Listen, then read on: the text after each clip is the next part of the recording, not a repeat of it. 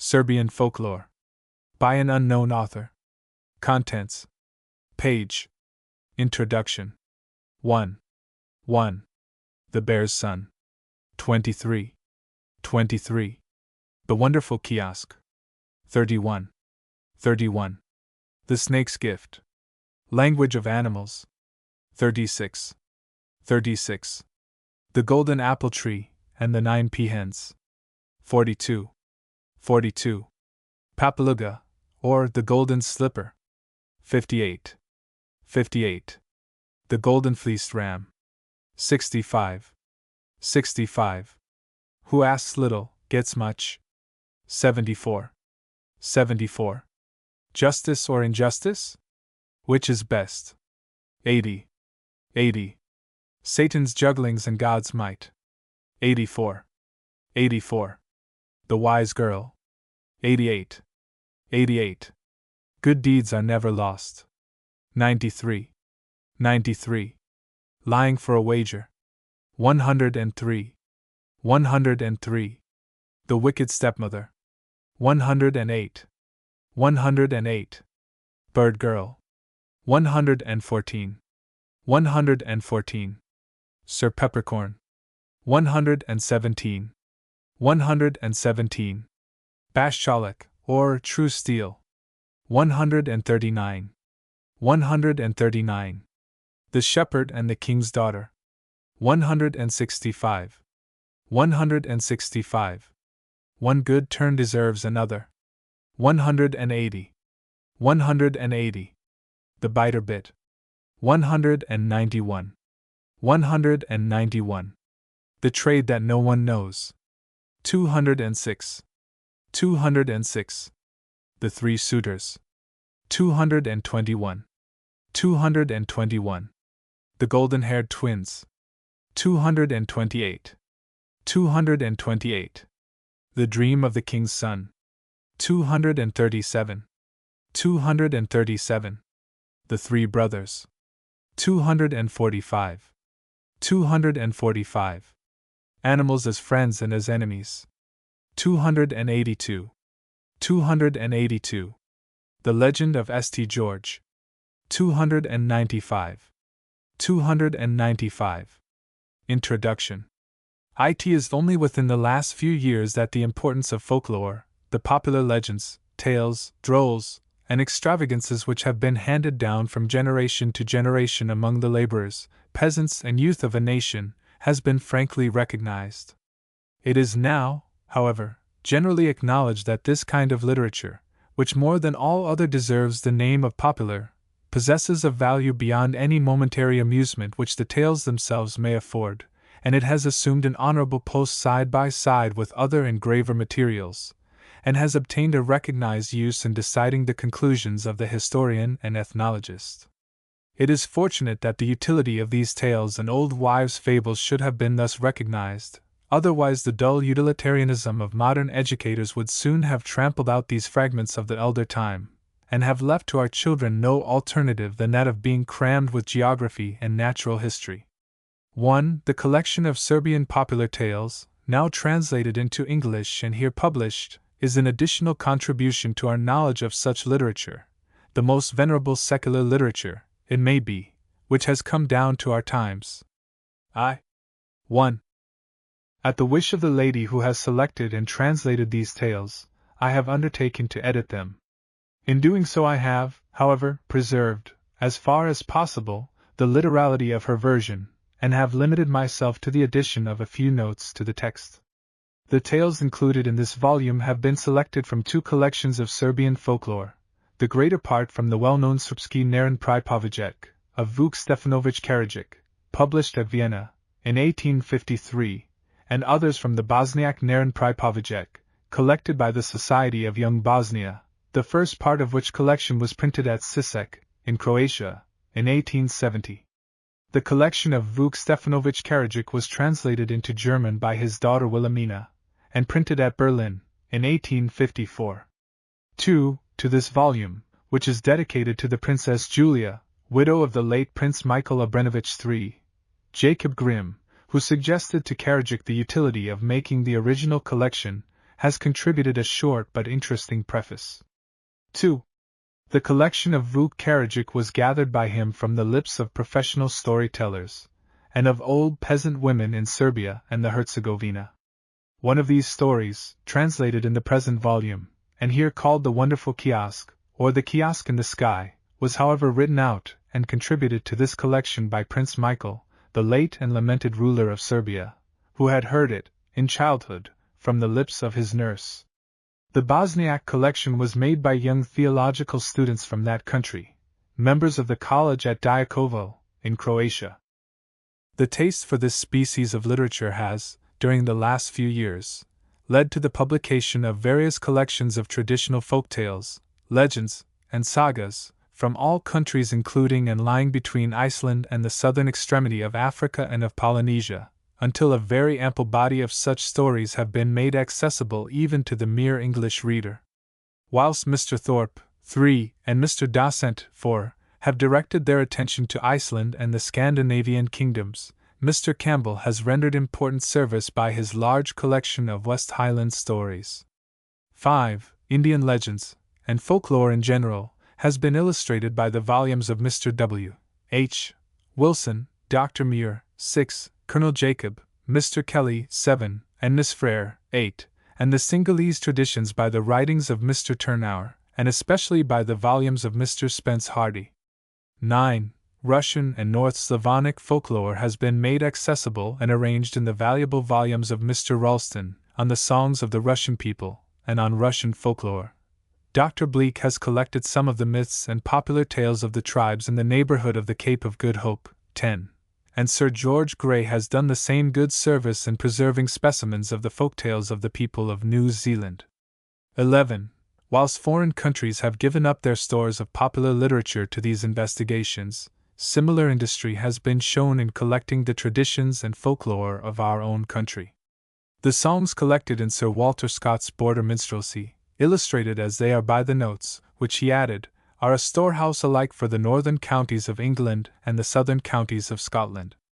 Mr. Wright and Mr. Cockayne, in their volumes, that on the literature of the Middle Ages by the former gentleman, and that of the Leechams of early England by the latter, have brought together the folklore of our forefathers, and in the pages of Baker, 12, Chambers, 13, Hone, 14, Henderson, 15, Hunt, 16, and others, are stored up much of the local folklore and tales which still exist amongst us, and which we have inherited from our Aryan ancestors, echoes of stories first heard by them in their home in Central Asia. 3, 4, 5, 6, 7, 8, 9, 10, 11, 12, 13, 14, 15, 16. By means of these and similar collections, we are enabled to trace and compare the folktale in the various stages of its growth, and note its modifications, according to the religion of the people who have received it, and the climate of the countries in which it has been naturalized. In the pages of Professor Max Muller, of Mr. Baring Gould, and of Mr. Cox, we have attempts, more or less successful, to treat these stories scientifically, and to trace and explain the origin and motive of the various popular tales and legends which are comprehended under the name of folklore.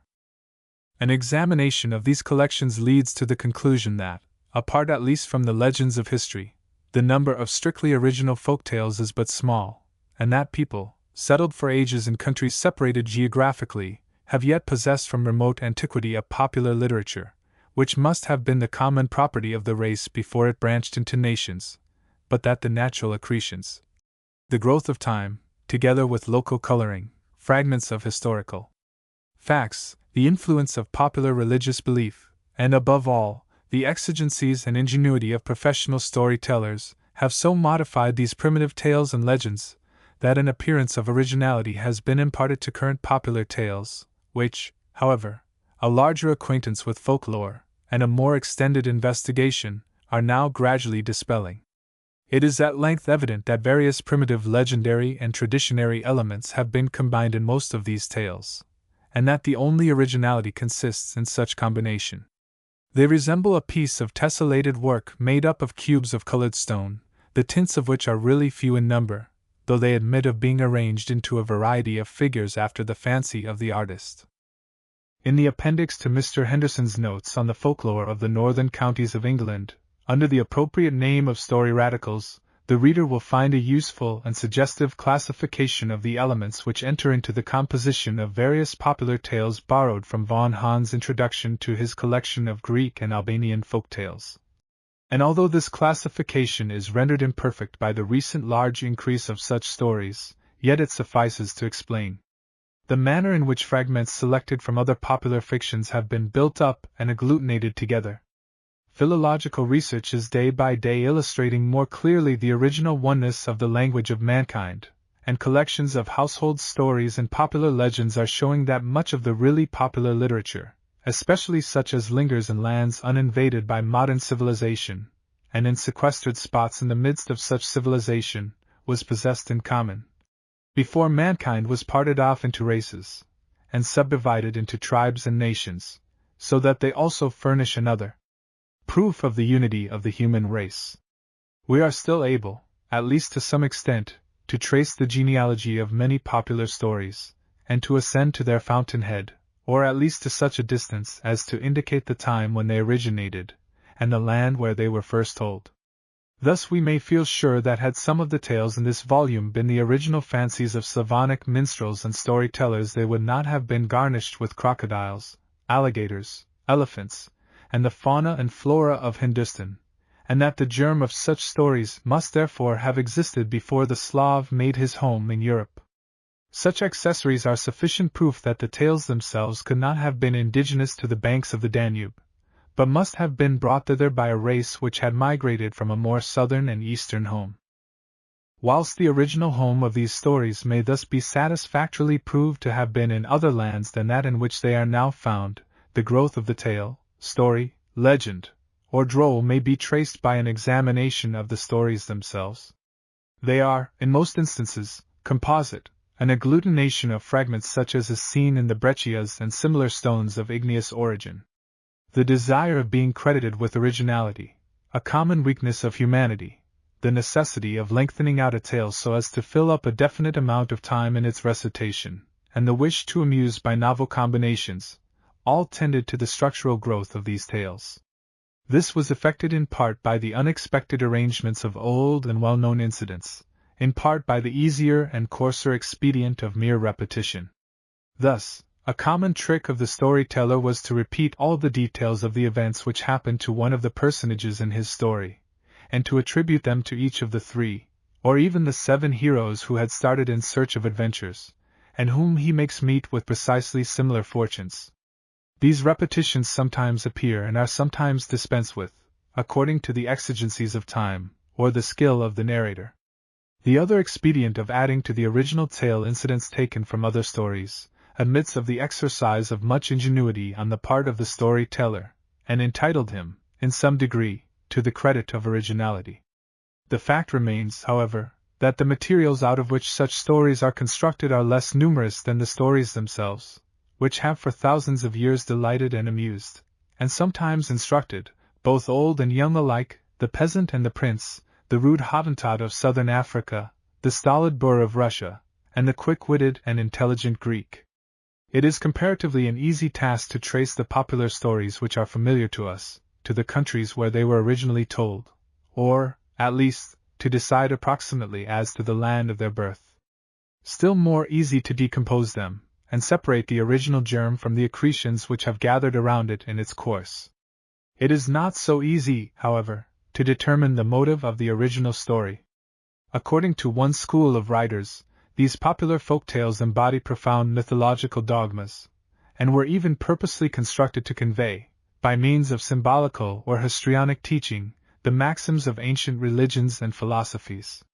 To some extent this is possibly true, apart, however, from the fact, and the speculations which the facts may give rise to. The truth or falsity of this is of but little practical value. No skill which we possess can decide with any certainty as to the mythological or non-mythological origin of a folk tale, or families of such tales, and the attempts which have been made to interpret such tales in accordance with mythology have ended in absurd failures. Much confusion of thought, as it appears to me, exists as to the mythological motive which is claimed for many of these folk tales, and men have confounded the mythological explanation of a tale with its mythological origin and motive. We shall, however, have done but little in the way of clearing up this question when we have adjusted the various incidents of a folk tale to the teaching of ancient mythology. The attempt to do so resembles the labors of the Neoplatonic expounders of declining paganism, in their endeavors to make it appear more reasonable by giving to the gross and material incidents of ancient polytheism a subtle and recondite spiritual interpretation.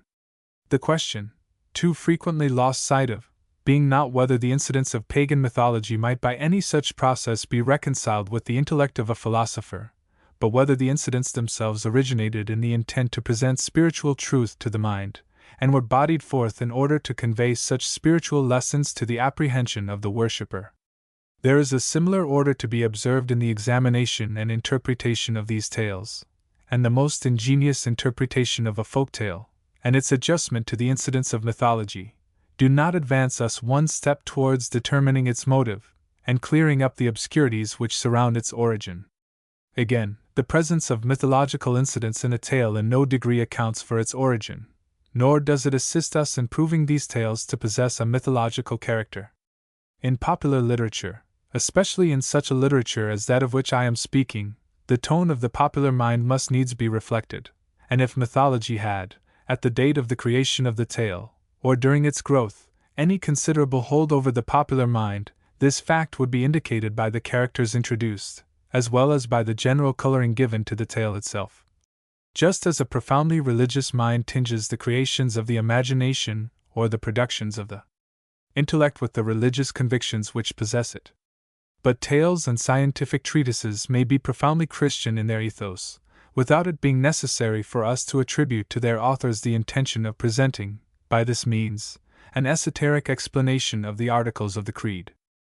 Now it is to be borne in mind that at the time when most of the primary materials, out of which these folk tales are constructed, originated, polytheism had peopled the groves and streams, the mountains and the valleys, the hills and plains, the sky above and the deep sea below, and even the center of the earth, with supernatural beings.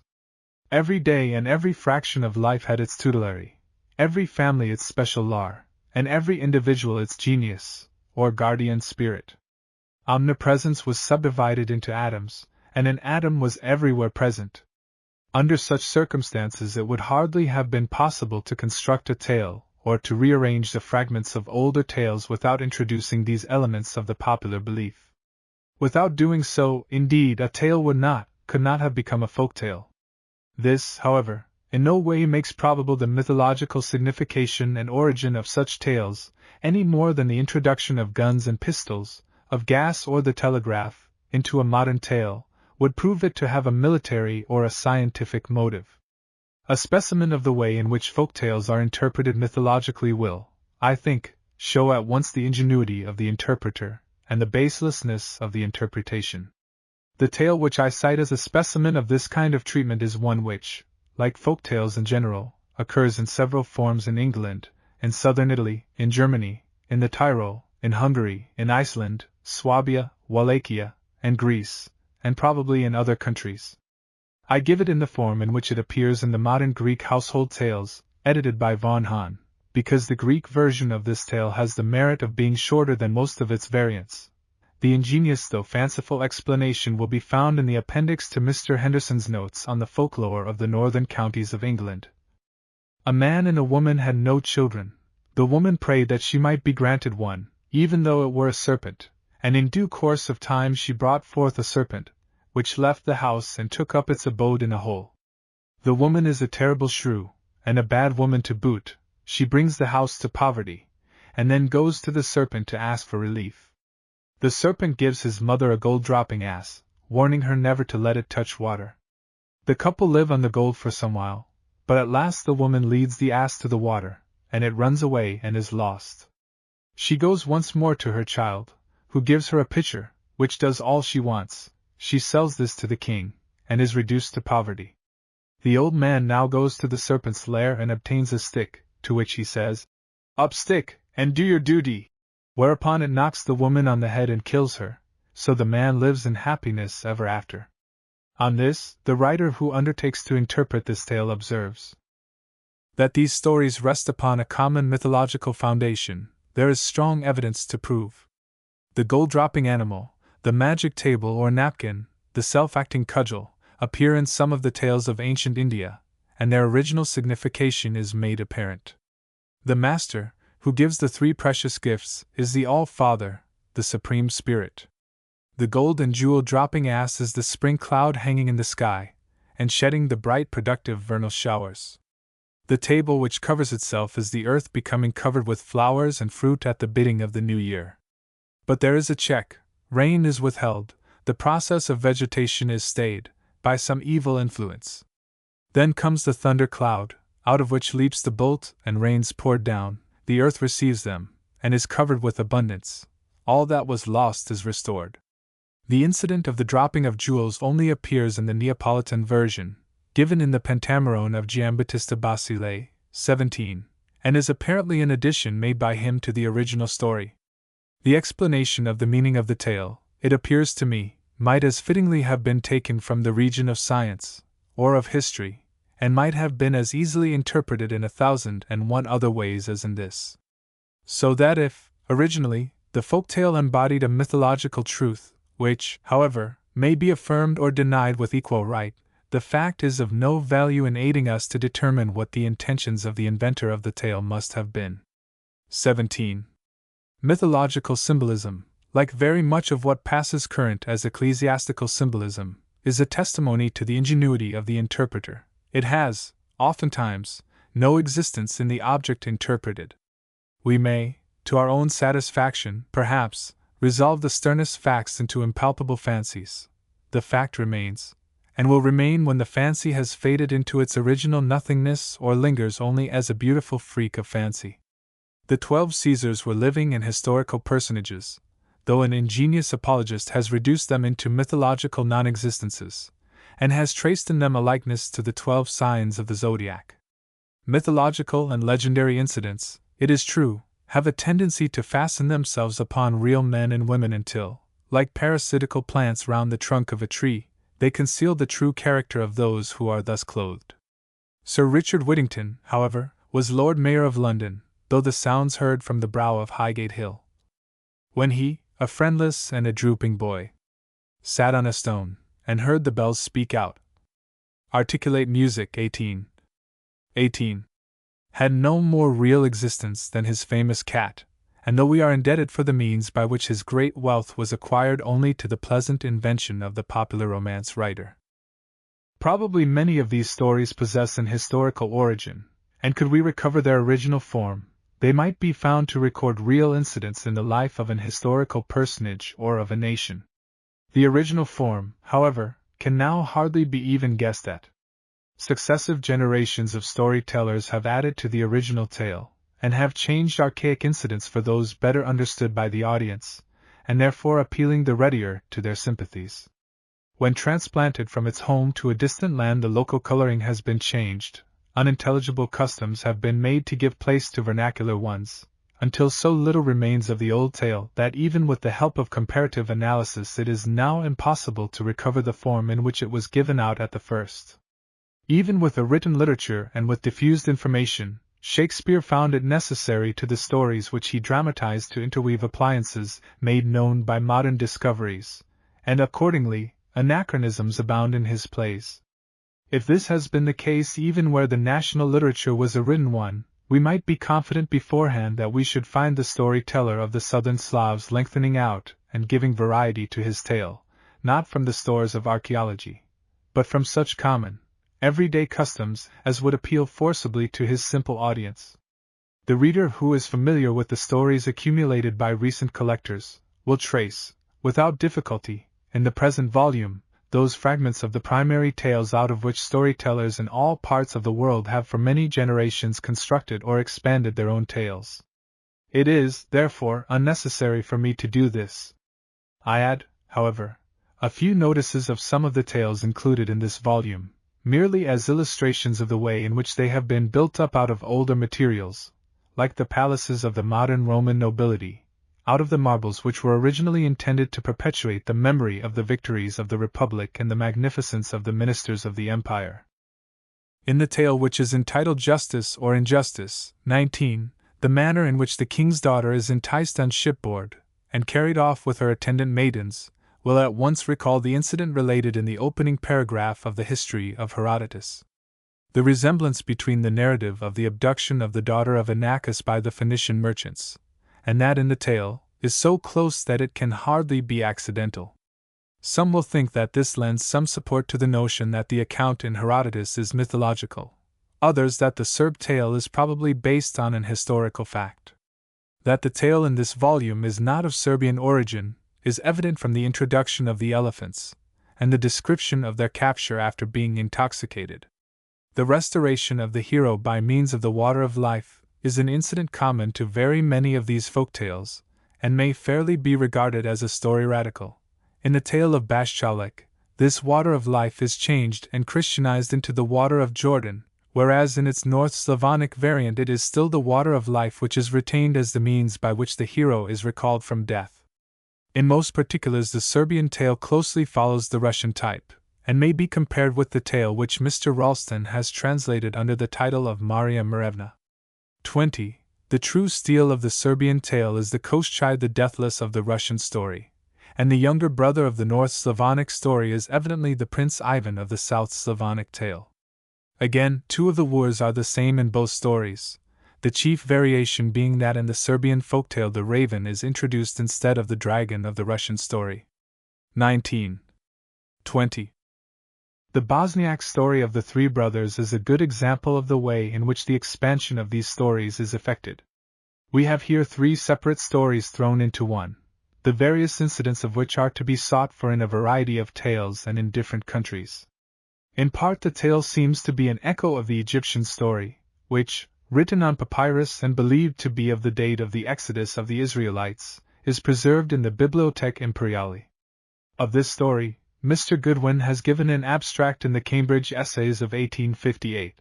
The astonishing leap made by the horse of the younger brother is but an exaggeration of the sufficiently exaggerated exploit of Buddha's horse, Kantako, which was 36 feet long, was able to go 300 miles in one night, and when impeded by the duas, overcame the obstacles interposed in the way of its progress by leaping across the river Anoma, a distance of 210 feet. 21. In part, however, the details of this part of the story accords with the account of the leap made by the horse Rama Raja, which took 3 successive leaps, not only over a wide river, but also over 4 thick and tall groves of copal, sapari, guava, and coconut trees, as told in the story of Rama and Laxman.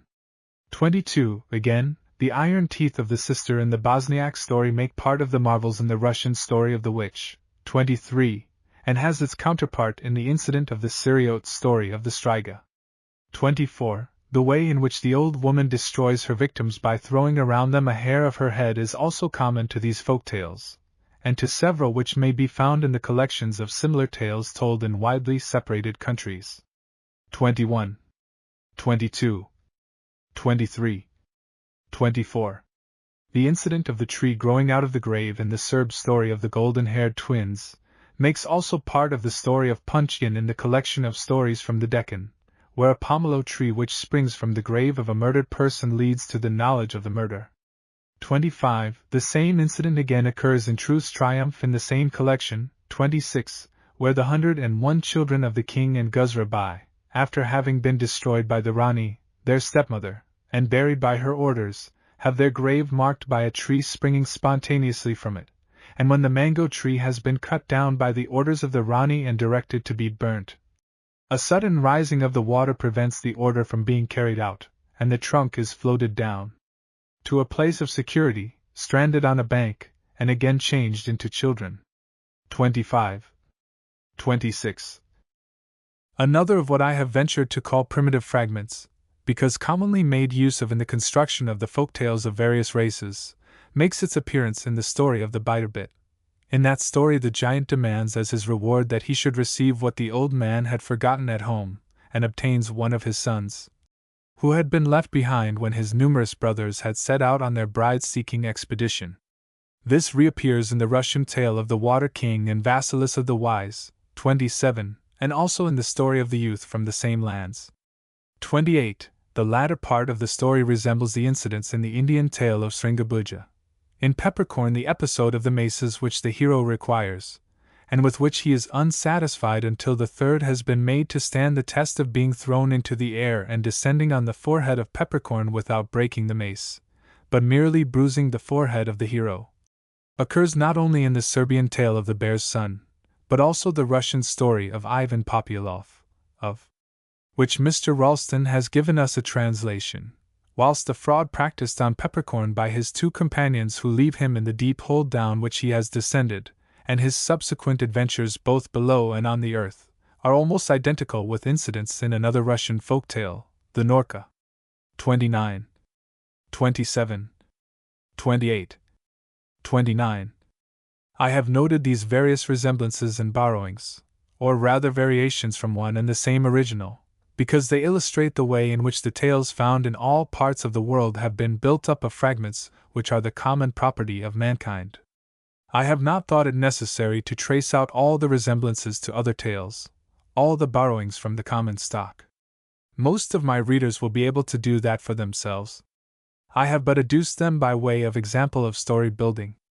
They, however, show us that the stock of original materials out of which these folk tales have been constructed is, comparatively speaking, of but limited extent, and also that the large number of tales which compose the popular literature of the world are but evidences of the skill with which these scanty materials have been combined by the folk teachers. The literature of a nation is after all but the result of the combination of some 25 sounds and letters. In Serbia there is a curious distinction in the use of prose and rhythm in these folk stories. Prose is the vehicle for tales related by women, rhythm the prerogative of men. Prose stories are usually told in the domestic circle, and in gatherings of women at selo or prelo. During the summer evenings when field labor and household occupations have come to a close, it was, and indeed still is, customary in Serbian villages for young girls, accompanied by some older female friends, to gather in groups under the branches of some wide-spreading tree, and then, whilst the younger people occupy themselves in spinning, some of the older women interest the rest of the company by relating these traditionary stories. Men are excluded from these gatherings, and the storytelling which fills up the chief part of these evenings is looked on as exclusively a feminine occupation. These stories are always in prose. There are, indeed, men storytellers. Their tales or stories, however, invariably assume the character of poems, and they are generally, indeed almost always, accompanied by the monotonous sounds of the gusle. Generally speaking, these poems relate to historical or mythical incidents in the life of the nation, though sometimes they are of the same kind as the folk tales which are given in this volume, and which are related in the feminine circle. When this is the case, the distinction already noted is, however, strictly observed. The folk tale related by a woman is in prose. The same tale told by a man is cast into the form of a poem. Even the purely Christian legends, of which the reader is presented in this volume with a specimen popular in Bosnia and the Herzegovina, the legend of St. George, is related with the aid of rhythm. Legends of the latter kind may have been, as some suppose, originally related by priests in their churches, and possibly in prose. Now, however, that they have passed into the possession of the professional storytellers, they have put on the masculine garb of verse. This Homeric feature of Serb customs is indeed now dying out with other national peculiarities. It is, however, far from being dead, nor are such verses employed only in celebrating the glories of the reign of Stephen Dusan, the heroism of George Brankovic, or the mournful defeat of Kosovo. Long tedious debates in the National Parliament, or Skupština, of 1870, on the liberty of opening and keeping shops in villages as distinguished from towns, were summed up and reported throughout the country in a way which would astonish the readers of the debates in our English Parliament. The whole discussion, with the arguments of the various speakers, took the form of a long song or poem, which was recited in the open air before the villagers assembled to hear the course and result of the debate. Perhaps in a similar manner the military and naval incidents, the contentions of mighty chiefs, the debates before the tent of Agamemnon, or in the council house of Troy, were thrown into verse by the father of poetry, the prince of storytellers, or, if the reader holds to the Wolfian theory, by the professional rhapsodists, and thus made known throughout Greece in the form of the Iliad. At any rate, we have, in the practice still living in Serbia, an instance of the way in which a Serbian Homer would naturally have communicated to his countrymen all the details of meetings at the council board and skirmishes in the plain which diversified the history of a siege, in the varying fortunes of which their interest was enlisted. W. Denton. The Bear's Son. ONC. Upon a time a bear married a woman, and they had one son. When the boy was yet a little fellow, he begged very hard to be allowed to leave the bear's cave, and to go out into the world to see what was in it. His father, however, the bear, would not consent to this, saying, "You are too young yet, and not strong enough. In the world there are multitudes of wicked beasts, called men, who will kill you." So the boy was quieted for a while, and remained in the cave. Oh!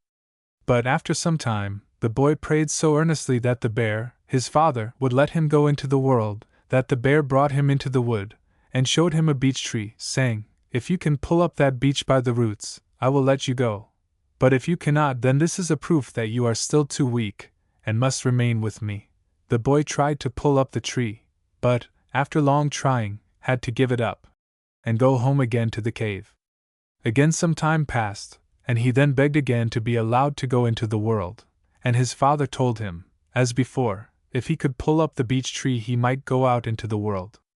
This time the boy pulled up the tree, so the bear consented to let him go, first, however, making him cut away the branches from the beech, so that he might use the trunk for a club. The boy now started on his journey, carrying the trunk of the beech over his shoulder. One day, as the bear's son was journeying, he came to a field where he found hundreds of ploughmen working for their master. He asked them to give him something to eat, and they told him to wait a bit till their dinner was brought them, when he should have some, for, they said, where so many are dining, one mouth more or less matters but little. Whilst they were speaking there came carts, horses, mules, and asses, all carrying the dinner.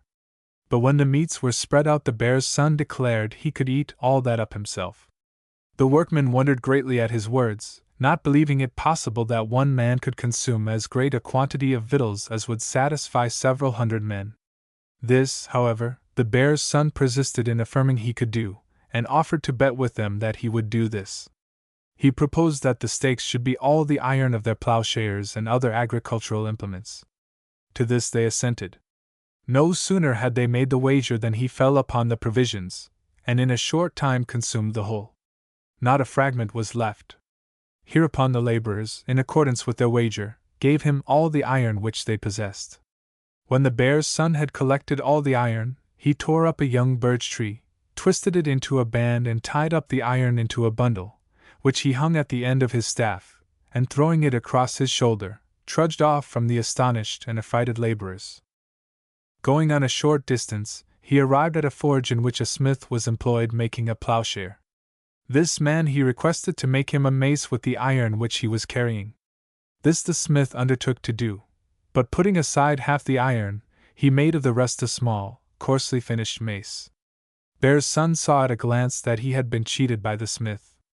Moreover, he was disgusted at the roughness of the workmanship. He, however, took it, and declared his intention of testing it. Then, fastening it to the end of his club and throwing it into the air high above the clouds, he stood still and allowed it to fall on his shoulder. It had no sooner struck him than the mace shivered into fragments, some of which fell on and destroyed the forge. Taking up his staff, Bear's son reproached the smith for his dishonesty, and killed him on the spot. Having collected the whole of the iron, the Bear's son went to another smithy, and desired the smith whom he found there to make him a mace, saying to him, "Please play no tricks on me. I bring you these fragments of iron for you to use in making a mace. Beware that you do not attempt to cheat me as I was cheated before." As the smith had heard what had happened to the other one, he collected his work people, threw all the iron on his fire, and welded the whole together, and made a large mace of perfect workmanship. When it was fastened on the head of his club, the Bear's son, to prove it, threw it up high, and caught it on his back. This time the mace did not break, but rebounded. Then the Bear's son got up and said, "This work is well done," and putting it on his shoulder, walked away. A little farther on he came to a field wherein a man was plowing with 2 oxen, and he went up to him and asked for something to eat. The man said, I expect every moment my daughter to come with my dinner, then we shall see what God has given us. The bear's son told him how he had eaten up all of the dinner prepared for many hundreds of ploughmen, and asked, from a dinner prepared for one person, how much can come to me or to you? Meanwhile the girl brought the dinner. The moment she put it down, bear's son stretched out his hand to begin to eat, but the man stopped him. No, said he, you must first say grace, as I do. The bear's son, hungry as he was, obeyed, and having said grace, they both began to eat. The bear's son, looking at the girl who brought the dinner, she was a tall, strong, beautiful girl, became very fond of her, and said to the father, Will you give me your daughter for a wife? The man answered, I would give her to you very gladly, but I have promised her already to the mustached. The bear's son exclaimed, What do I care for Mustachio? I have my mace for him. But the man answered, Hush! Hush! Mustachio is also somebody. You will see him here soon. Shortly after a noise was heard afar off, and lo! Behind a hill a mustache showed itself, and in it were 365 birds' nests. Shortly after appeared the other mustache, and then came Mustachio himself. Having reached them, he lay down on the ground immediately to rest. He put his head on the girl's knee and told her to scratch his head a little. The girl obeyed him, and the bear's son, getting up, struck him with his club over the head. Whereupon Mustachio, pointing to the place with his finger, said, Something bit me here. The bear's son struck with his mace on another spot, and Mustachio again pointed to the place, saying to the girl, Something has bitten me here. When he was struck a third time, he said to the girl angrily, Look you! Something bites me here. Then the girl said, Nothing has bitten you, a man struck you. When Mustachio heard that, he jumped up, but bear's son had thrown away his mace and ran away. Mustachio pursued him, and though the bear's son was lighter than he, and had gotten the start of him a considerable distance, he would not give up pursuing him. At length the bear's son, in the course of his flight, came to a wide river, and found, near it, some men threshing corn.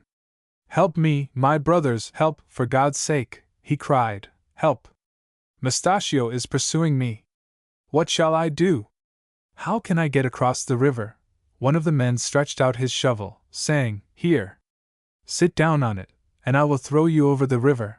The bear's son sat on the shovel, and the man threw him over the water to the other shore. Soon after Mustachio came up, and asked, Has any one passed here? The threshers replied that a man had passed. Mustachio demanded, How did he cross the river? They answered, He sprang over. Then Mustachio went back a little to take a start, and with a hop he sprang to the other side, and continued to pursue the bear's son. Meanwhile this last, running hastily up a hill, got very tired. At the top of the hill he found a man sowing, and the sack with seeds was hanging on his neck. After every handful of seeds sown in the ground, the man put a handful in his mouth and ate them. The bear's son shouted to him, Help, brother, help, for God's sake! Mustachio is following me, and will soon catch me.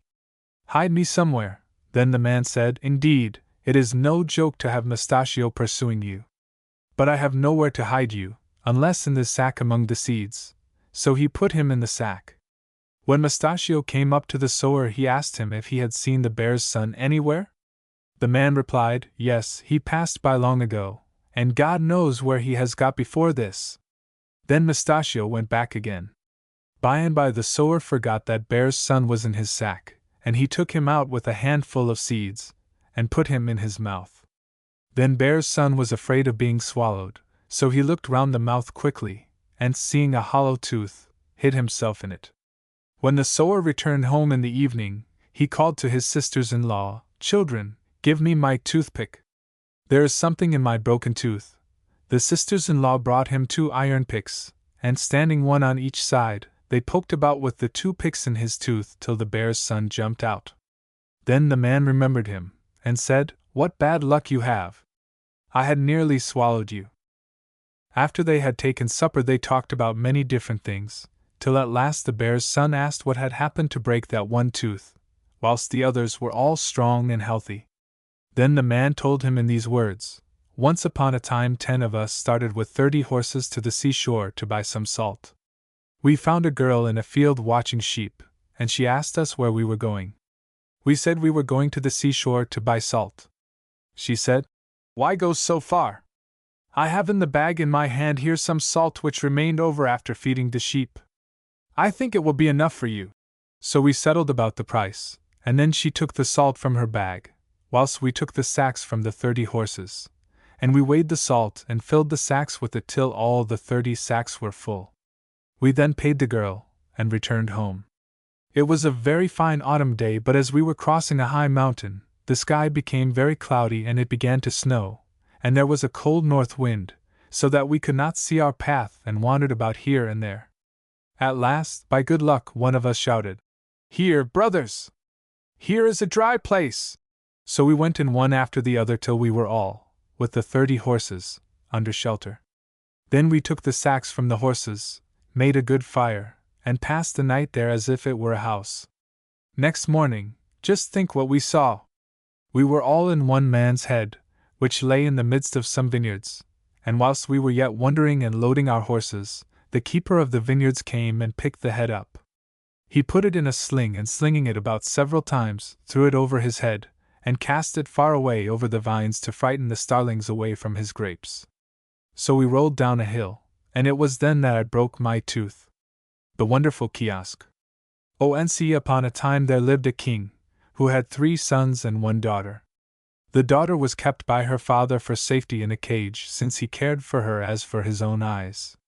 When the girl grew up, she one evening asked her father to let her walk a little with her brothers in the front of the palace, and her father granted her request. She had hardly, however, taken a step outside the door of the palace before a dragon came down, caught her away from her brothers, and flew up with her into the clouds. Oh! The 3 brothers ran as quickly as they could, and told their father what had happened to their sister, and asked him to let them go in search of her. To this their father consented, and gave each of them a horse, and other needful things for their traveling, and they went away to find their sister. After they had traveled a long time, they came in sight of a kiosk, which was neither in the sky nor yet on the earth, but hung midway between both. On coming near it, they began to think that their sister might be in it, and they consulted together how they might contrive to reach it. After much deliberation they settled that one of them should kill his horse, make a thong out of the hide, and fastening one end of the thong to an arrow, shoot it from the bow so that it should strike deep in the side of the kiosk, and that thus they might be able to climb up to it. The youngest brother proposed to the eldest that he should kill his horse, but this he refused to do. In like manner the second brother refused, so that nothing remained but that the youngest should kill his horse, which he did and made a long thong out of the hide. To this he tied an arrow, which he shot towards the kiosk. The question was then asked, who would climb up the thong? The eldest brother declared that he would not, the second also refused, and thus it was the youngest was forced to climb up. When he had reached the kiosk he went from room to room, until at length he found his sister sitting with the dragon sleeping with his head upon her knee, while she passed her fingers through the hair of his head. When she saw her brother she was very much frightened, and made signs for him to go away before the dragon woke up. But this her brother would not do, and instead of going away took his mace and struck with all his might on the head of the dragon. The dragon moved his paw a little towards the place where he had been struck, and said to the maiden, "I felt something bite me just here." As he spoke the king's son gave him another blow, and the dragon said again, "I felt something bite me just here." When the brother lifted his mace to strike the 3rd time, the sister pointed and showed him where to strike at the life of the dragon. So he struck at the life, and the dragon immediately fell down dead, and the king's daughter pushed him from her knee and ran quickly to her brother, and kissed him. Then she took him by the hand and began to show him the various rooms of the kiosk. First, she took him into a room where a black horse stood ready to be mounted, with all his riding gear on him, and the whole of the harness was of pure silver. She then led him to a second room, and in it stood a white horse, also saddled and bridled, and his harness was entirely of pure gold. At last the sister took her brother into a 3rd room, and there stood a cream-colored horse, and the reins and stirrups and saddle, which were on him, were all thickly studded with precious stones. After passing through these 3 rooms, she led him to a room where a young maiden sat behind a golden tambourette, busily engaged in embroidering with golden thread. From this room they went into another, where a girl was spinning gold thread, and again into another room where a girl sat threading pearls, and before her, on a golden plate, was a golden hen with her chickens sorting the pearls. Having seen all these things, the brother went back to the room where the dragon lay dead, and threw him down to the earth, and the 2 brothers, who were below, were almost frightened to death at the sight of the dragon's carcass. The young prince then let his sister slowly down, and, after her, the 3 young maidens, each of them with the work on which she was employed. As he let them down, one after the other, he shouted to his brothers and told them to whom each of the maidens should belong, reserving for himself the 3rd one, whom he also let down to the ground. This was the maiden who was engaged in threading pearls with the help of the golden hen and chickens.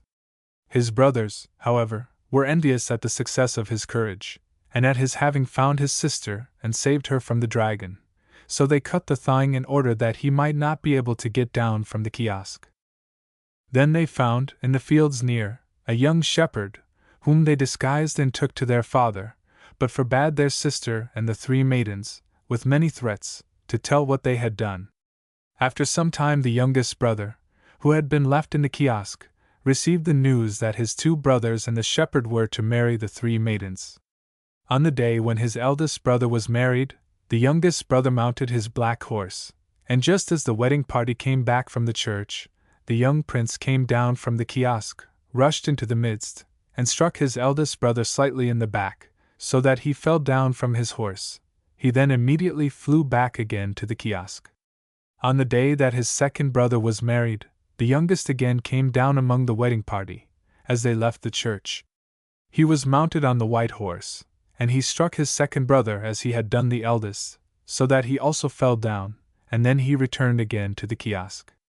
At last, on hearing that the young shepherd was going to be married to the maiden whom the prince had selected for himself, he mounted on the cream-colored horse, descended again, and rode among the wedding guests as they came out of the church, and struck the bridegroom with his mace on his head so that he at once fell down dead.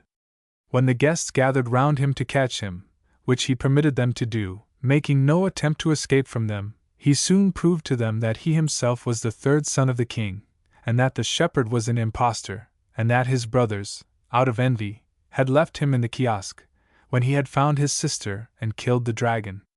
His sister and the 3 young maidens confirmed all that he said, so that the king, in his anger at the 2 elder brothers, drove them away from his court. However, he married the youngest brother to the 3rd maiden, and, at his death, left him his kingdom. The Snake's Gift. Language of Animals. Once upon a time there lived a shepherd who served his master faithfully and honestly. One day, whilst keeping the sheep in the forest, he heard a hissing, and wondered what the noise could be. So he went farther into the wood to try and find out. There he saw that the forest was on fire, and a snake was hissing in the midst of the flames. The shepherd watched to see what the snake would do, for it was quite surrounded by the fire, which approached it nearer and nearer. Then the snake cried out, "For God's sake, good shepherd, save me from the fire." So the shepherd stretched his crook across the flames, and the snake glided rapidly over the staff and up his arm onto his shoulder, till at last it wound itself round his neck. Then the shepherd was terrified and exclaimed, "What shall I do? What an unlucky wretch I am! I saved you, and now you are about to kill me." The snake answered, "Do not be afraid. Only take me to the house of my father. My father is the king of snakes." But the shepherd, being already in great fear, began to excuse himself, saying he must not leave his sheep. Then the snake said, "Nothing will happen to your sheep. Do not be anxious about them. But let us hurry home." "Oh." So the shepherd went on with the snake through the forest, until they came to a gate made entirely of snakes. Then the snake on the neck of the shepherd hissed, and instantly the snakes untwined themselves, so that the man could pass through. As soon as they had gone through, the snake said to him, "When you reach my father's house he will offer to give you whatever you like, gold, silver, or precious stones. Do not, however, take any of these things. Choose, instead, the language of animals. He will hesitate at first, but at last he will give it you." Meanwhile they arrived at the palace, and the king of snakes said, weeping, "For God's sake, my child, where were you?" Thereupon the snake told him all that had happened, how he had been surrounded by fire, and how the shepherd had saved him. Then the snake king said to the shepherd, "What do you wish that I should give you for saving my son?" The shepherd answered, "I desire nothing but the language of animals." The snake king, however, said, "That is not good for you, for if I give it you, and you tell anyone about it, you will instantly die. Therefore it is better that you ask me for something else." "If you wish to give me anything," replied the shepherd, "give me the language of animals. If you will not give me that, I want nothing, so goodbye," and he turned to go away. Then the snake king called him back, saying, "If you indeed wish it so much, take it. Open your mouth." The shepherd did so, and the snake king blew into his mouth and said, "Now blow once yourself in my mouth." The shepherd did so, and then the snake king blew again into his mouth, and this they did 3 times. After that the snake said, "Now, you possess the language of animals, go, in God's name, but do not for the world tell anyone about it. If you tell anyone you will instantly die." The shepherd returned across the forest, and passing through it, he understood everything the birds and animals, and even the plants, were saying to each other. When he came to his sheep he found them all there, safe and sound, so he laid himself down to rest a little. Hardly had he done so before 2 or 3 ravens settled on a tree near him, and began to converse together, saying, "If that shepherd only knew that just on the spot where the black sheep is lying there is, deep in the earth, a cave full of gold and silver." When the shepherd heard that he went off to his master and told him. The master brought a cart, and dug down to the cave, and carried the treasure away home. But the master was honest, so he gave up the whole of the treasure to the shepherd, saying, "Here, my son, all this wealth belongs to you. For to you God gave it. Build a house, marry, and live upon the treasure." So the shepherd took the money, built a house, and married, and by he became the richest man in the whole neighborhood. He kept his own shepherd, and cattle driver, and swineherd. In short, he had great property and made much money. Once, just at Christmas, he said to his wife, "Get ready some wine and other food, and tomorrow we will feast the shepherds." The wife did so, and in the morning they went to their farm. Towards evening the master said to the shepherds, "Come here, all of you, you shall eat, drink, and make merry together, and I will go myself this night to watch the sheep." So the master went to watch his sheep, and about midnight the wolves began to howl and the dogs to bark. The wolves spoke, in wolf language, "May we come and take something? You, also, shall get a part of the prey." And the dogs answered, in dog language, "Come. We also are ready to eat something." But there was one old dog there who had only 2 teeth left. This old dog shouted furiously, "Come on, you miserable wretches, if you dare. So long as I have these 2 teeth left you shall not do any damage to my master's property." All this the master heard and understood. Next day he ordered all the dogs to be killed except that old one. The servants began to remonstrate, saying, "For God's sake, master, it is a pity to do this." But the master answered, "Do as I have ordered you," and started with his wife to go home. They rode on horseback, he on a fine horse and his wife on a handsome mare. But the master's horse went so fast that the wife remained a little behind. Then the master's horse neighed, and said to the mare, "Come on, why do you stay behind?" And the mare answered, "Ah, to you it is easy, you are carrying only 1 weight, and I am carrying 3. Thereupon the man turned his head and laughed. The wife saw him laughing, and urged the mare on quicker till she came up to her husband, and asked him, "Why were you laughing?" He said merely, "I had good reason to laugh." But the wife was not satisfied, and again begged he would tell her why he laughed. He excused himself, exclaiming, "Give up questioning me, what has come to you, my wife? I forget now why it was I laughed." But the more he refused to tell her, the more she wished to know. At last the man said, "If I tell you I shall die immediately." That, however, did not quiet her, and she kept on asking, saying to him, "You must tell me." In the meantime they reached their house. When they had done so the man ordered a coffin to be made, and when it was ready, had it placed in front of the house, and laid himself down in it. Then he said to his wife, "Now I will tell you why I laughed."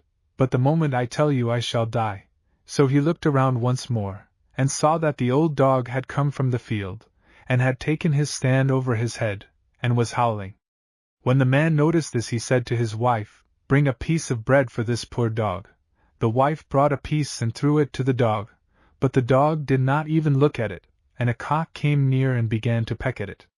Then the dog said to the cock, "You think only about eating.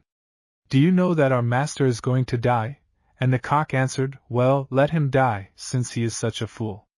I have 100 wives, and often at nights I gather them all round a grain of corn, and when they are all there, I pick it up myself. If any of them are angry, I peck them. That is my way of keeping them quiet. Only look at the master, however. He is not able to rule one single wife."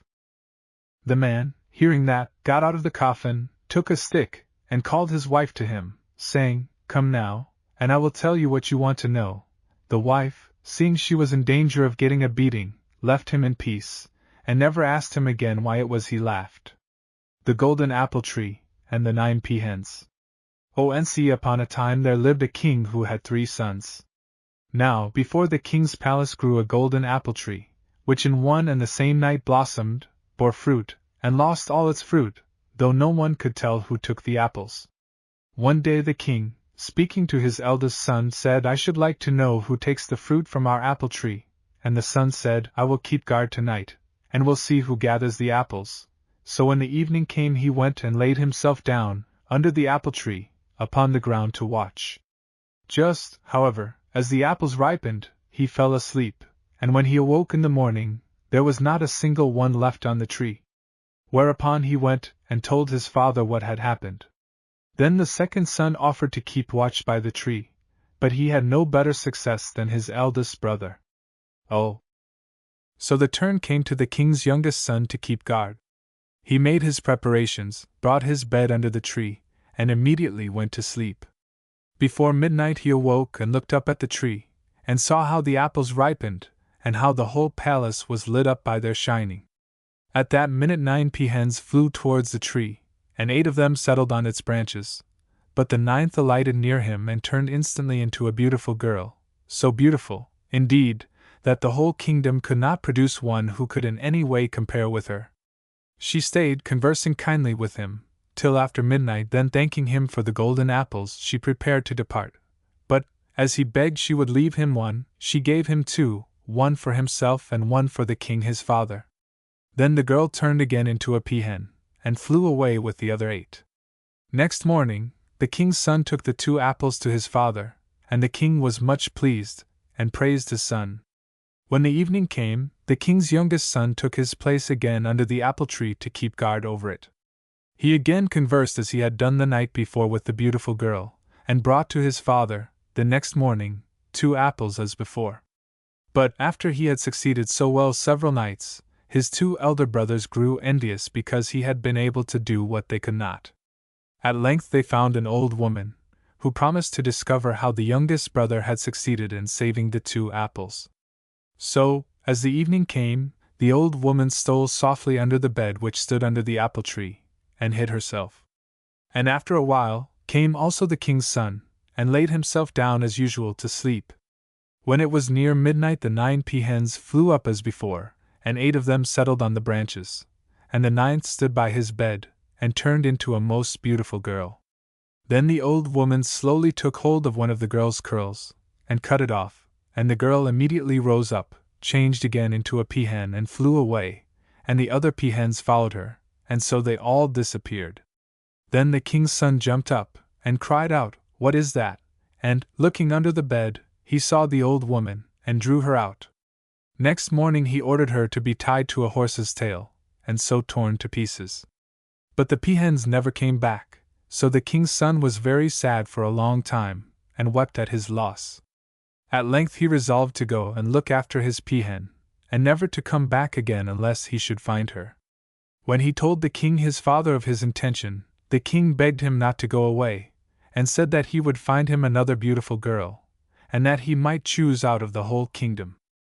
But all the king's persuasions were useless. His son went into the world to search everywhere for his peahen, taking only one servant to serve him. After many travels he came one day to a lake. Now by the lake stood a large and beautiful palace. In the palace lived an old woman as queen, and with the queen lived a girl, her daughter. He said to the old woman, "For heaven's sake, grandmother, do you know anything about 9 golden peahens?" And the old woman answered, "Oh, my son, I know all about them. They come every midday to bathe in the lake. But what do you want with them? Let them be, think nothing about them. Here is my daughter. Such a beautiful girl. And such a heiress. All my wealth will remain to you if you marry her." But he, burning with desire to see the peahens, would not listen to what the old woman spoke about her daughter. Next morning, when day dawned, the prince prepared to go down to the lake to wait for the peahens. Then the old queen bribed the servant, and gave him a little pair of bellows, and said, "Do you see these bellows? When you come to the lake you must blow secretly with them behind his neck, and then he will fall asleep, and not be able to speak to the peahens." The mischievous servant did as the old woman told him. When he went with his master down to the lake, he took occasion to blow with the bellows behind his neck, and the poor prince fell asleep just as though he were dead. Shortly after, the 9 peahens came flying, and 8 of them alighted by the lake, but the 9th flew towards him, as he sat on horseback, and caressed him, and tried to awaken him. "Awake, my darling! Awake, my heart! Awake, my soul!" But for all that he knew nothing, just as if he were dead. After they had bathed, all the peahens flew away together, and after they were gone the prince woke up, and said to his servant, "What has happened? Did they not come?" The servant told him they had been there, and that 8 of them had bathed, but the 9th had sat by him on his horse, and caressed, and tried to awaken him. Then the king's son was so angry that he almost killed himself in his rage. Next morning he went down again to the shore to wait for the peahens, and rowed about a long time till the servant again found an opportunity of blowing with the bellows behind his neck, so that he again fell asleep as though dead. Hardly had he fallen asleep when the 9 peahens came flying, and 8 of them alighted by the water, but the 9th settled down by the side of his horse and caressed him, and cried out to awaken him, "Arise, my darling! Arise, my heart! Arise, my soul!" But it was of no use. The prince slept on as if he were dead. Then she said to the servant, "Tell your master tomorrow he can see us here again, but never more." With these words the peahens flew away. Immediately after the king's son woke up, and asked his servant, "Have they not been here?" And the man answered, "Yes, they have been, and say that you can see them again tomorrow, at this place, but after that they will not return again." When the unhappy prince heard that, he knew not what to do with himself, and in his great trouble and misery tore the hair from his head. The 3rd day he went down again to the shore, but, fearing to fall asleep, instead of riding slowly, galloped along the shore. His servant, however, found an opportunity of blowing with the bellows behind his neck, and again the prince fell asleep. A moment after came the 9 peahens, and the 8 alighted on the lake and the 9th by him, on his horse, and sought to awaken him, caressing him. "Arise, my darling! Arise, my heart! Arise, my soul!" But it was of no use, he slept on as if dead. Then the peahen said to the servant, "When your master awakens tell him he ought to strike off the head of the nail from the lower part, and then he will find me." Thereupon all the peahens fled away. Immediately the king's son awoke, and said to his servant, "Have they been here?" And the servant answered, "They have been, and the one which alighted on your horse ordered me to tell you to strike off the head of the nail from the lower part, and then you will find her." When the prince heard that, he drew his sword and cut off his servant's head. After that he traveled alone about the world, and, after long traveling, came to a mountain and remained all night there with a hermit, whom he asked if he knew anything about 9 golden peahens. The hermit said, "My son, you are lucky. God has led you in the right path. From this place it is only half a day's walk, but you must go straight on, then you will come to a large gate, which you must pass through, and after that, you must keep always to the right hand, and so you will come to the peahen's city, and there find their palace." So next morning the king's son arose, and prepared to go. He thanked the hermit, and went as he had told him. After a while he came to the great gate, and having passed it, turned to the right, so that at midday he saw the city, and beholding how white it shone, rejoiced very much. When he came into the city he found the palace where lived the 9 golden peahens. But at the gate he was stopped by the guard, who demanded who he was, and whence he came. After he had answered these questions, the guards went to announce him to the queen. When the queen heard who he was, she came running out to the gate, and took him by the hand to lead him into the palace. She was a young and beautiful maiden, and so there was a great rejoicing when, after a few days, he married her and remained there with her. One day, some time after their marriage, the queen went out to walk, and the king's son remained in the palace. Before going out, however, the queen gave him the keys of 12 cellars, telling him, "You may go down into all the cellars except the 12th, that you must on no account open, or it will cost you your head." She then went away. The king's son, whilst remaining in the palace, began to wonder what there could be in the 12th cellar, and soon commenced opening one cellar after the other. When he came to the 12th he would not at first open it, but again began to wonder very much why he was forbidden to go into it. "What can be in this cellar?" he exclaimed to himself. At last he opened it. In the middle of the cellar lay a big barrel with an open bunghole, but bound fast round with 3 iron hoops. Out of the barrel came a voice, saying, "For God's sake, my brother, I am dying with thirst. Please give me a cup of water." Then the king's son took a cup and filled it with water, and emptied it into the barrel. Immediately he had done so, one of the hoops burst asunder. Again came the voice from the barrel, "For God's sake, my brother, I am dying of thirst. Please give me a cup of water." The king's son again filled the cup, and took it, and emptied it into the barrel, and instantly another hoop burst asunder. The third time the voice came out of the barrel, "For God's sake, my brother, I am dying of thirst. Please give me a cup of water." The king's son again took the cup and filled it, and poured the water into the barrel, and the third hoop burst. Then the barrel fell to pieces, and a dragon flew out of the cellar, and caught the queen on the road and carried her away. Then the servant, who went out with the queen, came back quickly, and told the king's son what had happened, and the poor prince knew not what to do with himself, so desperate was he, and full of self-reproaches. At length, however, he resolved to set out and travel through the world in search of her.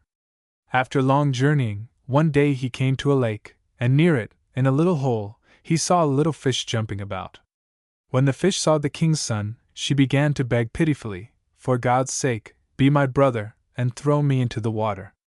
Some day I may be of use to you, so take now a little scale from me, and when you need me, rub it gently."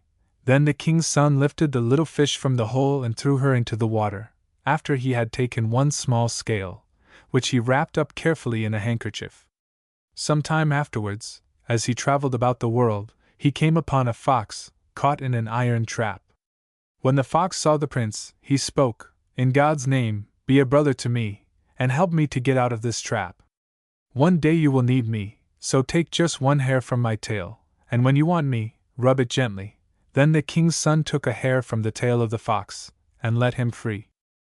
Again, as he crossed a mountain, he found a wolf fast in a trap, and when the wolf saw him, it spoke, "Be a brother to me, in God's name, set me free, and one day I will help you.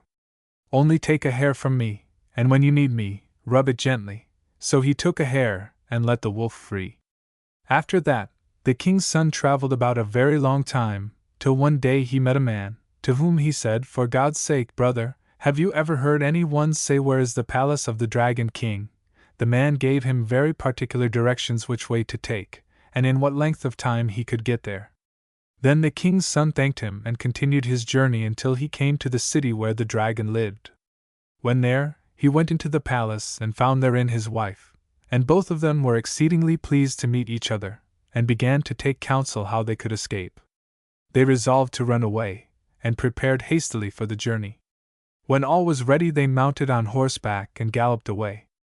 As soon as they were gone the dragon came home, also on horseback, and entering his palace, found that the queen had gone away. Then he said to his horse, "What shall we do now? Shall we eat and drink, or go at once after them?" The horse answered, "Let us eat and drink first, we shall anyway catch them, do not be anxious." After the dragon had dined he mounted his horse, and in a few moments came up with the runaways. Then he took the queen from the king's son and said to him, "Go now, in God's name. This time I forgive you because you gave me water in the cellar. But if your life is dear to you, do not come back here any more." The unhappy young prince went on his way a little, but could not long resist, so he came back next day to the dragon's palace, and found the queen sitting alone and weeping. Then they began again to consult how they could get away.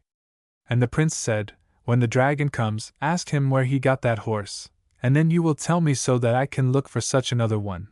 Perhaps in this way we can escape." He then went away, lest the dragon should come and find him with the queen. By and by the dragon came home, and the queen began to pet him, and speak lovingly to him about many things, till at last she said, "Ah, what a fine horse you have! Where did you get such a splendid horse?" And he answered, "Where I got it every one cannot get one. In such and such a mountain lives an old woman who has 12 horses in her stable, and no one can say which is the finest, they are all so beautiful. But in one corner of the stable stands a horse which looks as if he were leprous, but, in truth, he is the very best horse in the whole world. He is the brother of my horse, and whoever gets him may ride to the sky. But whoever wishes to get a horse from that old woman must serve her 3 days and 3 nights. She has a mare with a foal, and whoever during 3 nights guards and keeps for her this mare and this foal, has a right to claim the best horse from the old woman's stable. But whoever engages to keep watch over the mare and does not, must lose his head." Next day, when the dragon went out, the king's son came, and the queen told him all she had learned from the dragon. Then the king's son went away to the mountain and found the old woman, and entered her house greeting, "God help you, grandmother," and she answered, "God help you too, my son. What do you wish?" "I should like to serve you," said the king's son. Then the old woman said, "Well, my son, if you keep my mare safe for 3 days and 3 nights I will give you the best horse, and you can choose him yourself. But if you do not keep the mare safe you shall lose your head." Then she led him into the courtyard, where all around stakes were ranged. Each of them had on it a man's head, except one stake, which had no head on it, and shouted incessantly, "Oh, grandmother, give me a head!" The old woman showed all this to the prince, and said, "Look here! All these were heads of those who tried to keep my mare, and they have lost their heads for their pains." But the prince was not a bit afraid, so he stayed to serve the old woman. When the evening came he mounted the mare and rode her into the field, and the foal followed. He sat still on her back, having made up his mind not to dismount, that he might be sure of her. But before midnight he slumbered a little, and when he awoke he found himself sitting on a rail and holding the bridle in his hand. Then he was greatly alarmed, and went instantly to look about to find the mare, and whilst looking for her, he came to a piece of water. When he saw the water he remembered the little fish, and took the scale from the handkerchief and rubbed it a little. Then immediately the little fish appeared and said, "What is the matter, my half-brother?" And he replied, "The mare of the old woman ran away whilst under my charge, and now I do not know where she is." And the fish answered, "Here she is, turned to a fish, and the foal to a smaller one. But strike once upon the water with the bridle and cry out, 'Hey! Mare of the old woman!'" The prince did as he was told, and immediately the mare came, with the foal, out of the water to the shore. Then he put on her the bridle and mounted and rode away to the old woman's house, and the foal followed. When he got there the old woman gave him his breakfast. She, however, took the mare into the stable and beat her with a poker, saying, "Why did you not go down among the fishes, you cursed mare?" And the mare answered, "I have been down to the fishes, but the fish are his friends and they told him about me." Then the old woman said, "Then go among the foxes." When evening came the king's son mounted the mare and rode to the field, and the foal followed the mare. Again he sat on the mare's back until near midnight, when he fell asleep as before. When he awoke, he found himself riding on the rail and holding the bridle in his hand. So he was much frightened, and went to look after the mare. As he went he remembered the words the old woman had said to the mare, and he took from the handkerchief the fox's hair and rubbed it a little between his fingers. All at once the fox stood before him, and asked, "What is the matter, half-brother?" And he said, "The old woman's mare has run away, and I do not know where she can be." Then the fox answered, "Here she is with us. She has turned into a fox, and the foal into a cub, but strike once with the bridle on the earth and cry out, "Hey! You old woman's mare!" So the king's son struck with the bridle on the earth and cried, "Hey! Old woman's mare!" and the mare came and stood, with her foal, near him. He put on the bridle, and mounted and rode off home, and the foal followed the mare. When he arrived, the old woman gave him his breakfast, but took the mare into the stable and beat her with the poker, crying, "To the foxes, cursed one! To the foxes!" And the mare answered, "I have been with the foxes, but they are his friends," and told him I was there. Then the old woman cried, "If that is so, you must go among the wolves." When it grew dark again, the king's son mounted the mare and rode out to the field, and the foal galloped by the side of the mare. Again he sat still on the mare's back till about midnight, when he grew very sleepy and fell into a slumber, as on the former evenings, and when he awoke he found himself riding on the rail, holding the bridle in his hand, just as before. Then, as before, he went in a hurry to look after the mare. As he went he remembered the words the old woman had said to the mare, and took the wolf's hair from the handkerchief and rubbed it a little. Then the wolf came up to him and asked, "What is the matter, half-brother?" And he answered, "The old woman's mare has run away, and I cannot tell where she is." The wolf said, "Here she is with us. She has turned herself into a wolf, and the foal into a wolf's cub. Strike once with the bridle on the earth and cry out, 'Hey! Old woman's mare!'" And the king's son did so, and instantly the mare came again, and stood with the foal beside him. So he bridled her, and galloped home, and the foal followed. When he arrived, the old woman gave him his breakfast, but she led the mare into the stable and beat her with the poker, crying, "To the wolves, I said, miserable one." Then the mare answered, "I have been to the wolves, but they are his friends," and told him all about me. Then the old woman came out of the stable, and the king's son said to her, "Grandmother, I have served you honestly, now give me what you promised me." And the old woman answered, "My son, what is promised must be fulfilled. So look here are the 12 horses, choose which you like." And the prince said, "Why should I be too particular? Give me only that leprous horse in the corner. Fine horses are not fitting for me." But the old woman tried to persuade him to choose another horse, saying, "How can you be so foolish as to choose that leprous thing whilst there are such very fine horses here?" But he remained firm by his first choice, and said to the old woman, "You ought to give me which I choose, for so you promised." So, when the old woman found she could not make him change his mind, she gave him the scabby horse. And he took leave of her, and went away, leading the horse by the halter. When he came to a forest he curried and rubbed down the horse, when it shone as bright as gold. He then mounted, and the horse flew as quickly as a bird, and in a few seconds brought him to the dragon's palace. The king's son went in and said to the queen, "Get ready as soon as possible." She was soon ready, when they both mounted the horse, and began their journey home. Soon after the dragon came home, and when he saw the queen had disappeared, said to his horse, "What shall we do? Shall we eat and drink first, or shall we pursue them at once?" The horse answered, "Whether we eat and drink or not, it is all one, we shall never reach them." When the dragon heard that, he got quickly on his horse and galloped after them. When they saw the dragon following them, they pushed on quicker, but their horse said, "Do not be afraid. There is no need to run away." In a very few moments the dragon came very near to them, and his horse said to their horse, "For God's sake, my brother, wait a moment. I shall kill myself running after you." Their horse answered, "Why are you so stupid as to carry that monster?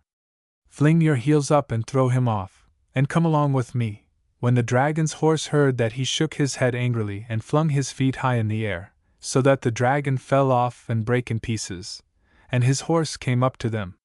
Then the queen mounted him and returned with the king's son happily to her kingdom, where they reigned together in great prosperity until the day of their death. Papaluga, 30, or the Golden Slipper. 30. As some village girls were spinning whilst they tended the cattle grazing in the neighborhood of a ravine. An old man with a long white beard, so long a beard that it reached to his girdle, approached them, and said, Girls, take care of that ravine. If one of you should drop her spindle down the cliff, her mother will be turned into a cow that very moment." Having warned them thus, the old man went away again. The girls, wondering very much at what he had told them, came nearer and nearer to the ravine, and leant over to look in. Whilst doing so, one of the girls, and she the most beautiful of them all, let her spindle fall from her hand, and it fell to the bottom of the ravine. When she went home in the evening, she found her mother, changed into a cow, standing before the house, and from that time forth she had to drive this cow to the pasture with the other cattle. In a little time the father of the girl married a widow, who brought with her into the house her own daughter. The stepmother immediately began to hate the stepdaughter, because the girl was incomparably more beautiful than her own daughter. She forbade her to wash herself, to comb her hair, or to change her clothes, and sought by every possible way to torment and scold her. One day she gave her a bag full of hemp, and said, "If you do not spin all this well and wind it, you need not return home, for if you do I shall kill you." The poor girl walked behind the cattle and spun as fast as possible, but at midday, seeing how very little she had been able to spin, she began to weep. When the cow, her mother, saw her weeping, she asked her what was the matter, and the girl told her all about it. Then the cow consoled her, and told her not to be anxious. "I will take the hemp in my mouth and chew it," she said, "and it will come out of my ear as thread, so that you can draw it out and wind it at once upon the stick." And so it happened. The cow began to chew the hemp, and the girl drew the thread from her ear and wound it, so that very soon they had quite finished the task. When the girl went home in the evening, and took all the hemp worked up to her stepmother, she was greatly astonished, and next morning gave her yet more hemp to spin and wind. When at night she brought that home ready, the stepmother thought she must be helped by some other girls, her friends. Therefore the third day she gave her much more hemp than before. But when the girl had gone with the cow to the pasture, the woman sent her own daughter after her to find out who was helping her. This girl went quietly towards her stepsisters so as not to be heard, and saw the cow chewing the hemp and the girl drawing the thread from her ear and winding it, so she hastened home and told all to her mother.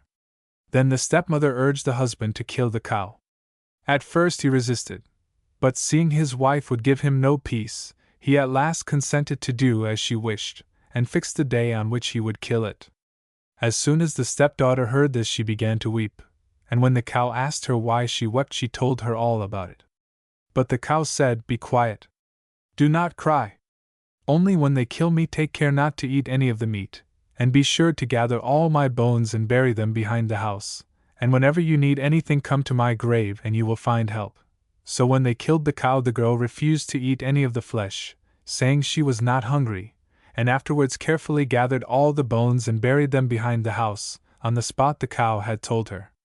The real name of this girl was Mary, but as she had worked so much in the house, carrying water, cooking, washing dishes, sweeping the house, and doing all sorts of housework, and had very much to do about the fire and cinders, her stepmother and half-sister called her Papaluga, Cinderella. One day the stepmother got ready to go with her own daughter to church, but before she went she spread over the house a basketful of millet, and said to her stepdaughter, "You Papaluga, if you do not gather up all this millet and get the dinner ready before we come back from church, I will kill you." When they had gone to church, the poor girl began to weep, saying to herself, "It is easy to see after the dinner, I shall soon have that ready, but who can gather up all this quantity of millet?" At that moment she remembered what the cow had told her, that in case of need she should go to her grave and would there find help, so she ran quickly to the spot, and what do you think she saw there? On the grave stood a large box full of valuable clothes of different kinds, and on the top of the box sat 2 white doves, who said, "Mary, take out of this box the clothes which you like best and put them on, and then go to church. Meanwhile we will pick up the millet seeds and put everything in order." The girl was greatly pleased, and took the first clothes which came to hand. These were all of silk, and having put them on she went away to church. In the church every one, men and women, wondered much at her beauty and her splendid clothes, but no one knew who she was or whence she came. The king's son, who happened to be there, looked at her all the time and admired her greatly. Before the service was ended she stood up and quietly left the church. She then ran away home, and as soon as she got there took off her fine clothes and again laid them in the box, which instantly shut itself and disappeared.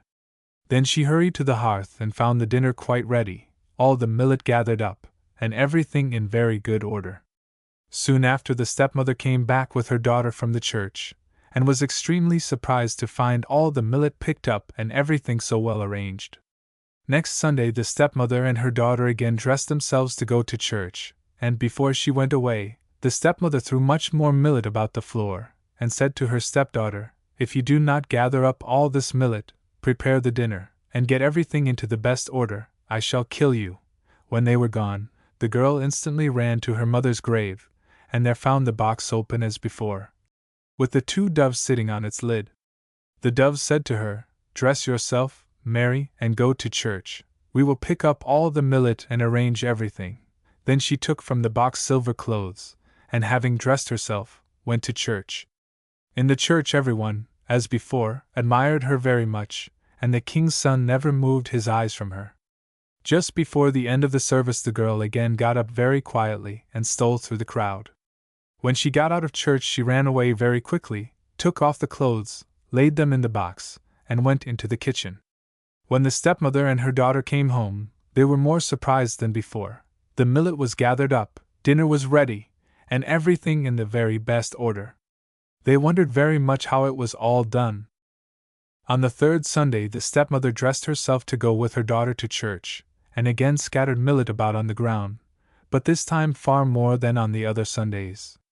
Before she went out she said to her stepdaughter, "If you do not gather up all this millet, prepare the dinner, and have everything in order when I come from church, I will kill you." The instant they were gone, the girl ran to her mother's grave, and found the box open with the 2 white doves sitting on the lid.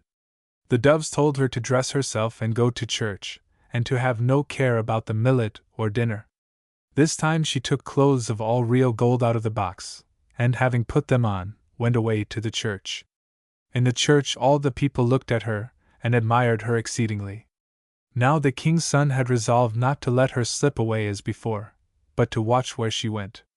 So, when the service was nearly ended, and she stood up to leave the church, the king's son followed her, but was not able to reach her. In pushing through the crowd, however, Mary somehow in her hurry lost the slipper from her right foot, and had no time to look for it. This slipper the king's son found, and took care of it.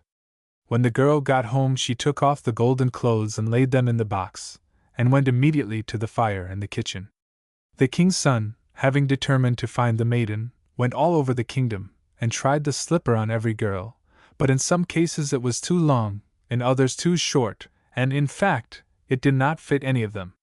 As he was thus going about from one house to the other, the king's son came at last to the house of the girl's father, and the stepmother, seeing the king's son coming, hid her stepdaughter in a wash trough before the house. When the king's son came in with the slipper and asked if there were any girl in the house, the woman answered yes, and brought out her own daughter. But when the slipper was tried it was found it would not go even over the girl's toes. Then the king's son asked if no other girl was there, and the stepmother said, "No, there is no other in the house."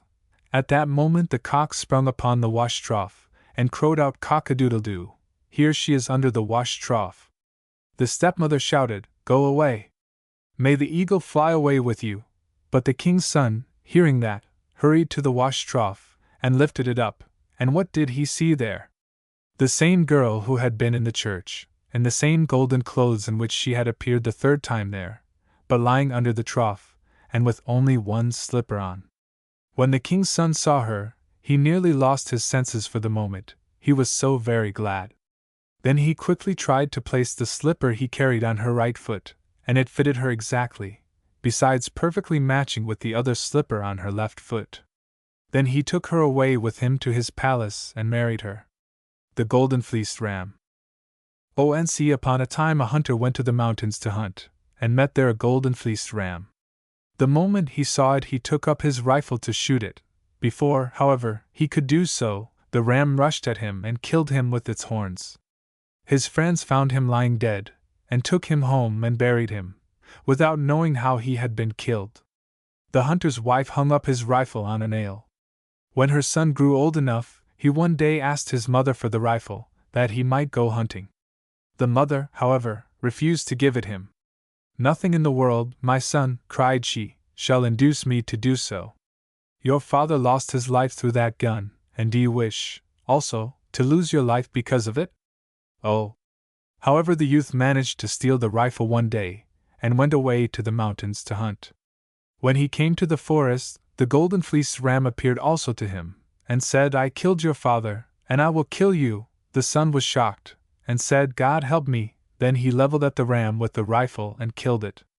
Greatly rejoiced that he had killed the golden fleeced ram, for there was not another like it in all the kingdom, he now took the fleece home.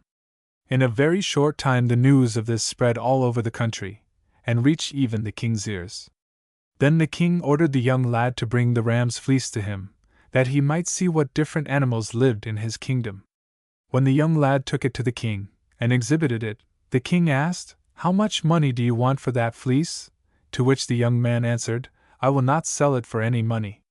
Now the king's first minister happened to be the uncle of the young man. Instead, however, of being his friend, he was his greatest enemy. So the minister said to the king, If he will not give you the fleece, set him something to do which will cost him his life. The best plan would be to order him to do something which it is impossible for him to do. Accordingly, he advised the king to order the young man to plant a vineyard, and to bring him, within 7 days, new wine from it. The young man, hearing this, began to weep, and begged to be excused from such a task, as he could not work a miracle. But the king said, If you don't do that in 7 days, you shall lose your life. Then the youth returned weeping to his mother, and told her about it. And the mother said, Did I not tell you, my son, that the golden fleece would cost you your life as it cost your father his? Weeping and wondering what to do, since he got no rest at home, he thus walked out of the village a good distance, when, suddenly, a little girl appeared before him and said, Why are you weeping, my brother? He answered, somewhat angrily, Go your way, in God's name. You cannot help me. He then went on his way, but the little girl followed him, and begged much that he would tell her why he wept, for, perhaps, said she, I may be able to help you.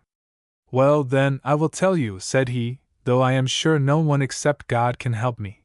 So he told her all that had happened to him, and what the king had ordered him to do. When she had heard all, she said, Be not tearful, my brother, but go and demand from the king that he should appoint the place where the vineyard shall be planted, and order it to be dug in straight lines. Then go yourself, and take a sack, with a branch of basilicum in it, and lie down to sleep in the place where the vineyard has been marked out. Take courage.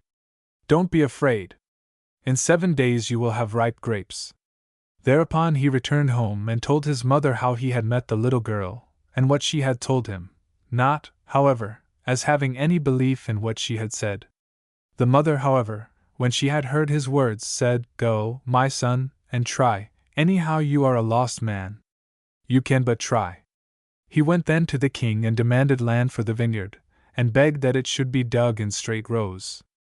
The king ordered everything to be done as the young man demanded, who forthwith took a sack on his shoulder, and a sprig of basilicum, and went full of fear and sorrow to lie down in the place. When he awoke next morning the vines were already planted. The second morning the leaves were on the vines. And in short, on the 7th day there were ripe grapes, and that, too, in a season when grapes were to be found nowhere else. He gathered some grapes, and made sweet wine, and took also a cluster of grapes in a handkerchief, and went to the king. The king and the whole court were exceedingly surprised, but the young man's uncle said, Now we will order him to do something which it is quite impossible that he should do.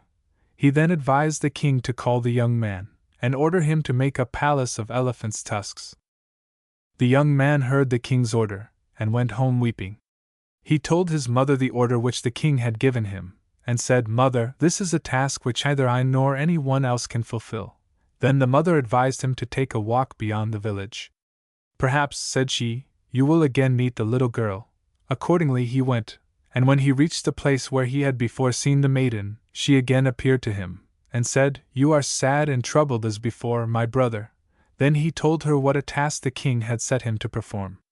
She, however, no sooner heard this than she said, This will also be easy, but first go to the king, and demand from him a ship with 300 barrels of wine, and 300 barrels of brandy, and 20 carpenters.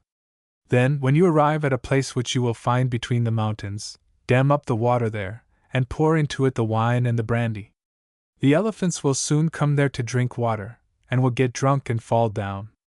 Then your 20 carpenters must cut off their tusks, and carry them to the spot where the king desires to have the palace built. Then lie down there to sleep, and in 7 days the palace will be ready. The young man returned home and told his mother what the young maiden had said to him. The mother advised him to follow the girl's counsel. "Go, my son," she said, "perhaps God will again help you." So the young man went to the king, and demanded the barrels of wine and brandy, and the 20 carpenters. The king furnished him with all he desired, and he went immediately where the girl had told him, and did as she had ordered. And even as she had foretold, the elephants came to drink, and got tipsy, and fell down, and the carpenters sawed their tusks, and carried them to the spot where the palace was to be built. Then, at evening, the young man took his sack and a branch of basilicum, and went and lay down to sleep in the place. And on the 7th day the palace was ready. When the king saw it, he marveled, and said to his first minister, the uncle of the young man, "Now what shall we do with him? Indeed he is not a man, God knows only what he is." To this, the minister answered, "Yet one thing you ought to order him to do, and if he fulfills that, also, indeed he must be something more than man." So, in accordance with the advice of his minister, the king called the young man again, and said, "Now, go and bring me the king's daughter from such and such a kingdom, and out of such a city. If you should fail to bring her, you will lose your head." The young man went home and told his mother the new task which the king had set him to do, and the mother said, "Go, my son, and look for that young maiden. Perhaps God will grant that she may save you a 3rd time." So, as before, he went outside the village, and met the young maiden, and told her what he had now to do. The girl listened to him, and then said, "Go and demand from the king a ship. In the ship must be made 20 shops, and in each shop must be a different kind of ware, each one better than the other. Then demand that the 20 handsomest young men should be chosen, and finely dressed, and put one in each shop as salesman. Then sail yourself with the ship, and you will first meet a man who carries a large eagle. You must ask him if he will sell it you, and he will answer, 'Yes.' Then give him anything he demands in return for the eagle. After that you will meet a man carrying in his fishing net a carp with golden scales. You must buy the carp, whatever it may cost you. Thirdly, you will meet a man carrying a live dove, and this dove you must also buy, whatever the price may be. Then take a feather from the eagle's tail, a scale from the carp, and a little feather from the left wing of the dove, and let the eagle, carp, and dove go away free. When you arrive in the kingdom, and at the city where the princess resides, you must open all the 20 shops, and order each young man to stand before his shop door. Then the citizens will come and admire the wares, and the maidens, who come to fetch water, will go back into the city and say, 'Such a ship and such wares were never before seen since this was a city.' This news will reach the ears of the king's daughter, and she will beg permission from her father to go and see the ship herself. When she comes, with her friends, on board, you must lead her from one shop to the other, and bring out and show her the finest wares which you have. Thus you must contrive to engage her attention and to keep her on board till it gets dusk, and then let the ship sail. In that moment it will be so dark that nothing can be seen. The girl will have a bird on her shoulder, and when she sees the ship is sailing away, she will let the bird fly to take tidings to the palace of what has happened to her. Then you must burn the eagle's plume, and the old eagle will instantly come to you. You must order him to catch the bird, and he will quickly do so. Then the girl will throw a small stone into the water, and the ship will at once stand still. But you will immediately burn the carp's scale, and the carp will come to you. You must order him to find and swallow that little water of life, and when he does so the ship will sail on. After sailing some time you will arrive between 2 mountains. There the ship will turn to stone, and you will be greatly terrified. The girl will urge you to fetch some water of life, and you must then burn the dove's feather, and the bird will immediately appear. You will give him a little bottle that he may bring you some water of life, and when he does so the ship will sail on again, and you will come happily home with the king's daughter." The young man listened to the advice of the maiden, and then returned home and told all to his mother. After that he went to the king and demanded all the things that the maiden had counseled him to procure. The king could not refuse, so all that he asked was given him, and he sailed away. All things happened exactly as the young maiden had foretold, and the young man came back with the king's daughter happily to his own country. The king and his first minister, the uncle of the young man, saw, from the windows of the palace, the ship whilst yet it was far from the city, and the minister said to the king, "Now there is nothing left to do but to kill him as he comes out of the ship." When the ship reached the port, the king's daughter first came ashore with her companions, then the handsome young shopman, and lastly, the young man alone. But the king had had the headsman placed there, and when the young man stepped on the shore, the executioner cut his head off. The king intended to marry the king's daughter. Accordingly, as soon as she came on land, he ran to her, and began to caress her. But she turned away her head from him, and said, "Where is he who has been working for me?" And when she saw that his head was cut off, she rushed to the body, took out some water of life and poured over it, so he arose alive and well as ever. When the king and his minister saw this wonder, the minister said to the king, "This man will know now more than ever he did, since he has been dead and is come back to life." Then the king began to wonder if it were true that a man who has been dead knows more when he returns to life, and, in order to satisfy his curiosity, he ordered the headsman to cut off his head, and directed that the girl with the water of life should bring him again to life. But after the king's head was cut off, the girl refused to restore him to life. Instead of doing so, she wrote a letter to her father, told him all that had happened, and told him her wish to marry the young man. So the king, her father, sent forth a proclamation that the people should take the young man for their king, and threatened to declare war against them if they refused to do so. The people recognized immediately the merits of the young man, and owned that he deserved to be their king, and to marry the king's daughter. Accordingly they made him king, and he married the king's daughter. Then the handsome young men, who had sailed with him in the ship as shopmen, married the companions of the king's daughter who was now queen, and thus all of them became great dignitaries in the kingdom. Who asks little, gets much. Once on a time there lived 3 brothers, who had no property except one pear tree. This they watched carefully, each of them in turn guarding it, whilst the other 2 worked for wages away from home. One day God sent an angel to see how these brothers were living, and ordered the angel, if they lived very poorly, to give them better food. When the angel came down to the earth, he changed himself into the form of a beggar, and when he saw one of the brothers watching the pear tree, asked him to give him a pear. Then the brother plucked some pears, and gave them to the beggar, and said, "Here, take these from my share of the pears. I cannot give you any of those which belong to my brothers." So the angel thanked the man and went away. Oh! Next morning the second brother remained to guard the pear tree, and the angel came again, and begged him to give him a pear. The man took some of the pears and gave them to the angel, saying, "Take these from my pears, but from the pears of my brothers I dare not give you any."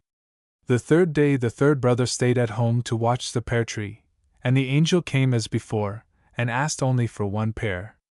And this brother said also, "Here are some of my pears, from the pears of my brothers I cannot give you any."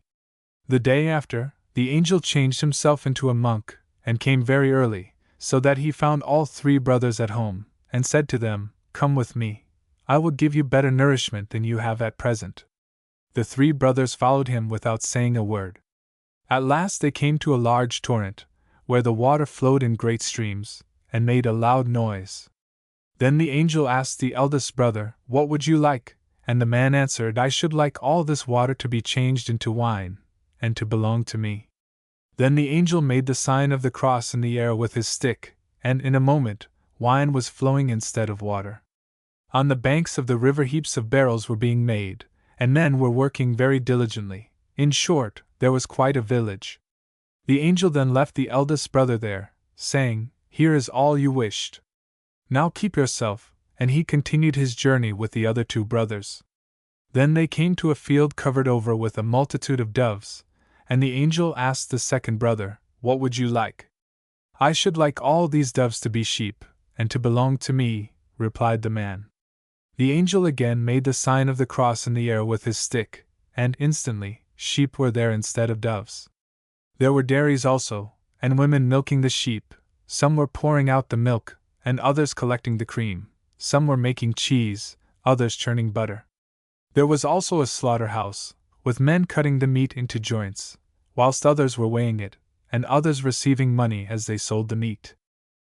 Then the angel said to the second brother, "Here is what you wished for, now live." The angel now took with him the youngest brother, walked with him across the field, and then asked, "And what would you like?" The man answered, "I wish for nothing, except that God may give me a wife of pure Christian blood." Then the angel said, "Oh, that is difficult to find. In the whole world there are but 3 such, and 2 of them are already married. The third is a maid still, but she is asked in marriage by 2 wooers." So the angel and the young man set out, and, having journeyed a long way, at length came to the city where the king dwelt, whose daughter was of pure Christian blood. As soon as they arrived, they went to the palace to ask for the girl. When they entered the palace, they found 2 kings already there, and their wedding gifts laid out upon a table. Then they also placed there the presents they had brought. When the king saw them, he said to all those who were standing before him, "What shall we do now? Those are the presents of kings, but these look, in comparison, like the gifts of a beggar." Then the angel said, "I will tell you what to do. Let the matter be decided in this way. The maid shall take 3 vines, and plant them in the garden, dedicating each of them to one of the 3 wooers. The man on whose vine grapes are found next day is the one the girl ought to marry." So all agreed to this, and the maid planted 3 vines in the garden, dedicating each of them to one of her 3 wooers. The next morning, when they looked, grapes were found on the vine dedicated to the poor man. So the king could not help himself, and was obliged to give his daughter to the youngest brother, and let them at once be married in the church. After the wedding, the angel took them to a forest, and left them there, where they lived for a whole year. At the end of a year, God again sent the angel, saying, "Go down and see how those poor men are living. If their food be scanty, give them better nourishment." The angel came down to earth as before, in the likeness of a beggar, and went first to the brother who had the torrent overflowing with wine. The beggar asked for a cup of wine, but the man refused, saying, "If I were to give every one who asks a cup of wine, I should have none for myself." When the angel heard this, he made the sign of the cross with his stick, and the torrent began to flow with water as at first. Then the angel said to the eldest brother, "That was not for thee. Go back under the pear tree and guard it." After that the angel went to the second brother who had the field quite covered with sheep, and begged him to give him a morsel of cheese. But he refused, saying, "If I were to give every one a little bit of cheese, I should have none left." When the angel heard this, he made the sign of the cross in the air, and the sheep turned in an instant into doves, and flew away. Then the angel said to the second brother, "That was not for thee. Go back under the pear tree and guard it." At last the angel went to see how the youngest brother was living, and found him with his wife in the forest, dwelling in a little hut, and living poorly. He begged to be allowed to sleep there that night, and they received him with great willingness, only excusing themselves that they could not serve him as they would. "We are only poor people," they said. The angel answered, "Do not speak about that. I shall be quite content with what you have for yourselves." Then these poor people asked themselves what they must do. They had no corn to make real bread, for they usually ground the bark of certain trees, and made bread from it. Such bread, therefore, the wife made now for their guest, and put it to the fire to bake. Whilst it baked, they talked with him. In a little while, when they looked to see whether the cake was baked, they found that there was a loaf of real bread quite ready for the table, and very large. When they saw that, they lifted up their hands and thanked God, saying, "Thank thee, O God, that we are now able to give food to our guest." So they placed the bread before the angel, and also filled a vessel with water, and when they came to drink they found it was wine. Then the angel made a sign of the cross with his staff over the hut, and on that spot rose a royal palace, filled with abundance of everything. And the angel blessed the youngest brother and his wife, and left them, and they lived there long and very happily. Justice or injustice? Which is best? A king had 2 sons. Of these, one was cunning and unjust, the other, just and gentle. After the death of the father, the elder son said to the younger, "Depart. I will not live with you any longer. Here are 300 zecchins and a horse. This is your portion of our father's property. Take it, for I owe you nothing more than this." The younger son took the money and the horse which were offered him, and said, "Thank God! See only how much of the kingdom has fallen to me." Some time afterwards the two brothers, both of whom were riding, met by chance in a road. The younger brother greeted the elder one, saying, "God help thee, brother," and the elder answered, "Why do you speak always about God? Nowadays, injustice is better than justice." The younger brother, however, said to him, "I will wager with you that injustice is not, as you say, better than justice." So they bet 100 golden zecchins, and it was arranged that they should leave the decision to the first man they met in the road. Riding together a little farther they met with Satan, who had disguised himself as a monk, and they asked him to decide which was better, justice or injustice. Satan answered, "Injustice," and the good brother paid the bad one the 100 golden zecchins which he had wagered. Then they bet for another 100 zecchins, and again a third time for a third 100, and each time Satan, who managed to disguise himself in different ways and meet them, decided that injustice was better than justice. Thus the younger brother lost all his money, and his horse into the bargain. Then he said, "Thank God! I have no more money, but I have eyes, and I wager my eyes that justice is better than injustice."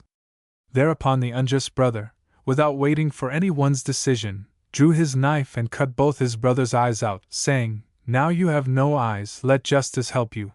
But the younger brother in his trouble only thanked God and said, "I have lost my eyes for the sake of God's justice.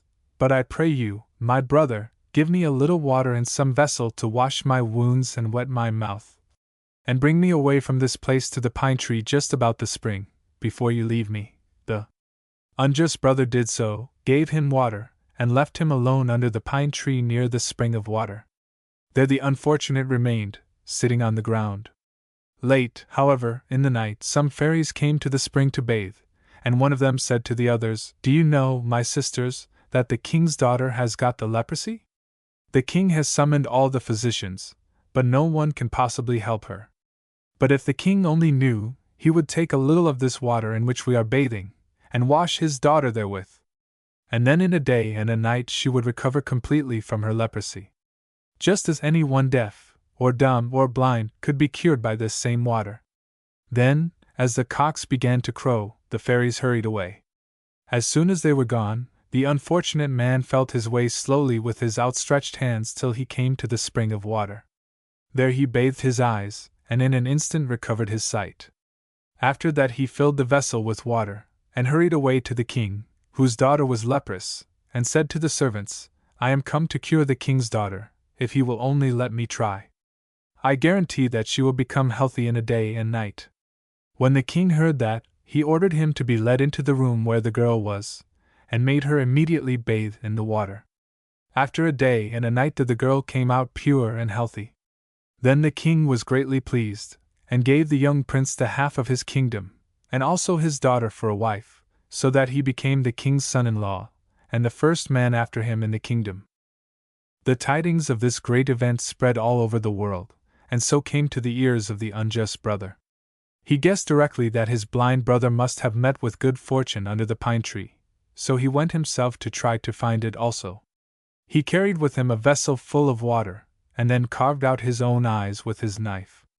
When it was dark the fairies came again, and, as they bathed, spoke about the recovery of the king's daughter. "It cannot be otherwise," they said. "Someone must have been listening to our last conversation here. Perhaps someone is listening now. Let us see." So they searched all around, and when they came to the pine tree they found there the unjust brother who had come to seek after good fortune, and who declared always that injustice was better than justice. They immediately caught him, and tore him into 4 parts. And so, at the last, his wickedness did not help him, and he found to his cost that justice is better than injustice. Satan's jugglings and God's might. Any morning the son of the king went out to hunt. Whilst walking through the snow he cut himself a little, and the drops of blood fell on the snow. When he saw how pretty the red blood looked on the white snow, he thought, "Oh, if I could only marry a girl as white as snow and as rosy red as this blood." Whilst he was thus thinking, he met an old woman and asked her if there were such maidens anywhere to be found. The old woman told him that on the mountain he saw before him he would find a house without doors, and the only entrance and outlet of this house was a single window. And she added, "In that house, my son, there is living a girl such as you desire, but of the young men who have gone to ask her to be their wife none have returned." "Oh, that may all be as you say," answered the prince. "I will go, nevertheless. Only tell me the way that I must take to get to the house." When the old woman heard this resolve, she was sorry for the young man, and taking a piece of bread from her pouch, she gave it to him, saying, "Take this bread and keep it safe as the apple of your eye." The prince took the bread, and continued his journey. Very soon afterwards he met another old woman, and she asked him where he was going. He told her he was going to demand the girl who lived in the doorless house on the mountain. Then the old woman tried to dissuade him, telling him just the same things as the former one had done. He said, however, "That may be quite true, nevertheless I will go, even if I never return." Then the old woman gave to the prince a little nut, saying, "Keep this nut always by you. It may help you some time or other." The prince took the nut, and went on his way, till he came to where an old woman was sitting by the roadside. She asked him, "Where are you going?" Then he told her he was going to demand the girl who lived in the house on the mountain before him. Upon this the old woman wept, and prayed him to give up all thoughts of the girl, and she gave him the very same warnings as the other old women had done. All this, however, was of no use. The prince was resolved to go on, so the old woman gave him a walnut, saying, "Take this walnut, and keep it carefully until you want it." He wondered at these presents, and asked her to tell him why the first old woman had given him a piece of bread, the second a nut, and she herself now a walnut. The old woman answered, "The bread is to throw to the beasts before the house, that they may not eat you. And when you find yourself in the greatest danger, ask counsel, first from the nut, and then from the walnut." Then the king's son continued his wandering, till he came at last to a thick forest, in the midst of which he saw the house with only a single window. When he came near it he was attacked by a multitude of beasts of all kinds, and following the advice of the old woman, he threw the bit of bread towards them. Then the beasts came and smelt at the bread one after the other, and upon doing so, each drew his tail between his legs and lay down quietly. The house had no door, and but one window, which was very high above the ground, so high that do what he could he was not able to reach it. Suddenly he saw a woman letting down her golden hair, so he rushed and caught hold of it, and she drew him up thereby into the house. Then he saw that the woman was she for whose sake he had come to this place. The prince and the girl were equally pleased to see each other, and she said, "Thank God that my mother happened to be from home. She is gone into the forest to gather the plants by the aid of which she transforms into beasts all the young men who venture here to ask me to be their wife. Those are the beasts who would have killed you, if God had not helped you. But let us fly away from this place." So they fled away through the forest as quickly as they could. As they happened to look back, however, they saw that the girl's mother was pursuing them, and they became frightened. The old woman was already very near them before the prince remembered his nut. He took it out quickly and asked, "For God's sake, tell me what we must do now." The nut replied, "Open me." The prince opened it, and from the little nut flowed out a large river, which stopped the way, so that for a time the girl's mother could not pass. However, she touched the waters with her staff, and they immediately divided and left her a dry path, so that she could run on quickly after the prince and the girl. When the prince saw she would soon come up with them, he took out the walnut and asked, "Tell me what we must do now," and the walnut replied, "Break me." The king's son broke the walnut, and a great fire flamed out from it, so great a fire that the whole forest barely escaped being consumed by it. But the girl's mother spat on the fire, and it extinguished itself in a moment. Then the king's son saw that these were nothing but the jugglings of the devil, so he turned eastward, made the sign of the cross, and called on the mighty God to help him. Then it suddenly thundered and lightened, and from heaven flashed a thunderbolt which struck the mother of the girl, and she fell dead upon the ground. Thus at length the king's son arrived safely at home, and when the girl had been made a Christian, he married her. The wise girl. Once upon a time a poor man lived in a small and mean cottage. He possessed nothing in the world except a daughter who was very wise indeed. She taught her father how to beg, and how to speak wisely. One day the poor man went to the king to beg, and the king asked him whence he came, and who had taught him to speak so well. Oh! He told the king where he lived, and that he had a daughter who told him what to say. And who taught your daughter all this wisdom? Demanded the king. The poor man answered, God and our poverty have made her wise. Then the king gave him 30 eggs and said, Take these eggs to your daughter, and tell her that if she bring forth chickens from the eggs, I will make her rich presents. But if she fails, then I will have you tortured. The poor man went back to his cottage weeping, and told all this to his daughter. The girl saw at once that the eggs which the king had sent had been boiled, but she told her father to go to sleep quietly, and she would take care for everything. The father did as she said, and whilst he slept, she took a pot, filled it with water and beans, and boiled them. Next morning she told her father to take a plough and oxen, and go to plough in a wood near to which the king would pass. When you see the king coming, said she, take a handful of beans, and begin to sow, shouting, Go on, my oxen, and God grant that the boiled beans may bear fruit. When the king asks you, How can you expect boiled beans to grow? Answer him, Just as much as from boiled eggs to hatch chickens. The poor man listened to his daughter, and went to plough. When the king came near, he began to shout, Ho, ho, my oxen! Go on! And God grant that these boiled beans may bring me a good crop. The king, hearing these words, stopped his carriage, and said to the poor man, Poor fellow, how can boiled beans bear a crop? Just as well as boiled eggs can bring forth chickens, answered the man. The king saw that his daughter had taught him what to say, and he ordered his servants to bring the man before him. Then the king gave him a bunch of flax, saying, Take this, and make from it all the sails a ship needs. If you do not, you shall lose your life.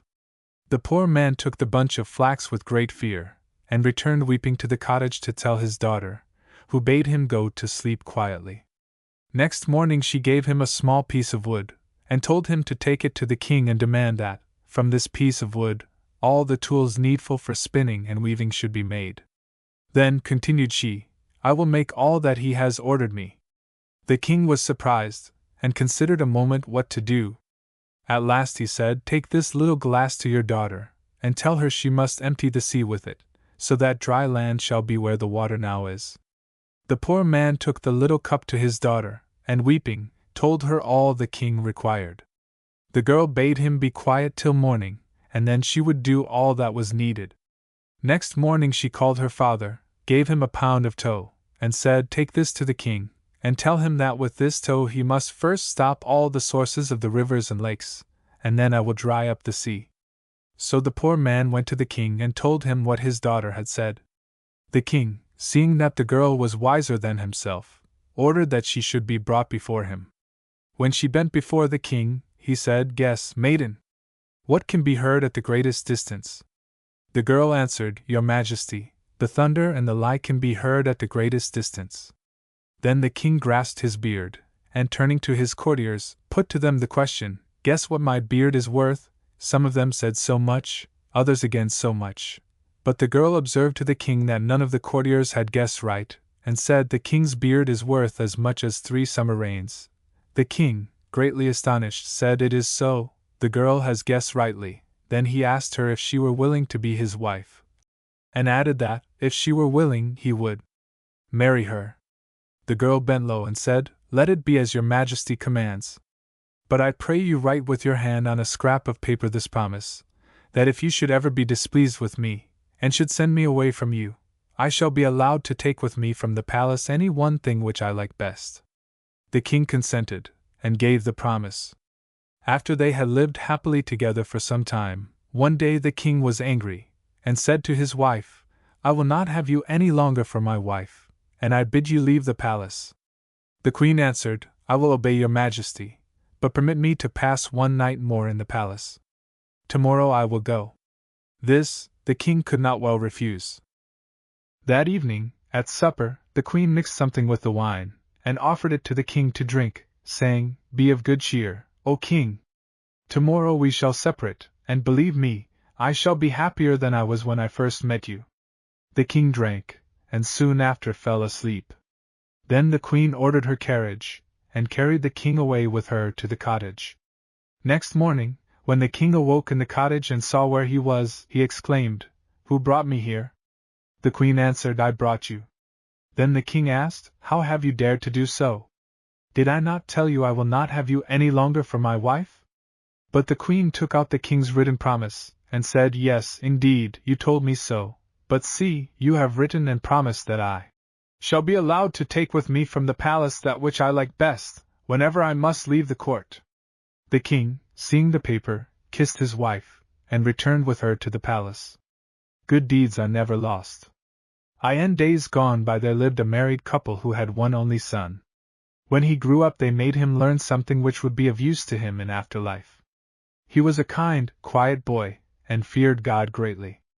After his schooling was finished his father gave him a ship, freighted with various sorts of merchandise, so that he might go and trade about the world, and grow rich, and become a help to his parents in their old age. The son put to sea, and one day the ship he was in met with a Turkish vessel in which he heard great weeping and wailing. So he demanded of the Turkish sailors, "Pray, tell me why there is so much wailing on board your ship," and they answered, "We are carrying slaves which we have captured in different countries, and those who are chained are weeping." Then he said, "Please, brothers, ask your captain if he would give me the slaves for ready cash?" The captain gladly agreed to the proposal, and after much bargaining the young man gave to the captain his vessel full of merchandise, and received in exchange the ship full of slaves. Then he called the slaves before him, and demanded of each whence he came, and told them all they were free to return to their own countries. At last he came to an old woman who held close to her side a very beautiful girl, and he asked them from what country they came. The old woman told him, weeping, that they came from a very distant land, saying, "This young girl is the only daughter of the king, and I am her nurse, and have taken care of her from her childhood. One day, unhappily, she went to walk in a garden far away from the palace, and these wicked Turks saw her and caught her. Luckily I happened to be near, and, hearing her scream, ran to her help, and so the Turks caught me too, and brought us both on board of this ship." Then the old woman and the beautiful girl, being so far from their own country, and having no means of getting there, begged him that he would take them with him. So he married the girl, took her with him, and returned home. When he arrived his father asked him about his ship and merchandise, and he told him what had happened, how he had given his vessel with its cargo, and had bought the slaves and set them free. "This girl," continued he, "is a king's daughter, and the old woman her nurse. As they could not get back to their country, they prayed to remain with me, so I married the girl." Thereupon the father was very angry, and said, "My foolish son! What have you done? Why have you made away with my property without cause and of your own will?" And he drove him out of the house. Then the son lived with his wife and her old nurse a long time in the same village, trying always, through the good offices of his mother and other friends, to obtain his father's forgiveness, and begging him to let him have a second ship full of merchandise, promised to be wiser in future. After some time the father took pity on him, and received him again into his house, with his wife and her old nurse. Shortly after he fitted him out another ship, larger than the first one, and filled with more valuable merchandise. In this he sailed, leaving his wife and her nurse in the house of his parents. He came one day to a city where he found the soldiers very busy carrying some unlucky villagers away to prison. So he asked them, "Why are you doing this, my brethren? Why are you driving these poor people to prison?" And the soldiers answered, "They have not paid the king's taxes, that is why we take them to prison." Then he went to the magistrate and asked, "Please tell me how much these poor prisoners owe?" When the magistrate told him, he sold his goods and ship, and paid the debts of all the prisoners, and returned home without anything. Falling at the feet of his father, he told him what he had done, and begged him to forgive him. But the father was exceedingly angry, more so than before, and drove him away from his presence. What could the unhappy son do in this great strait? How could he go begging, he whose parents were so rich? After some time his friends again prevailed upon the father to receive him back, because, as they urged, so much suffering had made him wiser. At last the father yielded, took him again into his house, and prepared a ship for him finer and richer than the two former ones. Then the son had the portrait of his wife painted on the helm, and that of the old nurse on the stern, and, after taking leave of his father and mother, and wife, he sailed away the third time. After sailing for some days he came near a large city, in which there lived a king, and dropping anchor, he fired a salute to the city. All the citizens wondered, as did also their king, and no one could say who the captain of the strange ship might be. In the afternoon the king sent one of his ministers to ask who he was, and why he came, and the minister brought a message that the king himself would come at 9 o'clock the next morning to see the ship. When the minister came he saw on the helm the portrait of the king's daughter, and on the stern that of her old nurse, and in his surprise and joy dared not believe his own eyes. For the princess had been promised to him in marriage while she was yet a child, and long before she was captured by the Turks. But the minister did not tell anyone what he had seen. Next morning, at 9 o'clock, the king came with his ministers on board the ship, and asked the captain who he was, and whence he came? Whilst walking about the vessel he saw there the portrait of the girl on the helm and that of the old woman on the stern, and recognized the features of his own daughter and her old nurse who had been captured by the Turks.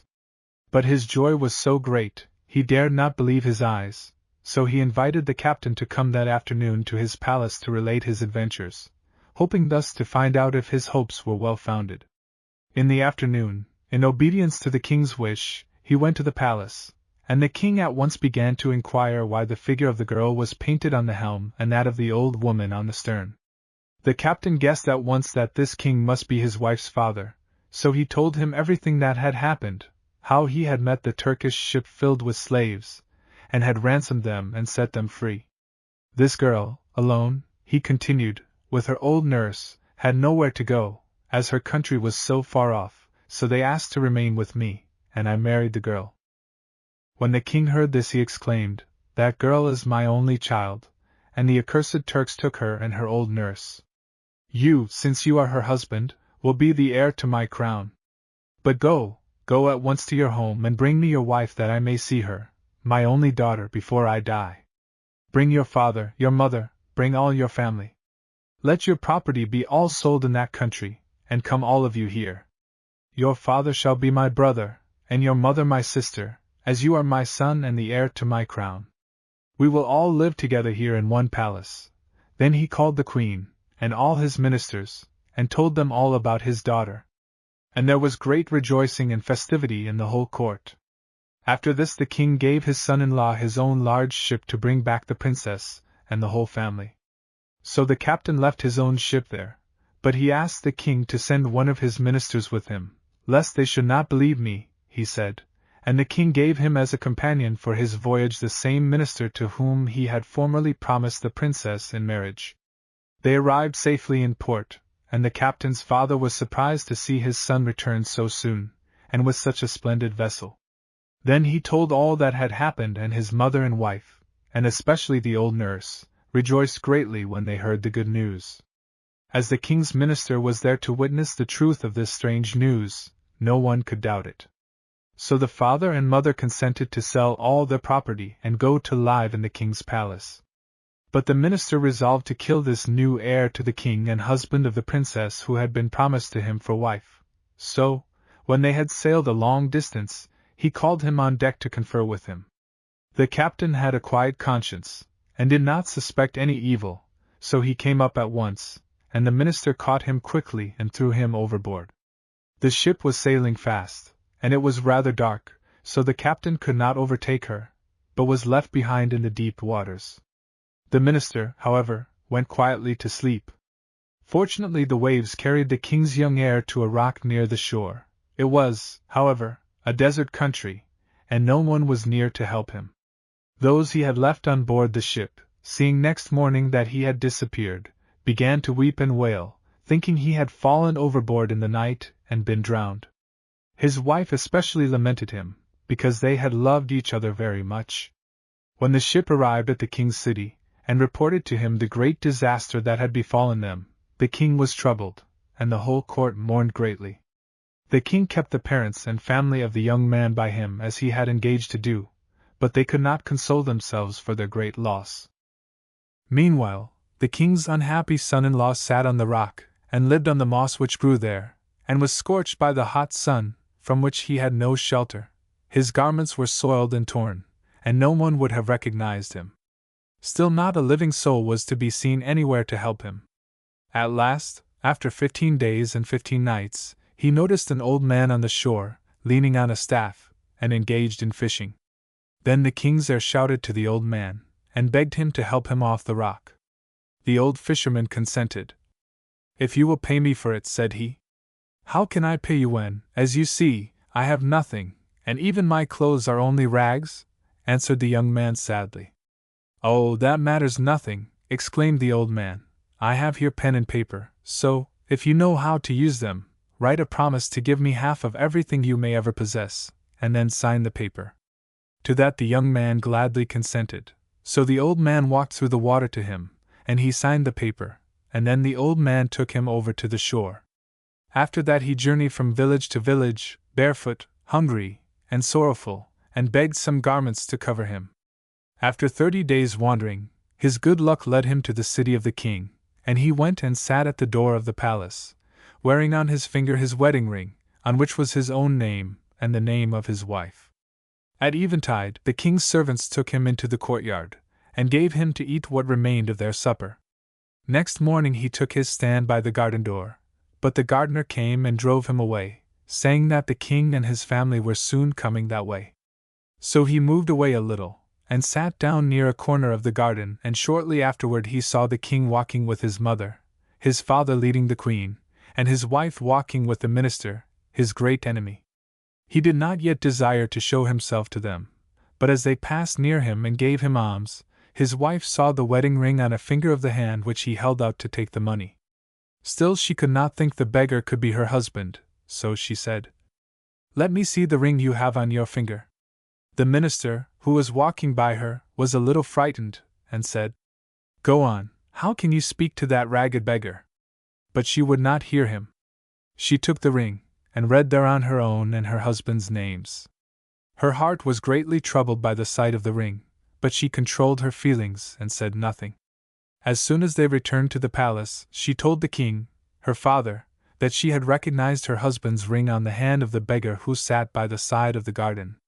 "So please send for him," said she, "that we may find out how the ring came into his hands." Then the king sent his servants to find the beggar, and they brought him to the palace. And the king asked him whence he came, and how he got that ring. Then he could no longer restrain himself, but told them how he had been thrown overboard by the treacherous minister, and spent 15 days and nights on the naked rock, and how he had been saved. "You see now how God and my right dealing have brought me back to my parents and my wife." When they heard that, they could hardly speak, so rejoiced were they. Then the king summoned the father and mother, and related what had happened to their son. The servants quickly brought him fine new garments, and bathed and clothed him. Then for many days there was great rejoicings, not only in the palace, but also in all the city, and he was crowned as king. The minister was seized by the king's order, and given up to the king's son-in-law, that he might punish him after his own will. But the young king would not permit him to be put to death, but forgave him, on condition that he left the kingdom instantly. A few days after, the old man who had saved the young king came, bringing with him his written promise. The young king took the paper, and reading it said, "My old man, sit down. Today I am king, but if I were a beggar I would fulfill my word, and acknowledge my signature. Therefore we will divide all that I have." So he took out the book and began to divide the cities. "This is for me, that is for you." So saying, he wrote all on a chart, till all were divided between them, from the greatest city to the poorest barrack. The old man accepted his half, but immediately made a present of it again to the young king, saying, "Take it. I am not an old man, but an angel from God. I was sent by God to save thee, for the sake of thy good deeds. Now reign and be happy, and may thy prosperity last long." The angel disappeared, and the king reigned there in great happiness. Lying for a wager. Oh, any day a father sent his son to the mill with corn to grind, but before he went he recommended him not to grind it in the mill in which he should happen to meet with a man named Beardless. 31. The boy came to a mill, but there he found Beardless. "Oh, 31. God bless you, Beardless," said he. God bless you too, my son, replied the man. Can I grind my corn here? Asked the boy. Why not? Responded Beardless. My corn will be soon ready, and you can grind yours as long as you like. But the boy recollected his father's advice, and left the mill and went to another. But Beardless took some corn, and hurried by a shorter way, to the mill towards which the boy had gone, and reached there before him, and put some of his corn into the mill to be ground. When the boy arrived, he was greatly surprised to find Beardless there, and so he went away from this and approached a third mill. But Beardless hurried by a short cut, and reached this mill also before the boy, and gave some of his corn to be ground.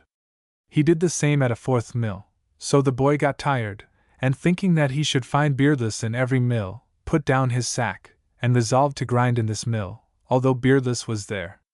When the boy's corn came to be ground, Beardless said to him, Hearken, my son. Let us make a cake of your flour. The boy was thinking all the time of his father's words, but he could not help himself. So he said, Very good, we will make one. Beardless got up and began to mix the flour with water, which the boy brought him, and he kept mixing till all the corn was ground, and all the flour made into a very large loaf. Then they made a fire, put the bread to bake, and when it was baked, took it and placed it against the wall. Then Beardless said, My son, listen to me. If we were to divide the loaf between us, it would not be enough for either of us, so let us tell each other some lies, and whoever tells the greatest lie shall have the whole loaf for himself. The boy thought, I cannot now draw back, so I may as well do my best and go on. So he said aloud to Beardless, Very well, but you must begin. Then Beardless told many different lies, and when he got quite tired of lying, the boy said to him, My dear Beardless, if that is all you know, it is not much. Only listen, and have patience a little, whilst I tell you a real truth. In my young days, when I was an old man, we had very many beehives, and it was my business every morning to count them. Now I always counted the bees easily enough, but I never could count the beehives. One morning, whilst counting the bees, I saw that the best bee was missing, so I put a saddle on the cock and mounted, and started in search of my bee. I traced it to the seashore, and saw that it had gone over the sea, so I followed it. When I got over, I saw that a man had caught my bee, and was plowing a field with it in which he was about to sow millet. I called to him, That is my bee. How did you get her? And the man said, Well, brother, if it is yours, take it. And he gave me back my bee, and also a sack full of millet. Then I put the sack on my back, and moved the saddle from the cock to the bee. Then I mounted it, and led the cock behind me, that he might rest a little. Whilst I was crossing the sea, somehow one of the strings of the sack broke, and all the millet fell into the water. When I had got over, it was already night, so I dismounted and let the bee loose to graze. The cock I fastened near me, and gave him some hay. After that I lay down to sleep. When I awoke in the morning, I found the wolves had killed my bee and eaten it up, and the honey was lying all about the valley ankle deep, and on the hills it lay knee deep. Then I began to think in what I could gather up all the honey. I remembered I had a little axe by me, so I went into the forest to try to kill some beast, in order to make a sack from its skin. In the forest I saw 2 deer dancing on one leg, so I broke the leg with my little axe and caught them both. From the 2 deer I drew 3 skins and made 3 bags, wherein I gathered up all the honey. I put the sacks full of honey on the cock's back, and hastened home. When I reached home I found that my father had just been born, and they sent me to heaven to bring some holy water. Whilst I was thinking how I should go up to heaven, I remembered the millet which had fallen into the sea. When I reached the sea I found the millet had grown up quite to heaven, so I climbed it and reached the sky. And on getting into heaven I saw the millet was quite ripe, and that one whom I met there had reaped it, and had already made a loaf from it, and had broken some pieces into warm milk, which he was eating. I greeted him, saying, God help you! And he answered, God help thee also! And then he gave me holy water and I returned. But I found that meanwhile there had been a great rain, so that the sea had risen and carried away my millet. Then I grew very anxious as to how I should get down again to earth. At last I remembered that I have long hair, so long that when I stand upright it reaches down to the ground, and when I sit it reaches to my ears. So I took my knife and cut one hair after another, and tied them together as I went down them. Meanwhile it grew dark, so I tied a knot in the hair, and resolved to rest on that knot through the night. But how should I do without a fire? The tinder box I had by me, but I had no wood. Then I remembered I had somewhere in my overcoat a sewing needle, so I found it, cut it in pieces and made a great fire, and when I was well warmed laid myself down near the fire to sleep.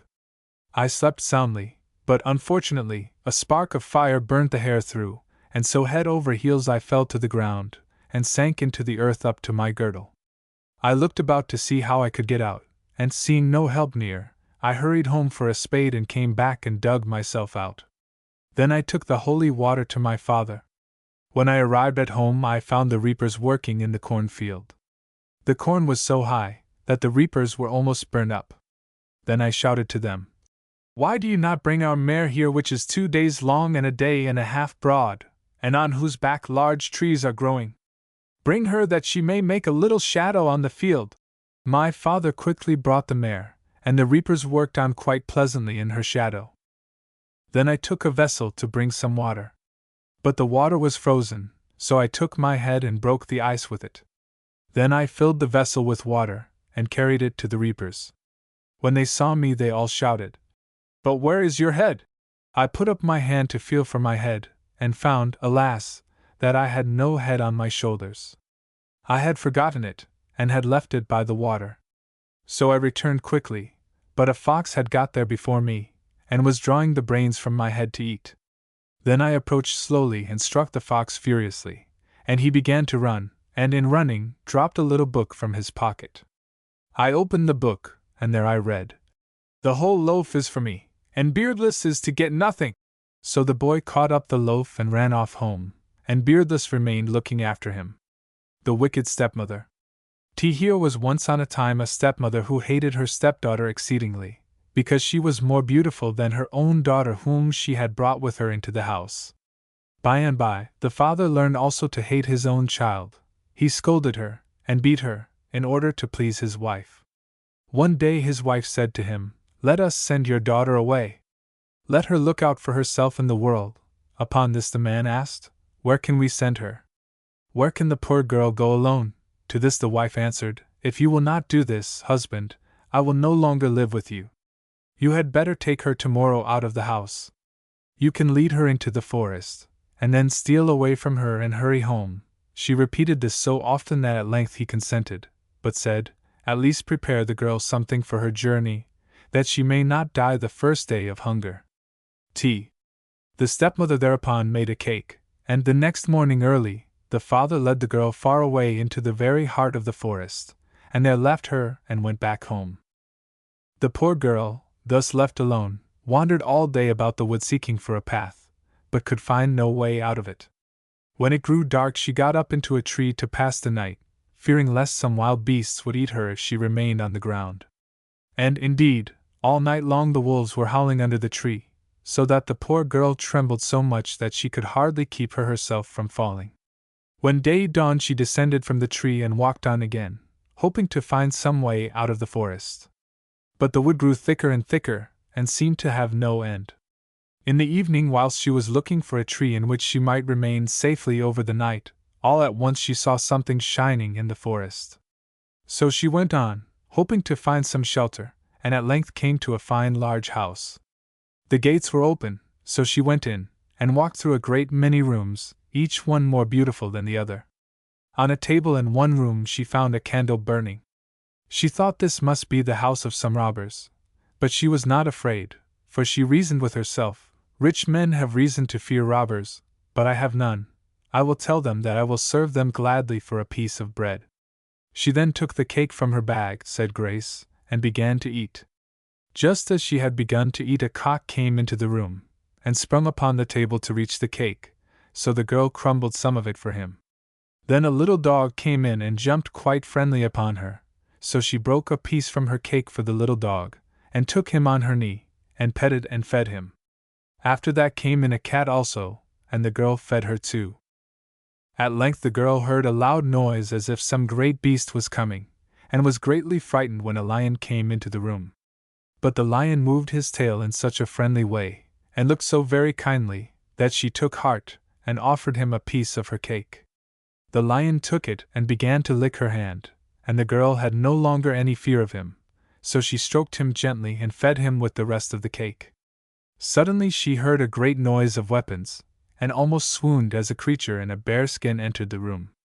The cock, the dog, the cat, and the lion all ran to it, and jumped about it affectionately, showing in all possible ways their great joy. The poor girl thought it a very strange beast, and expected it would jump upon her and kill her. But the fearful thing threw the bearskin from its head and shoulders, and all the room shone and glittered with its golden garments. The poor girl almost lost her senses when she saw before her a handsome man, beautifully dressed. But he came up to her and said, "Don't be afraid, my dear. I am not a bad man. I am the son of the king, and when I wish to hunt I come here and use this bearskin as a disguise lest the people should recognize me. Those who see me believe that I am a ghost and run away from me. No one dares to come into this house, knowing that I often come here. You are the only person who has ventured in. How did you know that I am not a ghost?" Then she told him she had never heard of him nor of the house, but that her stepmother had driven her away from home, and she told him all that had happened to her. When he heard this, he was very sorry, and said, "Your stepmother hated you, but God has been kind to you. I will marry you if you are willing to be my wife. Will you consent?" "Yes," she replied. Next day he took her to his father's palace and married her. After some time she begged to be allowed to go to see her father. So her husband allowed her to go, and she dressed herself all in gold and went to her father's house. The father happened to be away from home, and the stepmother, seeing her coming, was afraid lest she had come to revenge herself. So she hurried to meet her and said, "You see that it was I who sent you on the road to happiness." The stepdaughter kissed her, and embraced her stepsister. Then the girl said she was very sorry that she had not found her father at home, and, on her going away, she gave plenty of money to her stepmother. When, however, she had gone away, the stepmother shook her fist after her and cried, "Wait a little, you shall not be the only one so dressed out. Tomorrow I will send my own daughter after you the same way." When her husband came home at night, she told him all that had happened, and said, "What do you think, husband? Would it not be a good thing to send my girl also into the wood to try her fortune?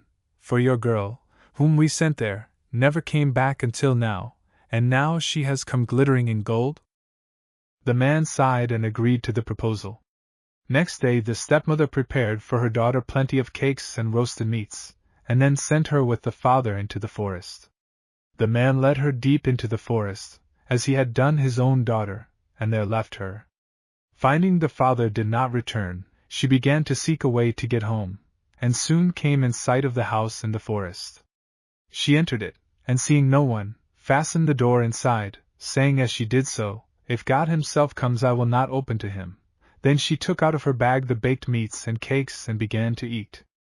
Whilst she was eating, the cock, the dog, and the cat came in suddenly, and began to play about her affectionately, hoping she would give them something.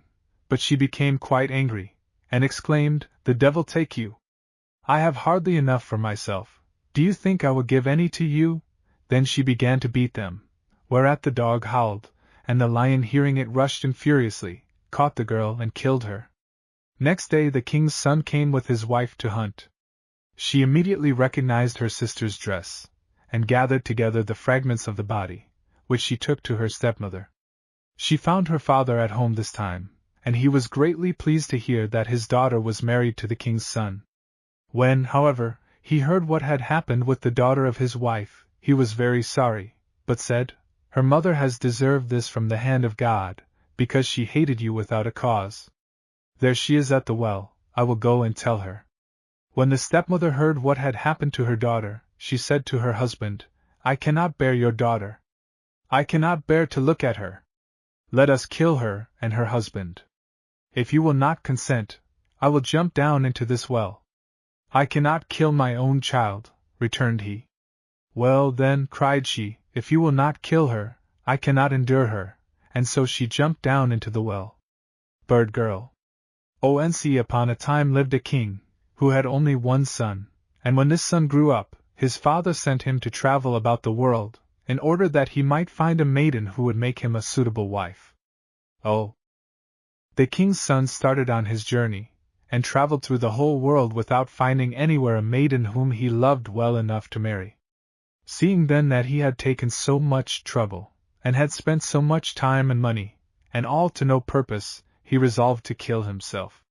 With this intention, he climbed to the top of a high mountain, that he might throw himself from its summit, for he wished that even his bones might never be found. Having arrived at the top of the mountain, he saw a sharp rock jutting out from one side of it, and was climbing up to throw himself from it, when he heard a voice behind him calling, "Stop! Stop! Oh man! Stop for the sake of 365 which are in the year." He looked back, and seeing no one, asked, "Who are you that speak to me? Let me see you. When you know how miserable I am, you will not prevent me killing myself." He had scarcely said these words when there appeared to him an old man, with hair as white as wool, who said, "I know all about you. But listen! Do you see that high hill?" "Yes, I do," said the prince. "And do you see the multitude of marble blocks which are on it?" said the old man. "Yes, I do," rejoined the prince. "Well, then," continued the old man, "on the summit of that hill there is an old woman with golden hair, who sits night and day on that very spot, and holds a bird in her bosom. Whoever can get this bird into his hands will be the happiest man in the world. But be careful. If you are willing to try and get the bird, you must take the old woman by her hair before she sees you. If she sees you before you catch her by her hair, you will be changed into a stone on the spot." Thus it happened to all those young men you see standing there, as if they were blocks of marble. When the king's son heard this, he thought, "It is all one to me whether I die here or there. If I succeed, so much the better for me. If I fail, I can but die as I had resolved." So he went up the hill. When he arrived near the old woman, he walked very cautiously towards her, hoping to reach her unseen, for, luckily, the old woman was lying with her back towards him, sunning herself, and playing with the bird. When near enough, he sprang suddenly and caught her by the hair. Then the old woman cried out, so that the whole hill shook as with a great earthquake. But the king's son held fast by her hair, and when she found that she could not escape, she said, "What do you desire from me?" He replied, "That you should give me the bird in your bosom, and that you call back to life all these Christian souls." The old woman consented, and gave him the bird. Then from her mouth she breathed a blue wind towards the men of stone, and immediately they again became alive. The king's son, having the bird in his hands, was so rejoiced that he began to kiss it, and, as he kissed it, the bird was transformed into a most beautiful maiden. This girl the enchantress had turned into a bird, in order that she might allure the young men to her. The girl pleased the king's son exceedingly, and he took her with him, and prepared to return home. As he was going down the hill, the girl gave him a stick, and told him the stick would do everything that he desired of it. So the king's son struck with it once upon the rock, and in a moment there came out a mass of golden coin, of which they took plenty for use on their journey. As they were traveling they came to a great river, and could find no place by which they could pass over. So the king's son touched the surface of the river with his stick, and the water divided, so that a dry path lay before them, and they were able to cross over the river Drishid. A little farther they came to a herd of wolves, and the wolves attacked them, and seemed about to tear them to pieces. But the prince struck at them with his stick, and one by one the wolves were turned into ants. Thus, at length, the king's son reached home safely with his beloved, and they were shortly after married, and lived long and happily together. Sir Peppercorn.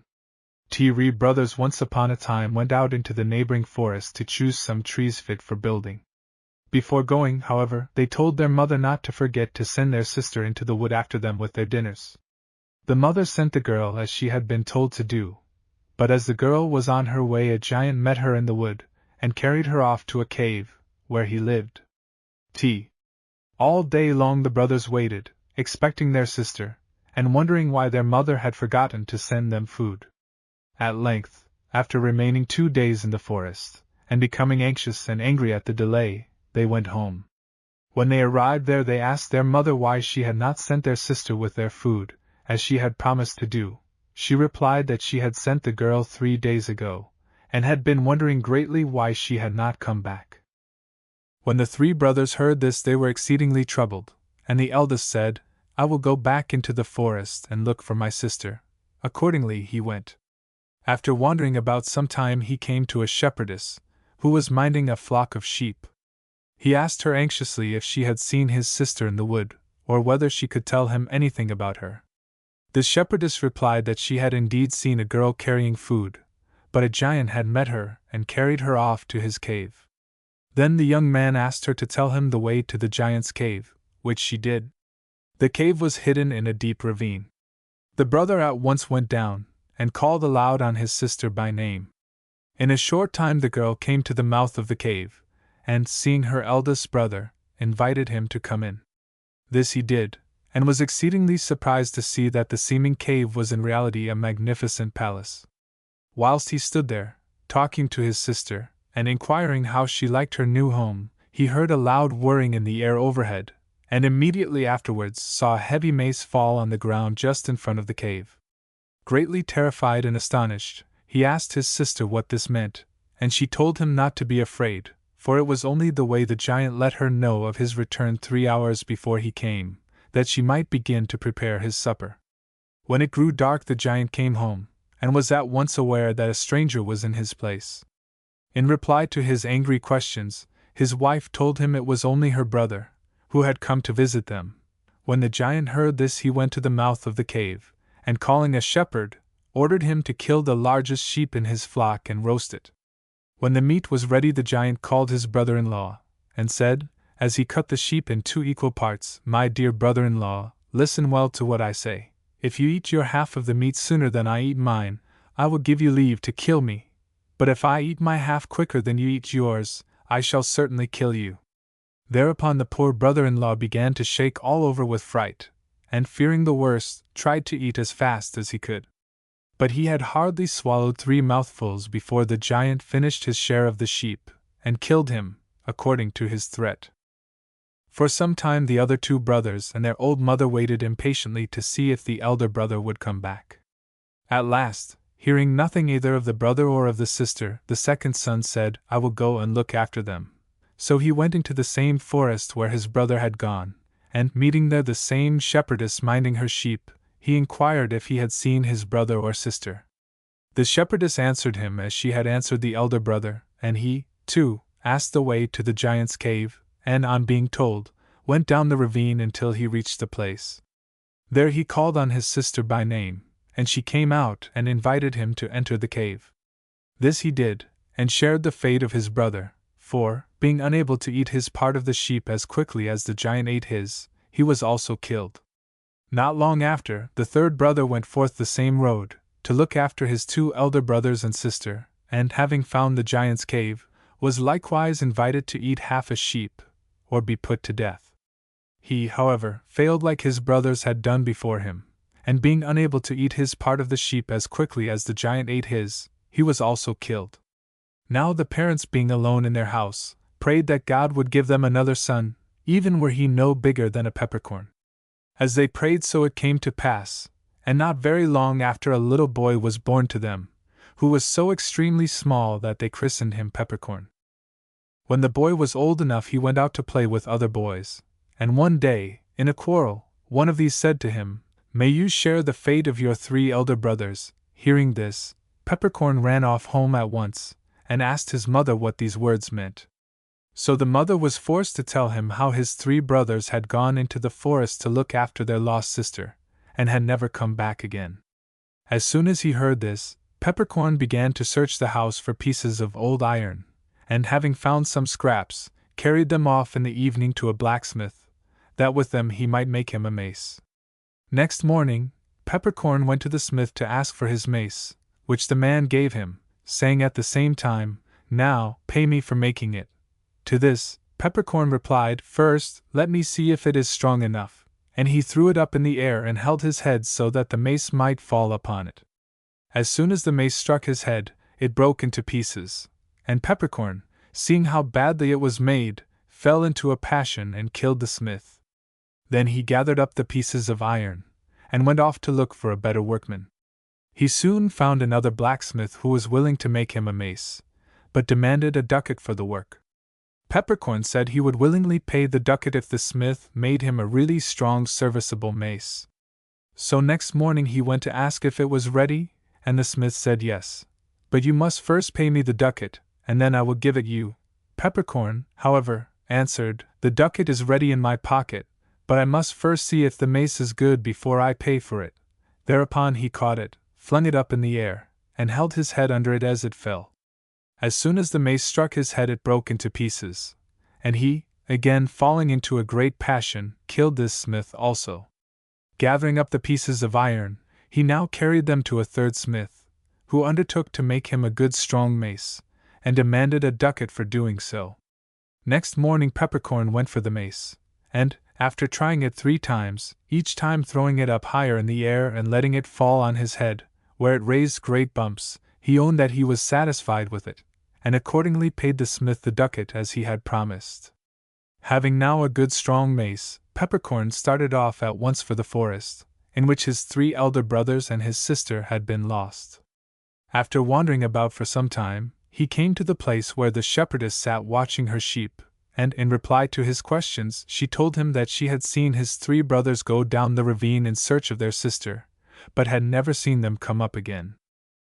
Notwithstanding this, Peppercorn went resolutely down the ravine, calling aloud upon his sister by name. When she heard this she was exceedingly surprised, and said to herself, "Who can this be calling me by name, now that all my brothers are killed? I have no other relations to come and look for me." Then she went to the entrance of the cave and called out, "Who is it that calls me? I have no longer any brothers." Peppercorn said to her, "I am your brother who was born after you left home, and my name is Peppercorn." On hearing this, his sister led him into the palace, but he had hardly had time to say a few words to her before a loud whirring was heard in the air, and the giant's mace fell to the ground. For a moment Peppercorn was terrified at this, but he recovered himself quickly, and pulling the mace out of the ground, flung it back to the giant, who, in astonishment, said to himself, "Who is this who throws my mace back to me? Methinks I have at last found someone able to fight with me." When the giant came home, he immediately asked his wife who had been in the cave, and she answered him, "It is my youngest brother." Thereupon the giant ordered the shepherd to bring the largest sheep in his flock. When this was brought, the giant killed it himself, and whilst preparing it for roasting said to Peppercorn, "Will you turn the meat, or will you take care of the fire?" Peppercorn said he would rather gather wood and make the fire, so he went out and tumbled down some large trees with his mace. These he carried to the mouth of the cave, and made a large fire ready for the meat. When the sheep was roasted, the giant cut it in 2 parts, and gave 1/2 to Peppercorn, saying, "Take this half, and if you eat it before I eat my half you are free to kill me. But if you don't, I shall surely kill you." So Peppercorn and the giant began to eat as fast as they could, swallowing down large pieces of meat, and in their haste, almost choking themselves. At last, Peppercorn, by trickery, managed to get rid of his share of the sheep, and according to the arrangement, killed the giant. This done, with the help of his sister, he collected all the treasures the giant had heaped up in his palace, and taking them with him, returned home with his sister, to the great joy of their parents. Peppercorn remained some time after this with his father, mother, and sister, and they lived very merrily on the treasures he had brought from the giant's cave. At length, however, he saw that the riches were coming to an end, so he resolved to go into the world to seek his fortune. After traveling about a good while he came one day to a large city where he saw a great crowd gathered about a man who held an iron pike in his hand, and every now and then squeezed drops of water out of the iron. Whilst the people watched, wondering and admiring his great strength, Peppercorn went up and asked him, "Do you think there is any man in the world stronger than yourself?" "There is only one man alive who is stronger than myself, and that one is a certain person called Peppercorn," answered he. "Peppercorn can receive a mace on his head without being hurt." Thereupon Peppercorn told the man who he was, and proposed to him that they should travel about the world together. "That will I right gladly," said the pikeman. How can I help being glad to go with a trusty fellow like you? Traveling together, they came one day to a certain city, and finding a concourse of people assembled, they went to see what was the matter. They found a man sitting on the bank of a river turning the wheels of 9 mills with his little finger. So they said to him, "Is there any one stronger than you in the world?" And he answered them, "There are only 2 men stronger than I am, a certain person named Peppercorn and a certain pikeman." Hearing this, Peppercorn and the pikeman told him who they were, and proposed that he should join them in their travels about the world. The mill turner very gladly accepted the offer, and so all 3 continued their journey together. After traveling some time, they came to a city where they found all the people greatly excited because someone had stolen the 3 daughters of the king, and, notwithstanding the immense rewards His Majesty had offered, no one had as yet dared to go out to look for the princesses. As soon as Peppercorn and his 2 comrades heard this, they went to the king and offered to search for his 3 daughters. But in order to accomplish the task, they demanded that the king should give them 100,000 loads of wood. The king gave them what they wanted, and they made a fence all around the city with the timber. This done, they began to watch. The first morning they prepared a whole ox for their dinners, and discussed the question which of the 3 should stay behind to mind the meat whilst the other 2 watched the fence. The pikeman said, "I think I will stay here and take care of the meat, and I will have dinner ready for you when you come back from looking after the fence." So it was thus settled. Just, however, as the pikeman thought the ox was well roasted, he was frightened by the sudden approach of a man with a forehead a yard high and a beard a span long. This man said to the pikeman, "Good morning," but the latter ran away instead of answering, he was so shocked by the strange appearance of the man. Yard-high forehead and span-long beard was quite content at this, and sitting down, soon finished the whole ox. When he had ended his dinner, he got up and went away. Shortly afterwards Sir Peppercorn and the mill turner came for their dinners, and being very hungry, shouted from afar to the pikeman, "Let us dine at once." But the pikeman, keeping himself hidden among the bushes, called out to them, "There is nothing left for us to eat. A little while ago Yard-high forehead and span-long beard came up and ate up the whole ox to the very last morsel.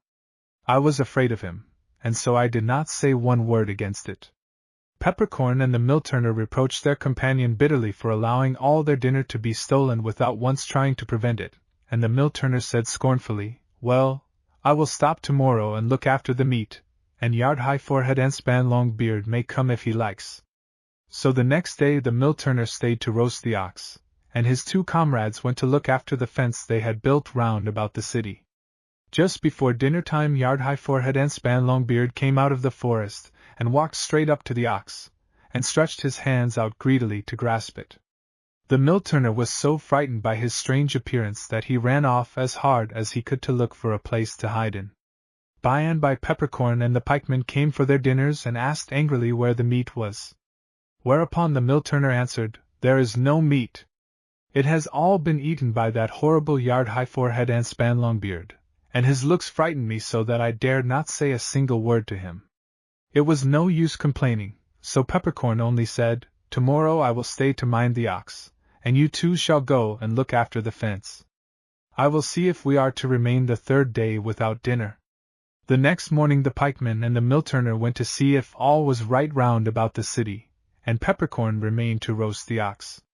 Exactly as on the 2 former days, just before dinner was ready, Yard-high forehead and span-long beard made his appearance, and went up to seize the meat. But Peppercorn pushed him roughly back, saying, "2 days I have been dinnerless on your account, but the 3rd day I will not be so, as long as my head stands on my shoulders." Much astonished at his boldness, Yard-high forehead and span-long beard exclaimed, "Take care you don't begin to quarrel with me. There is no one in all the world who can conquer me, except a fellow called Peppercorn." Peppercorn was very pleased to hear this, and without more hesitation, sprang at once on Yard-high forehead and span-long beard, and, after some struggling, pulled him down to the earth and bound him. This done, he tied him fast to a tall pine tree.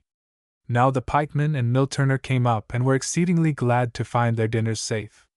Just as they were in the middle of their dinners, however, Yard-high forehead and span-long beard, with a sudden jerk, pulled up the pine tree by the roots and ran off with tree and all, making furrows in the earth with it just as if 3 plows had been passing over the ground.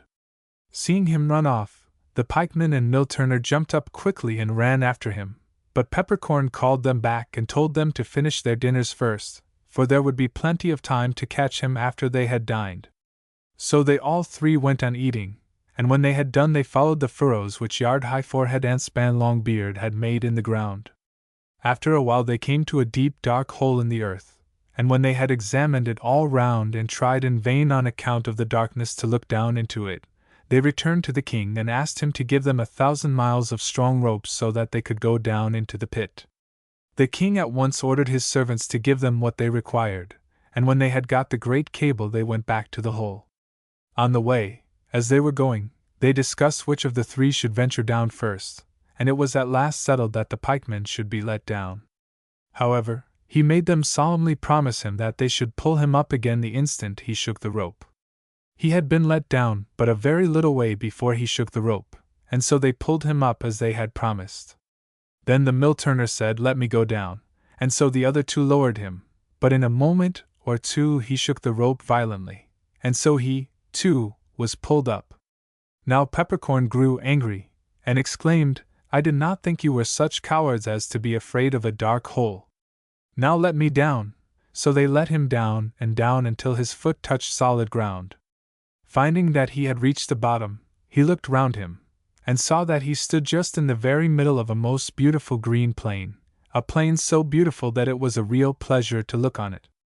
At one end of the plain stood a large handsome palace, and Peppercorn went nearer to look at it.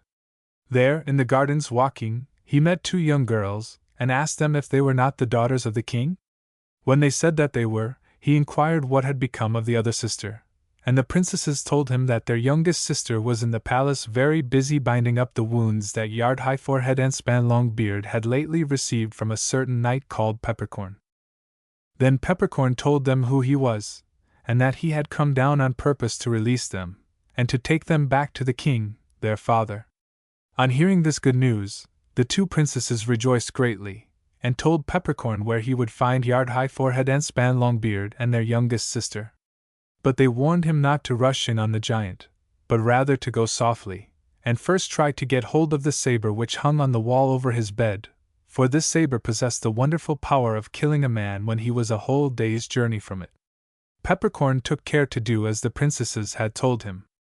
He stole very quietly into the room where Yard-High Forehead and Span-Long Beard was lying, and when he was near the bed he sprang up suddenly, and seized the sword. The moment the wounded giant saw his saber in the hands of Peppercorn he jumped up quickly and ran out of the palace. Peppercorn followed him some time before he remembered what the 2 princesses had told him of the wonderful properties of the sword, but as soon as he recollected this he made a sharp cut with it in the air, as if he were cutting off a man's head, and the moment he did so Yard-High Forehead and Span-Long Beard fell down dead. Then Peppercorn went back to the palace, and taking with him the 3 princesses, prepared to return to the upper world. When he came to the place where the rope was hanging he took a large basket, and placing the eldest princess in it, fastened it to the rope, then, giving her a note, in which he said that he sent her for the pikeman, he made the signal agreed upon for the rope to be drawn up. So his comrades pulled up the rope, and when it came down again with the empty basket, Peppercorn sent up the second princess, after giving her a paper, in which he had written, "This one is for the mill turner." When the rope descended the 3rd time he sent up the youngest princess, who was by far the most beautiful of the 3. He gave her a paper which said that this one he meant to keep for himself.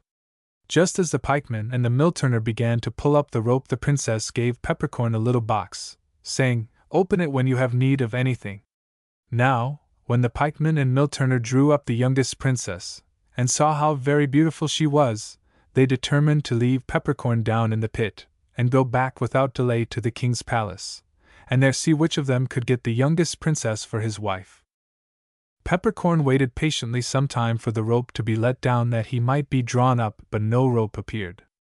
At last he was obliged to own to himself that his 2 comrades had deceived and deserted him, and seeing how useless it was to remain standing still any longer, he walked off without knowing where the road would take him.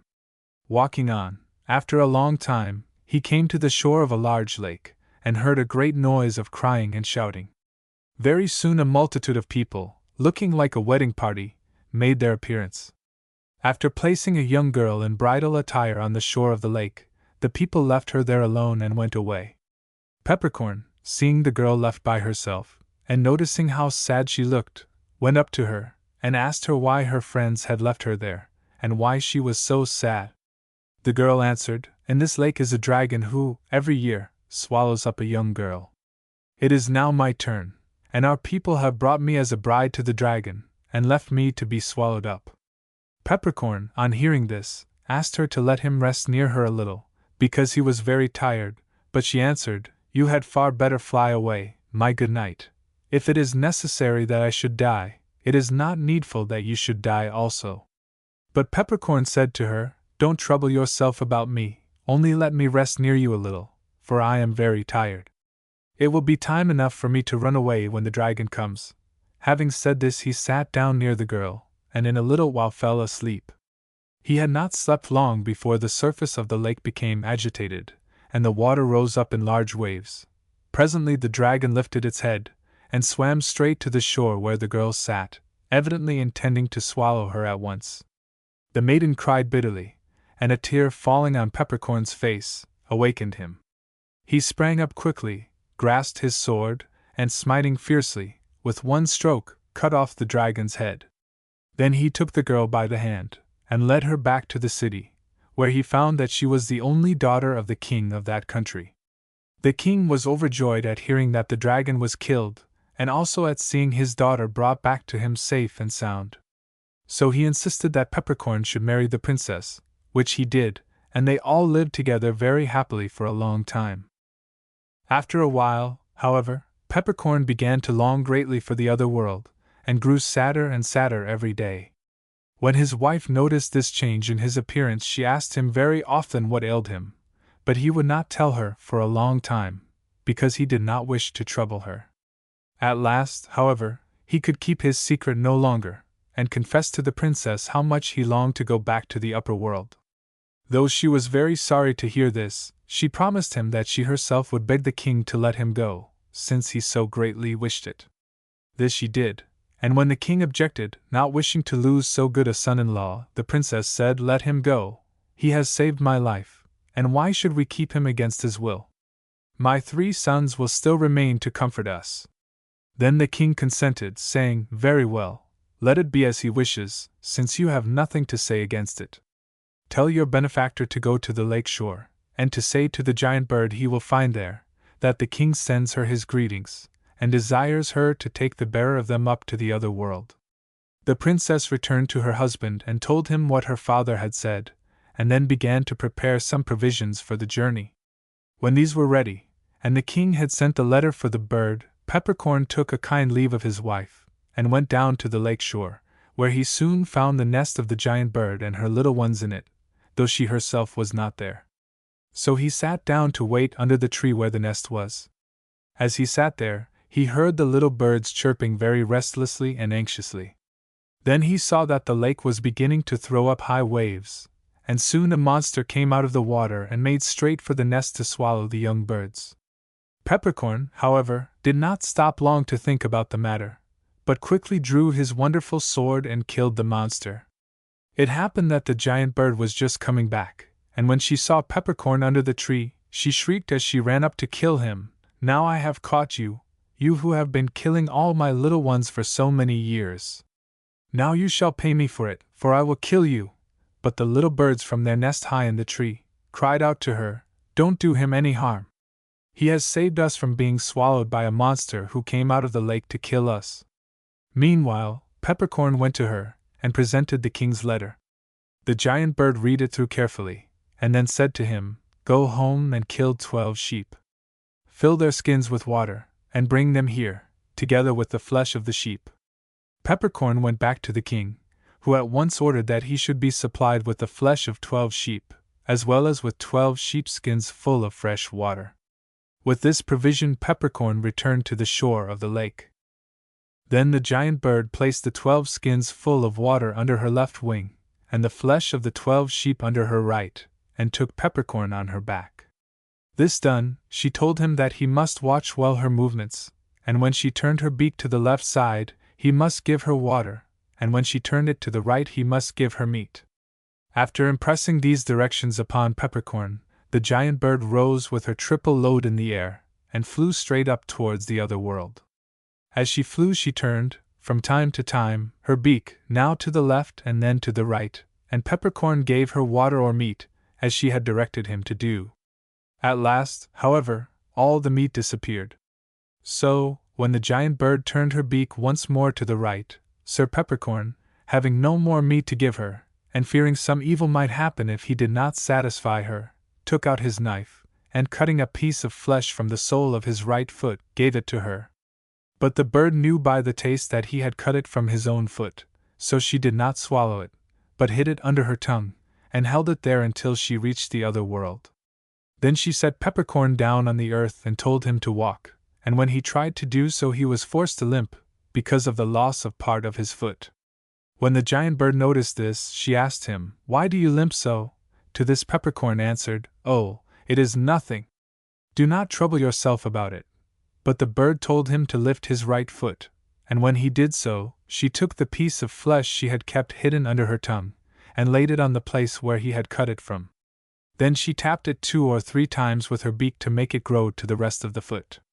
Peppercorn walked on some time before he remembered the little box which the youngest of the 3 daughters of the king had given him. Now, however, he opened it, and a bee and a fly flew out and asked him what he desired. He said, "I want a good horse to carry me to the king's residence, and a decent suit of clothes to wear." Next moment a suit of good clothes lay before him, and a handsome horse stood ready saddled for him to mount. Then he took the clothes, and mounting the horse, rode off to the city where the king dwelt. Before entering the city, however, he opened his little box, and said to the fly and the bee, "I do not want the horse any more at present." Accordingly they took it with them into their little box. Peppercorn went to live in the house of an old woman in the city. Next morning he heard the public criers shouting in the street, "Is there any one bold enough to fight with the mighty pikeman, the king's son-in-law?" Peppercorn was very pleased to hear this challenge, and opening his box without delay, told the bee and fly, who flew out to receive his orders, that he wanted at once a fine suit of clothes and a strong charger, so that he might go to fight with the pikeman. The bee and fly instantly gave him what he required, and he dressed himself and rode off to the field, where he found the pikeman proudly awaiting any one who might presume to accept his challenge. So Peppercorn and the pikeman fought, and before very long the first son-in-law of the king was slain. Then Peppercorn returned home quickly, and opening his box, bade the bee and fly take away the horse and the fine clothes. The king sought everywhere for the stranger who had killed his son-in-law, but no one knew anything about him. So, after some days, the city crier went round again, proclaiming that the mill turner, the second son-in-law of the king, would fight any one who dared to meet him. Peppercorn again let out his bee and his fly, and asked for a finer horse and handsomer clothes than the last. So they brought him a very gorgeous suit, and a most beautiful coal-black charger, and with these he went on the field to meet the mill turner. They fought, but Peppercorn soon killed the king's second son-in-law, and again went to his lodgings, where he ordered the bee and fly to take the horse and clothes with them into their little box. Now, not only the king, but all his people were very much puzzled as to who the powerful knight could be, who had killed the 2 valiant sons-in-law of the king. So a strict search was made, and he was sought everywhere. But no one could tell anything about him, while such horses as he rode, and such clothes as he wore were not to be found in the whole kingdom. Some time had passed since the king's sons-in-law had been killed, and people had begun to be a little quieter, and had given up all hope of finding out who the stronger knight might be. Then Peppercorn wrote a letter to the king's youngest daughter, and sent it to her by the old woman in whose house he lived. In the letter he told the princess everything that had happened to him since he had sent up in the basket to his false comrades, and told her also that he himself had slain both of the traitors in fair fight. The young princess, as soon as she had read the letter, quickly ran to her father and begged him to pardon Peppercorn. The king saw he could not justly deny her this favor, since the 2 men who had been killed had deceived and deserted their friend, without whose superior courage they would never have been themselves his sons-in-law, seeing that all the 3 princesses, but for Peppercorn, must have remained in the other world where Yard-high forehead and long beard had carried them. So, after thinking all this over in his mind, the king told his daughter that he willingly forgave Peppercorn, and that she might invite him to the palace. This the princess did at once, and very soon after Peppercorn made his appearance before the king in splendid attire, and was received very kindly.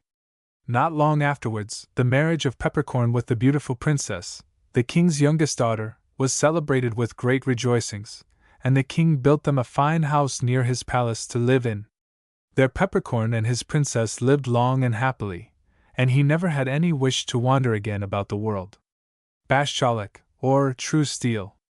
Once upon a time there was a king who had 3 sons and 3 daughters. At length old age overtook him, and the hour came for him to die.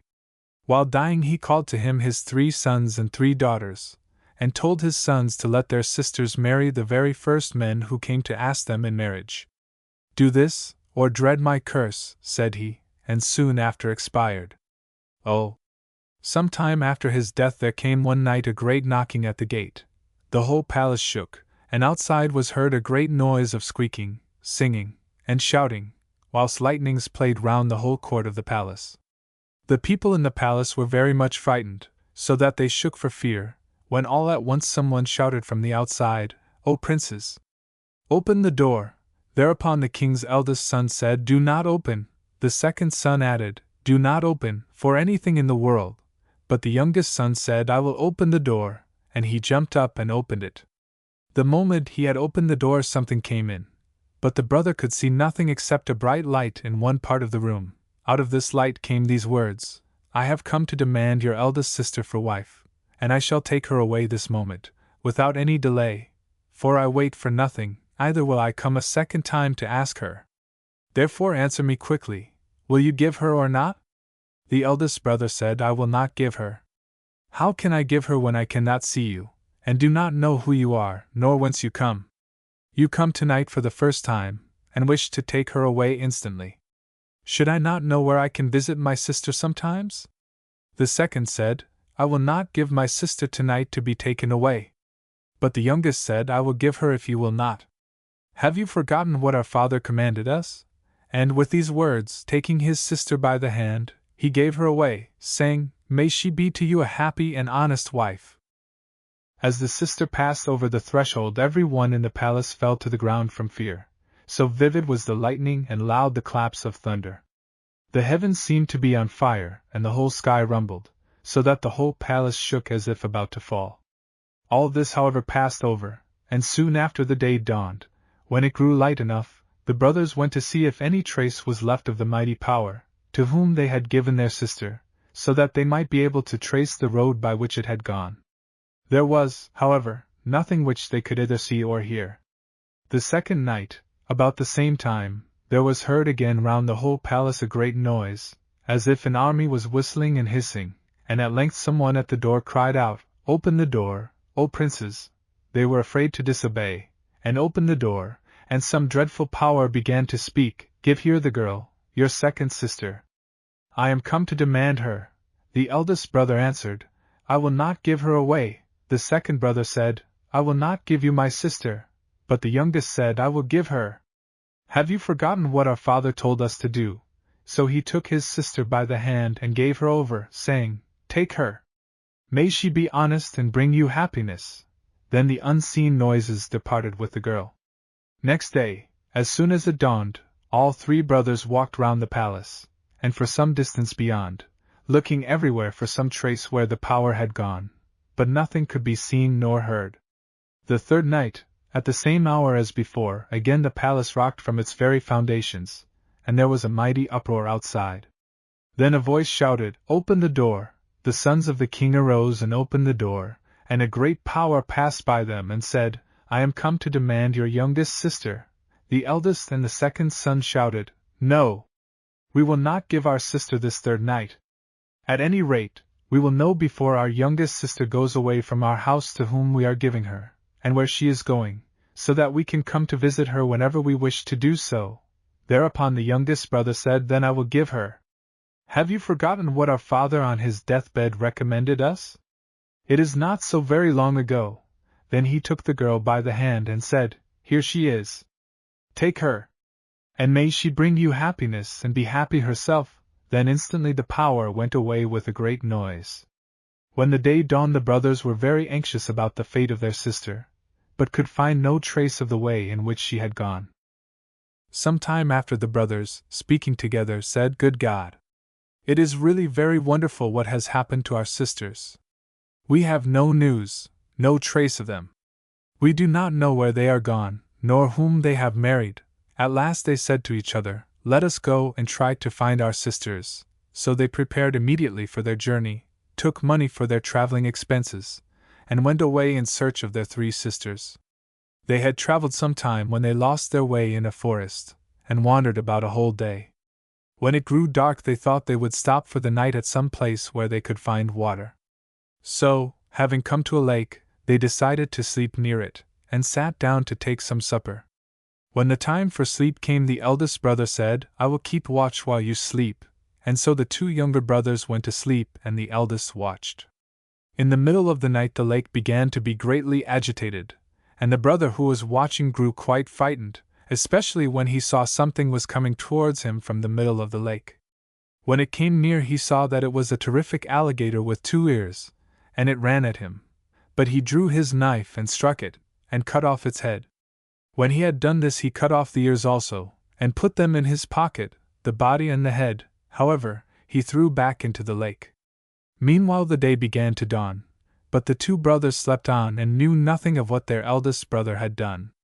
At length he awakened them, but told them nothing, so they went on their travels together.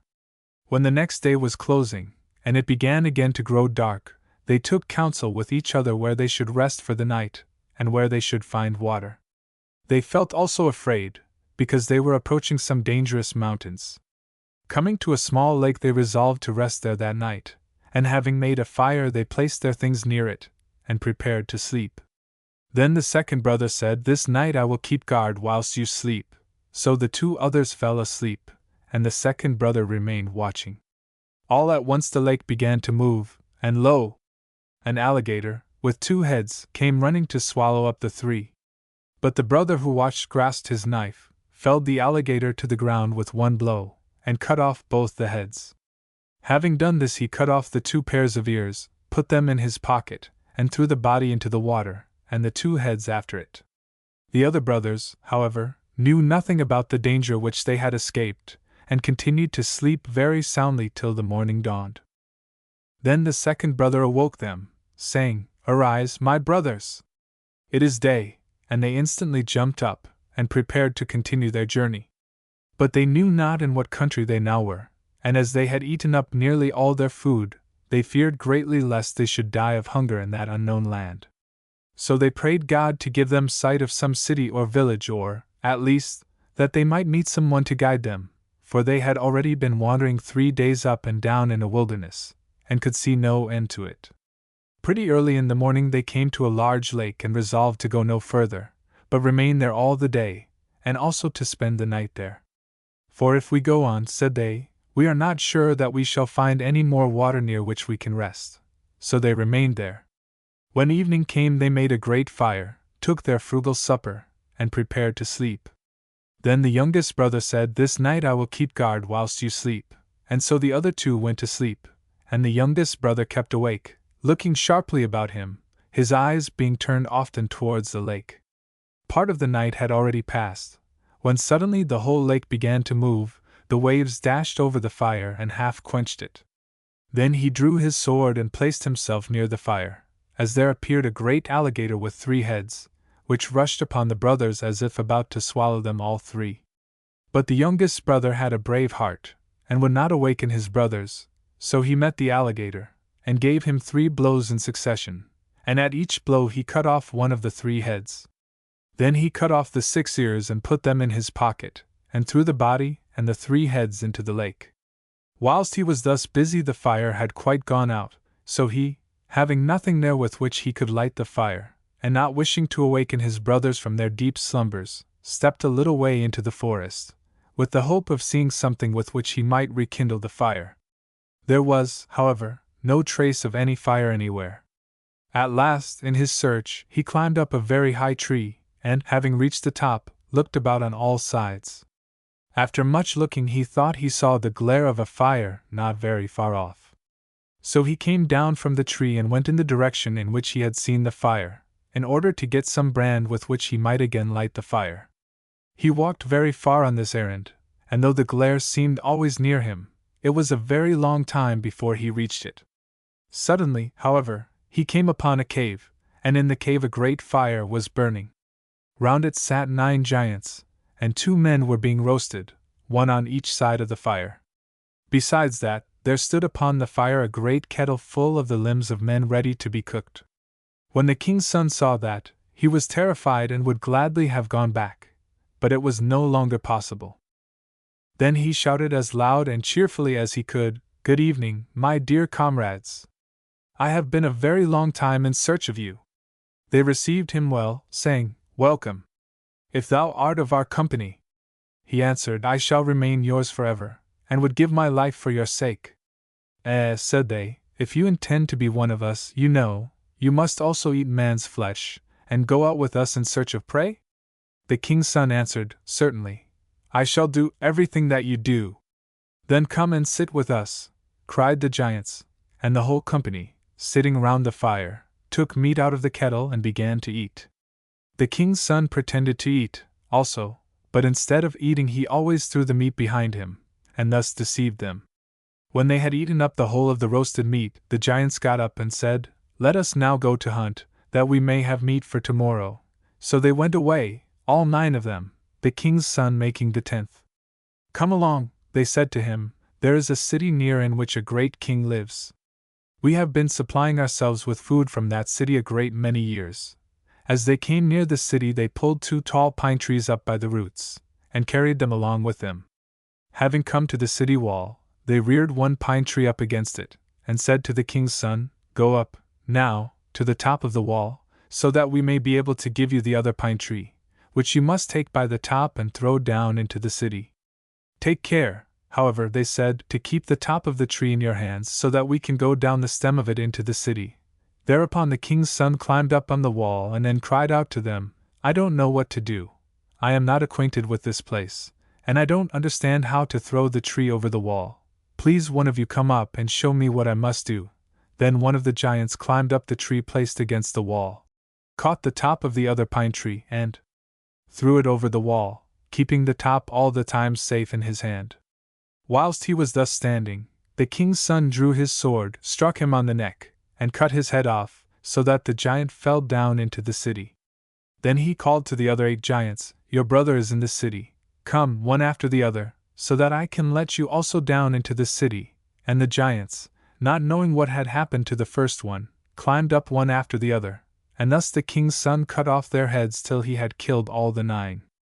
After that, he himself slowly descended the pine tree and went into the city, walking through all the streets, but there was not one living creature to be seen. The city seemed quite deserted. Then he said to himself, "Surely those giants have made this great devastation and carried all the people away." After walking about a very long time, he came to a tall tower, and looking up, he saw a light in one of the rooms. So he opened the door, and went up the steps, into the room.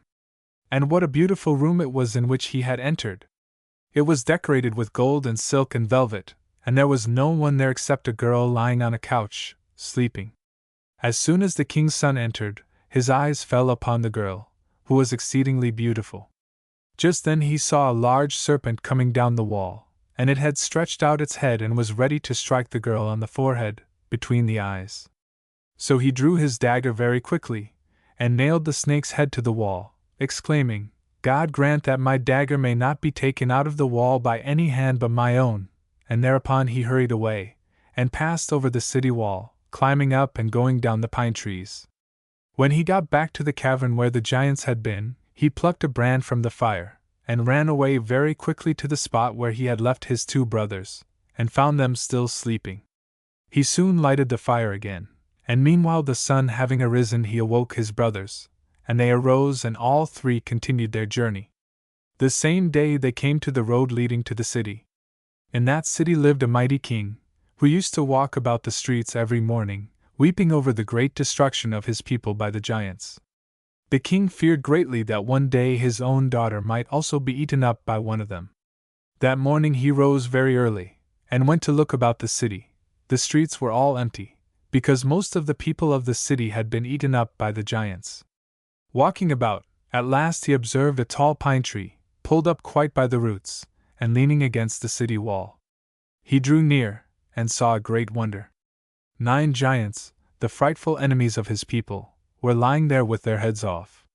When the king saw that, he rejoiced exceedingly, and all the people who were left gathered round and praised God, and prayed for good health and good luck to those who had killed the giants. At that moment a servant came running, to tell the king that a serpent had very nearly killed his daughter. So the king hurried back to the palace, and went quickly to the room wherein his daughter was, and there he saw the snake pinned to the wall, with a dagger through its head. He tried to draw the knife out, but he was not able to do so.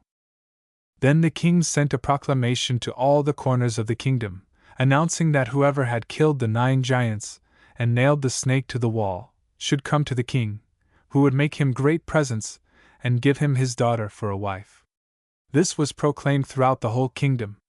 The king ordered, moreover, that large inns should be built on all the principal roads, and that every traveler who passed by should be asked if he had ever heard of the man who had killed the 9 giants, and any traveler who knew anything about the matter should come and tell what he knew to the king, when he should be well rewarded. After some time the 3 brothers, traveling in search of their sisters, came one night to sleep at one of those inns. After supper the master of the inn came in to speak to them, and, after boasting very much what great things he had himself done, he asked them if they themselves had ever done any great thing. Then the eldest brother began to speak, and said, "After I started with my brothers on this journey, one night we stopped to sleep by a lake in the midst of a great forest. Whilst my 2 brothers slept I watched, and suddenly, an alligator came out of the lake to swallow us, but I took my knife and cut off its head. If you don't believe me, see.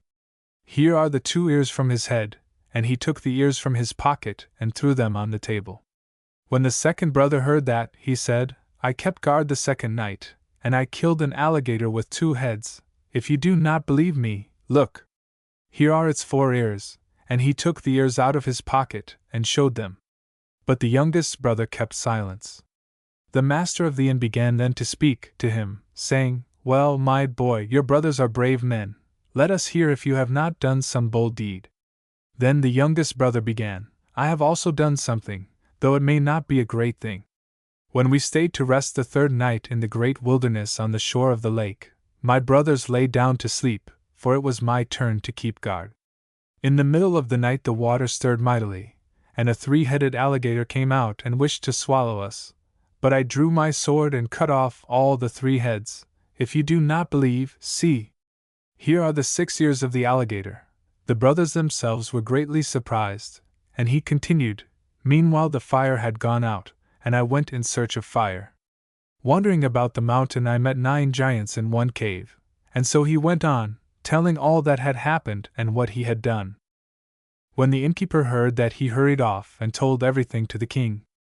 The king gave him plenty of money, and sent some of his men to bring the 3 brothers to him. When they came to the king, he asked the youngest, "Have you really done all these wonders in this city, killed the giants, and saved my daughter from death?" "Yes, your majesty," answered the king's son. Then the king gave him his daughter to wife, and allowed him to take the first place after him in the kingdom.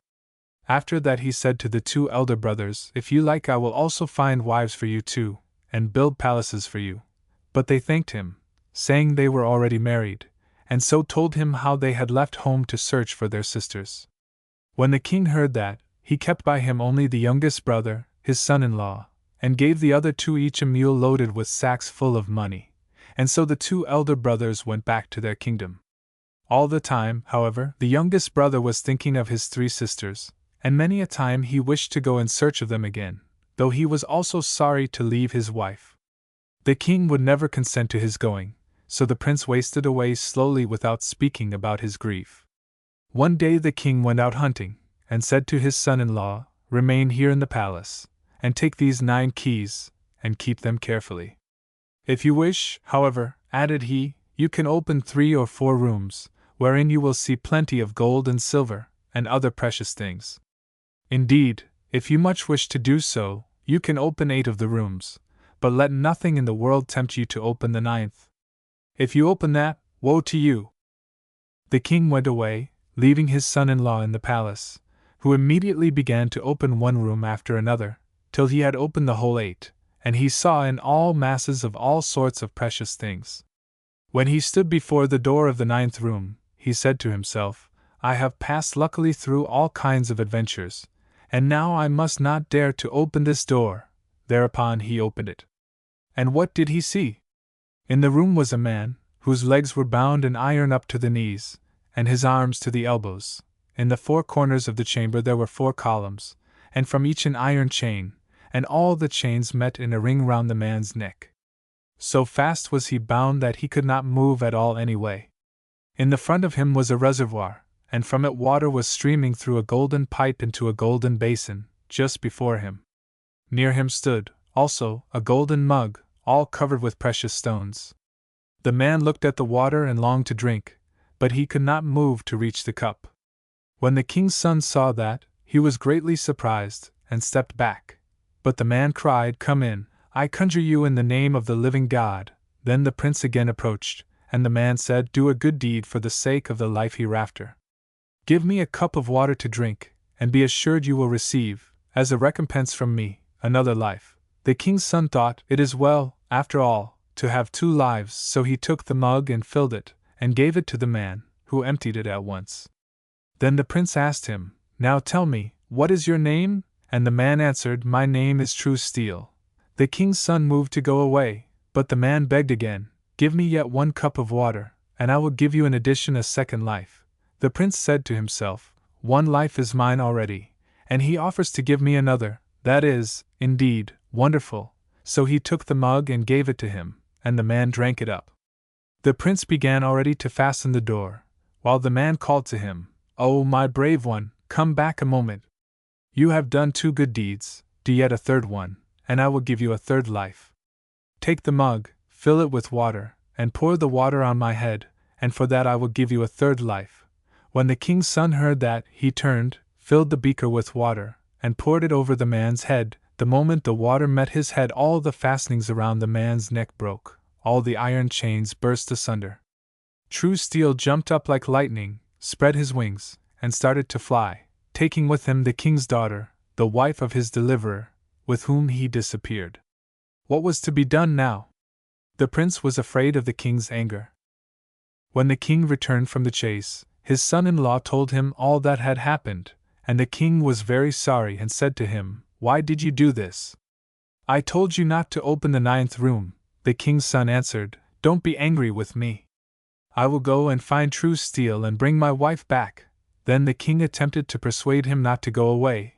"Do not go, for anything in the world," he said. "You do not know True Steel. It cost me very many soldiers and much money to catch him.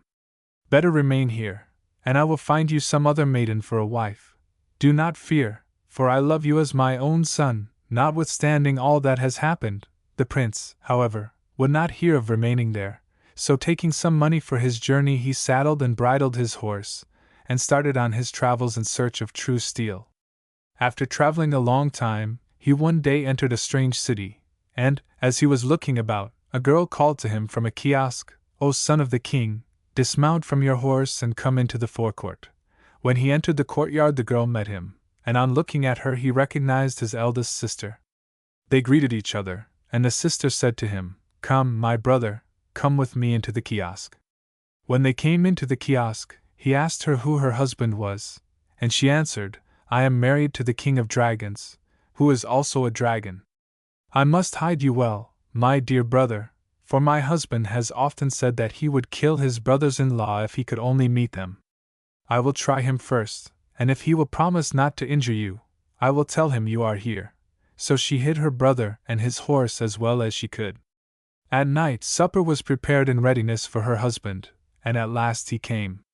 When he came flying into the courtyard, the whole palace shone. The moment he came in, he called his wife and said, "Wife, there is a smell of human bones here. Tell me directly what it is." "There is no one here," said she. But he exclaimed, "That is not true." Then his wife said, "My dear, will you answer me truly what I am going to ask you? Would you do any harm to my brothers if one of them came here to see me?" And the dragon answered, "Your eldest and your second brother I would kill and roast, but I would do no harm to the youngest." Then his wife said, "Well, then, I will tell you that my youngest brother, and your brother-in-law, is here." When the Dragon King heard that, he said, "Let him come to me." So the sister led the brother before the king, her husband, and he embraced him. They kissed each other, and the king exclaimed, "Welcome, brother-in-law." "I hope I find you well," returned the prince courteously, and he told the Dragon King all his adventures from the beginning to the end. Then the Dragon King cried out, "And where are you going, my poor fellow? The day before yesterday True Steel passed here carrying away your wife. I assailed him with 7,000 dragons, yet could do him no harm. Leave the devil in peace. I will give you as much money as you like and then go home quietly." But the king's son would not hear of going back, and proposed next morning to continue his journey. When the Dragon King saw that he could not change his intention, he took one of his feathers, and gave it into his hand, saying, "Remember what I now say to you. Here you have one of my feathers, and if you find True Steel and are greatly pressed, burn this feather, and I will come in an instant to your help with all my forces." The king's son took the feather and continued his journey. After long traveling about the world, he arrived at a great city, and, as he rode through the streets, a girl called to him from a kiosk, "Here, son of the king. Dismount and come into the courtyard." The prince led his horse into the yard, and behold, the second sister came to meet him. They embraced and kissed each other, and the sister led the brother up into the kiosk, and had his horse taken to a stable. When they were in the kiosk, the sister asked her brother how he came there, and he told her all his adventures. He then asked her who her husband was. "I am married to the king of the falcons," she said, "and he will come home tonight, so I must hide you somewhere, for he often threatens my brothers." Shortly after she had concealed her brother, the Falcon King came home. As soon as he alighted, all the house shook. Immediately his supper was set before him, but he said to his wife, "There are human bones somewhere." The wife answered, "No, my husband, there is nothing." After long talking, however, she asked him, "Would you harm my brothers if they came to see me?" The Falcon King answered, "The eldest brother and the second I would delight in torturing, but to the youngest I would do no harm." So she told him about her brother. Then he ordered that they should bring him immediately, and when he saw him, he rose up and they embraced and kissed each other. "Welcome, brother-in-law," said the king of falcons. "I hope you are happy, brother," returned the prince, and then they sat down to sup together. After supper, the Falcon King asked his brother-in-law where he was traveling. He replied that he was going in search of True Steel, and told the king all that had happened. On hearing this, the Falcon King began to advise him to go no farther. "It is no use going on," said he. "I will tell you something of True Steel. The day he stole your wife, I assaulted him with 4,000 falcons. We had a terrible battle with him, blood was shed till it reached the knees, but yet we could do him no harm. Do you think now that you alone could do anything with him? I advise you to return home. Here is my treasure, take with you as much as you like." But the king's son answered, "I thank you for all your kindness, but I cannot return. I shall go at all events in search of True Steel." For he thought to himself, "Why should I not go, seeing I have 3 lives?" When the Falcon King saw that he could not persuade him to go back, he took a little feather and gave it him, saying, "Take this feather, and when you find yourself in great need, burn it, and I will instantly come with all my powers to help you." So the king's son took the feather and continued his journey, hoping to find True Steel. After traveling for a long time about the world, he came to a third city. As he entered, a girl called to him from a kiosk, "Dismount, and come into the courtyard." The king's son went into the yard, and was surprised to find his youngest sister, who came to meet him. When they had embraced and kissed each other, the sister led her brother to the kiosk, and sent his horse to the stables. The brother asked her, "Dear sister, whom have you married? What is your husband?" She answered, "My husband is the king of eagles." When the Eagle King returned home in the evening, his wife received him, But he exclaimed immediately, "What man has come into my palace?" "Tell me the truth instantly," she answered, "no one is here," and they began their supper. By and by the wife said, "Tell me truly, would you do any harm to my brothers if they came here?" The Eagle King answered, "The eldest and second brother I would kill, but to the youngest I would do no harm. I would help him whenever I could." Then the wife said, "My youngest brother, and your brother-in-law, is here. He came to see me." The Eagle King ordered that they should bring the prince instantly, received him standing, kissed him, and said, "Welcome, brother-in-law," and the king's son answered, "I hope you are well." They then sat down to their supper. During the repast they conversed about many things, and at last the prince told the king he was traveling in search of true steel. When the Eagle King heard that, he tried to dissuade him from going on, adding, "Leave the devil in peace, my brother-in-law, give up that journey and stay with me. I will do everything to satisfy you." The king's son, however, would not hear of remaining, but next day, as soon as it dawned, prepared to set out in search of true steel. Then the Eagle King, seeing that he could not persuade him to give up his journey, plucked out one of his feathers and gave it him, saying, "If you find yourself in great danger, my brother, make a fire and burn this feather. I will then come to your help immediately with all my eagles." So the prince took the feather and went away. After traveling for a very long time about the world, roaming from one city to another, and always going farther and farther from his home, he found his wife in a cavern. When the wife saw him, she was greatly astonished, and cried, "In God's name, my husband, how did you come here?" He told her how it all happened, and then added, "Now let us fly." "How can we fly?" she asked, "when true steel will reach us instantly? And when he does, he will kill you, and carry me back." But the prince, knowing he had 3 other lives to live, persuaded his wife to flee, and so they did. As soon, however, as they started, True Steel heard it, and followed immediately. When he reached them, he shouted to the king's son, "So, Prince, you have stolen your wife." Then, after taking the wife back, he added, "Now, I forgive you this life, because I recollect that I promised to give you 3 lives. But go away directly, and never come here again after your wife, else you will be lost." Thus saying, he carried the wife away, and the prince remained alone on the spot, not knowing what to do. At length the prince resolved to go back to his wife. When he came near the cave, he found an opportunity when True Steel was absent, and took his wife again and tried to escape with her. But True Steel learned their flight directly, and ran after them. When he reached them, he fixed an arrow to his bow, and cried to the king's son, "Do you prefer to die by the arrow or by the sword?" The king's son asked pardon, and True Steel said, "I pardon you also the second life. But I warn you, never come here again after your wife, for I will not pardon you any more. I shall kill you on the spot." Saying that, he carried the wife back to the cave, and the prince remained thinking all the time how he could save her. At last he said to himself, "Why should I fear True Steel, when I have yet 2 lives? One of which he has made me a present, and one which is my own." So he decided to return again to the cave next morning, when True Steel was absent. He saw his wife, and said to her, "Let us fly." She objected, saying, "It is of no use to fly, when True Steel would certainly overtake us." However, her husband forced her to go with him, and they went away. True Steel, however, overtook them quickly, and shouted, "Wait a bit. This time I will not pardon you." The prince became afraid, and begged him to pardon him also this time, and True Steel said to him, "You know I promised to give you 3 lives, so now I give you this one, but it is the 3rd and last. Now you have only 1 life, so go home, and do not risk losing the 1 life God gave you." Then the prince, seeing he could do nothing against this great power, turned back, reflecting, however, all the time, as to the best way of getting his wife back from True Steel.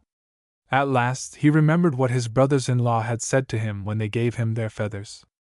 Then he said to himself, "I will try this 4th time to get my wife back. If I come to trouble, I will burn the feathers, and see if my brothers-in-law will come to help me." Hereupon he went back once more towards the cavern wherein his wife was kept, and, as he saw from a distance that True Steel was just leaving the cave, he went near and showed himself to his wife. She was surprised and terrified, and exclaimed, "Are you so tired of your life that you come back again to me?" Then he told her about his brothers-in-law, and how each of them had given him one of their feathers, and had promised to come to help him whenever he needed their assistance. Therefore, added he, I am come once more to take you away, let us start at once. This they did. The same moment, however, True Steel heard of it, and shouted from afar, Stop, Prince! You cannot run away. And then the king's son, seeing True Steel so near him, quickly took out a flint and tinder box, struck some sparks, and burned all 3 feathers. Whilst he was doing this, however, True Steel reached him, and with his sword cut the prince in 2 parts. That moment came the king of dragons, rushing with his whole army of dragons, the king of falcons, with all his falcons, and the king of eagles, with his mighty host of eagles, and they all attacked True Steel. Torrents of blood were shed, but after all True Steel caught up the woman and fled away. Then the 3 kings gave all their attention to their brother-in-law, and determined to bring him back to life. Thereupon they asked 3 of the most active dragons which of them could bring them, in the shortest time, some water from the river Jordan. One said I could bring it in half an hour. The second said I can go and return in 10 minutes. The third dragon said I can bring it in 9 seconds. Then the 3 kings said to the last one, Go, dragon, and make haste. Then this dragon exhibited all his fiery might, and in 9 seconds, as he had promised, he came back with water from the Jordan. The kings took the water and poured it on the places where the prince was wounded, and, as they did so, the wound closed up, the body joined together, and the king's son sprang up alive. Then the 3 kings counseled him, Now that you are saved from death, go home. But the prince answered, he would at all events yet once more try to get his wife back. The kings, his brothers-in-law, again spoke, Do not try again. Indeed, you will be lost if you go, for now you have only one life which God gave you. The king's son, however, would not listen to their advice. So the kings told him, Well then, if you are still determined to go, at least do not take your wife away immediately, but tell her to ask True Steel where his strength lies, and then come and tell us, in order that we may help you to conquer him. So the prince went secretly and saw his wife, and told her how she could persuade True Steel to tell her where his strength was. He then left her and went away. When True Steel came home, the wife of the king's son asked him, Tell me, now, where is your great strength? He answered, My wife, my strength is in my sword. Then she began to pray, and turned to his sword. When True Steel saw that, he burst out laughing, and said, O foolish woman! My strength is not in my sword, but in my bow and arrows. Then she turned towards the bow and arrows and prayed. Then True Steel said, I see, my wife, you have a clever teacher who has taught you to find out where my strength lies. I could almost say that your husband is living, and it is he who teaches you. But she assured him that no one taught her, for she had no longer anyone to do so. After some days her husband came, and when she told him she could not learn anything from True Steel, he said, Try again, and went away. When True Steel came home she began again to ask him the secret of his strength. Then he answered her, Since you think so much of my strength, I will tell you truly where it is. And he continued, Far away from this place there is a very high mountain. In the mountain there is a fox. In the fox there is a hart. In the hart there is a bird. And in this bird is my strength. It is no easy task, however, to catch that fox, for she can transform herself into a multitude of creatures. Next day, as soon as True Steel left the cave, the king's son came to his wife, and she told him all she had learned. Then the prince hurried away to his brothers-in-law, who waited, all 3 impatient to see him, and to hear where was the strength of True Steel. When they heard, all 3 went away at once with the prince to find the mountain. Having got there, they set the eagles to chase the fox, but the fox ran to a lake, which was in the midst of the mountain, and changed herself into a 6-winged golden bird. Then the falcons pursued her, and drove her out of the lake, and she flew into the clouds, but there the dragons hurried after her. So she changed herself again into a fox, and began to run along the earth, but the rest of the eagles stopped her, surrounded, and caught her. The 3 kings then ordered the fox to be killed, and her heart to be taken out. A great fire was made, and the bird was taken out of the heart, and burnt. That very moment True Steel fell down dead, and the prince took his wife and returned home with her.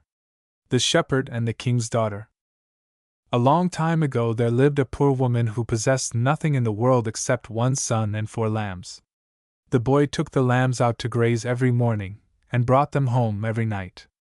One day it happened that the lambs were grazing in a field not far from the summer palace of the king, and the king's daughter came out to the young shepherd and asked him to give her one of them.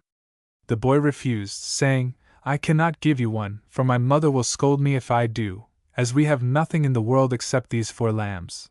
The princess, however, had taken so great a fancy for a lamb that she would not be refused, and at last said, "Only let me have this one and I will give you any price you like to ask." Eh? The boy, seeing that the princess would not go away without a lamb, considered a little how he could get rid of her, and then he told her that he would give her one if she would show him one of her shoulders. To his great surprise the princess, without any hesitation, pushed her mantle aside and showed him her bare white arm, and he noticed that on the shoulder there was a mark like a star. He was obliged now to give her one of his lambs, and when he went home in the evening he told his mother that he had fallen asleep at noon, and that when he awoke, one of the lambs had vanished, and he could not find it anywhere. Then his mother scolded him very much, saying, "I see you will bring me to the beggar's staff with your carelessness. Tomorrow you must take these 3 lambs out to graze very early, and look well about for the lost one. And if you don't find it you had better never let me set eyes on you again." At dawn the next day the boy took the 3 lambs to graze in the same field, and sat down to consider how he could get back the lamb he had lost. At noon, when no one was about, the king's daughter came out of the palace and said to him, "Young shepherd, give me another lamb, and ask what you please in return." But the boy answered, "No, I dare not give you another. I have suffered enough for the one I gave you yesterday. So please go and bring me my lamb back." This the princess refused to do, and said, "It is quite useless to speak of such a thing. But tell me, did you notice anything particular on my shoulder?" The youth answered, "Yes, I saw a star." "Ah," exclaimed the princess, "for that you can never pay me enough, and yet you want your lamb back." So they almost quarreled, for the king's daughter persisted in begging him to give her another lamb, and the young shepherd insisted that she should bring him the first one back again. At last, seeing there was no end to her begging, the boy said, "Well, I will give you one if you uncover before me your other shoulder." This the princess did instantly, and he remarked that she had the mark of a star on that arm also. In this way he lost the second lamb, and when the evening came he went home very sadly, feeling sure his mother would scold him. And so she did, far more than at the first time, calling him ill names and threatening to beat him. The boy was really sorry that he had given way to the princess's prayers, but he could not help it now. Next day, again, the princess came to him and begged so hard and so long for a third lamb that he became impatient, and thinking to shame her, said he would give her one if she showed him her neck. To his great surprise, however, the king's daughter at once let her mantle fall, and he saw that she had the mark of a crescent on her throat. So the poor boy lost the third lamb, and hardly dared go home to his mother at night with the one lamb left them. Indeed, the poor old woman was so angry at her son's carelessness in losing one lamb after another whilst he slept, for he did not dare to tell her the truth about the princess, that she cursed him as a good-for-nothing who would bring her to beggary. Notwithstanding all his mother's reproaches and threats, the boy could not refuse the princess the next day when she came out to ask for the fourth lamb.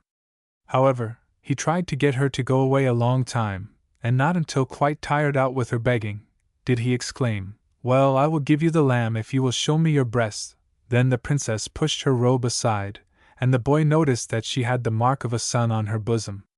In this way the young shepherd lost all the 4 lambs, and he lived a long time with his mother in great poverty. A long, long time afterwards the king sent out a proclamation that he intended to let his daughter marry, and would give her to that man who could tell him what particular birthmarks she had about her.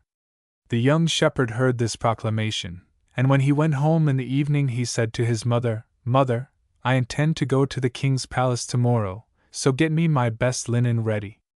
"And what do you want in the king's palace?" asked the poor old woman, wondering. "I intend, God helping me, to marry the king's daughter," replied the young man boldly. "Oh, you had better give up that fancy," cried the mother. It will be better for you to go and work and gain a piastre than to go, like a fly without a head, dreaming about things that are as high as the sky above you."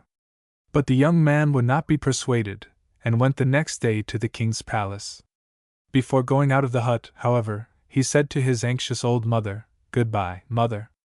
He had not walked very far before a gypsy met him, and asked, "Where are you going, my young man?" "I am going to the king's palace," answered the youth, "and I mean, God helping me, to marry the king's daughter." "But, my dear comrade," said the gypsy, keeping near him, "how can you really expect that she will marry you, when you are so poor? Only a shepherd." Returned the young man, "but I know what birthmarks she has, and the king has sent out a proclamation that whoever guesses these shall have her for his wife." "If it is so," rejoined the cunning gypsy, "I myself will also go to the palace with you." The young man was glad to have company on the road, and so he and the gypsy traveled on together until they came to the residence of the king. When they came to the palace, they found a large number of people who had come to try their luck and guess what birthmarks the princess had. But it was lost time, for every one of them, after going past the king and guessing by good luck at the marks of the princess, was obliged to go away, having lost his time and gained nothing. At length the turn came for the young shepherd to pass before the king, and the gypsy kept close to him to hear what he would say. So the youth stepped before the king and said, "The princess has a star on each shoulder, and a crescent on the throat." At this moment the gypsy shouted loudly, "Look there! That is just what I was going to say." "Be quiet," said the young shepherd, "or, if you really know what other marks she has, speak out." "No, no," cried the gypsy, "go on, go on. When you have done, I will speak what I know." Then the youth turned again to the king and continued, "The princess has the mark of a sun on her bosom." "That is exactly what I was going to say," cried the gypsy, coming up quickly, "she has the mark of a sun on her breast." Now the king was exceeding surprised, and confessed to his counselors that the young shepherd had really guessed the truth. But as neither the king nor the counselors at all liked the idea of the princess marrying a poor shepherd, they consulted how they could get rid of him without giving the lie to the king's proclamation. At length it was decided that His Majesty should say, "As both the shepherd and the gypsy have guessed the princess's birthmarks, I cannot justly decide which of them should marry her. But I will give to each of them 70 piastres, and they must both go and trade with this money for a year. At the end of the year, that one which brings back the most money shall have the princess for his wife." The young shepherd and the gypsy, having received the money, went off in opposite directions to seek their fortunes. After having traveled about some time, like a fly without a head, not knowing where, the shepherd stopped one night to rest in the hut of an old woman, who was even poorer than his own mother. As he sat with the old woman in the hut that evening, the lad thought he might just as well ask her advice as to the best way to invest his capital of 70 piastres, so he said, "I have 70 piastres to trade with, can you tell me some good way in which I may employ them profitably?" The old woman considered the matter for some time before she answered, and then said, "Tomorrow is market day in the next city. Go there yourself, and when a man brings a very poor cow for sale, go up and try to buy it. The cow will be of many different colors, but very thin and ill-fed, but you must buy her at whatever price the man asks for her. When you have bought her, bring her here at once." The young man agreed to follow the old woman's counsel, and so next day he went to the city and really found there a man who had brought a poor, but variously colored, cow to sell. Many people wished to buy the cow, but the young man outbid them all, and at length offered all his 70 piastres for her. So he got the cow, and drove it to the hut where he had passed the night. When the old woman came out to see who was coming, he called out to her, "Now, my old mother, I have bought the cow, and what shall we do with her? She has cost me all my capital." The old woman answered at once, "Kill the cow, my son, and cut it in pieces." "But how will that bring me back my money with profit?" asked the young shepherd, hesitating whether he should follow her advice or no. "Don't be afraid, my son, but do as I say," returned the old woman. Accordingly he did as she advised him, killed the cow and cut her into pieces. This done, he asked again, "And now, what shall I do?" The old woman said quietly, "Well, now we will eat the meat, and the suet we will melt down and put into a pot to keep for some other occasion." The shepherd did not at all like this proposal, for he could not see what return he could hope to get for such an investment of his capital. However, he thought within himself, well, since I have been foolish enough to follow her counsel on the 2 former occasions, I may as well follow it also this 3rd time. So he remained with the old woman many days, until the last piece of meat had been eaten up. When, however, he thought over all that had happened, he grew very sad, and seeing no sign of anything better, said one morning to the old woman reproachfully, "Now you see by following your counsel I have spent all the king's money, and am now a ruined man." "Don't be afraid, my son," said the old woman. "You can now take that pot of suet with you and go to the black world, where all the people are black as chimney pots, and there you can sell for a good deal of money your suet, for it has the power to make the black skin white." The poor shepherd was very glad at hearing this, and next morning took the pot of suet on his shoulder and started on his journey. After he had traveled many, many days, he came to a strange-looking country, and going a little farther, he saw a man who was quite black, just as the old woman had said, as black as a chimney pot. He was immediately going to offer to sell some of his fat to the black man, when the latter, frightened at the sight of a white man, ran away. Many other black men who saw him did the same, but after a while, when they saw that he went on quietly carrying his pot on his shoulder, they took courage, and came to him one by one, until at last quite a large crowd had gathered about him. At length, one of them ventured to say to him, "You strange-looking man, tell us who you are, and where you come from, and why did you come here?" The shepherd answered, "I am a white man from a white world, and I come to bring you some fat which will make you also white.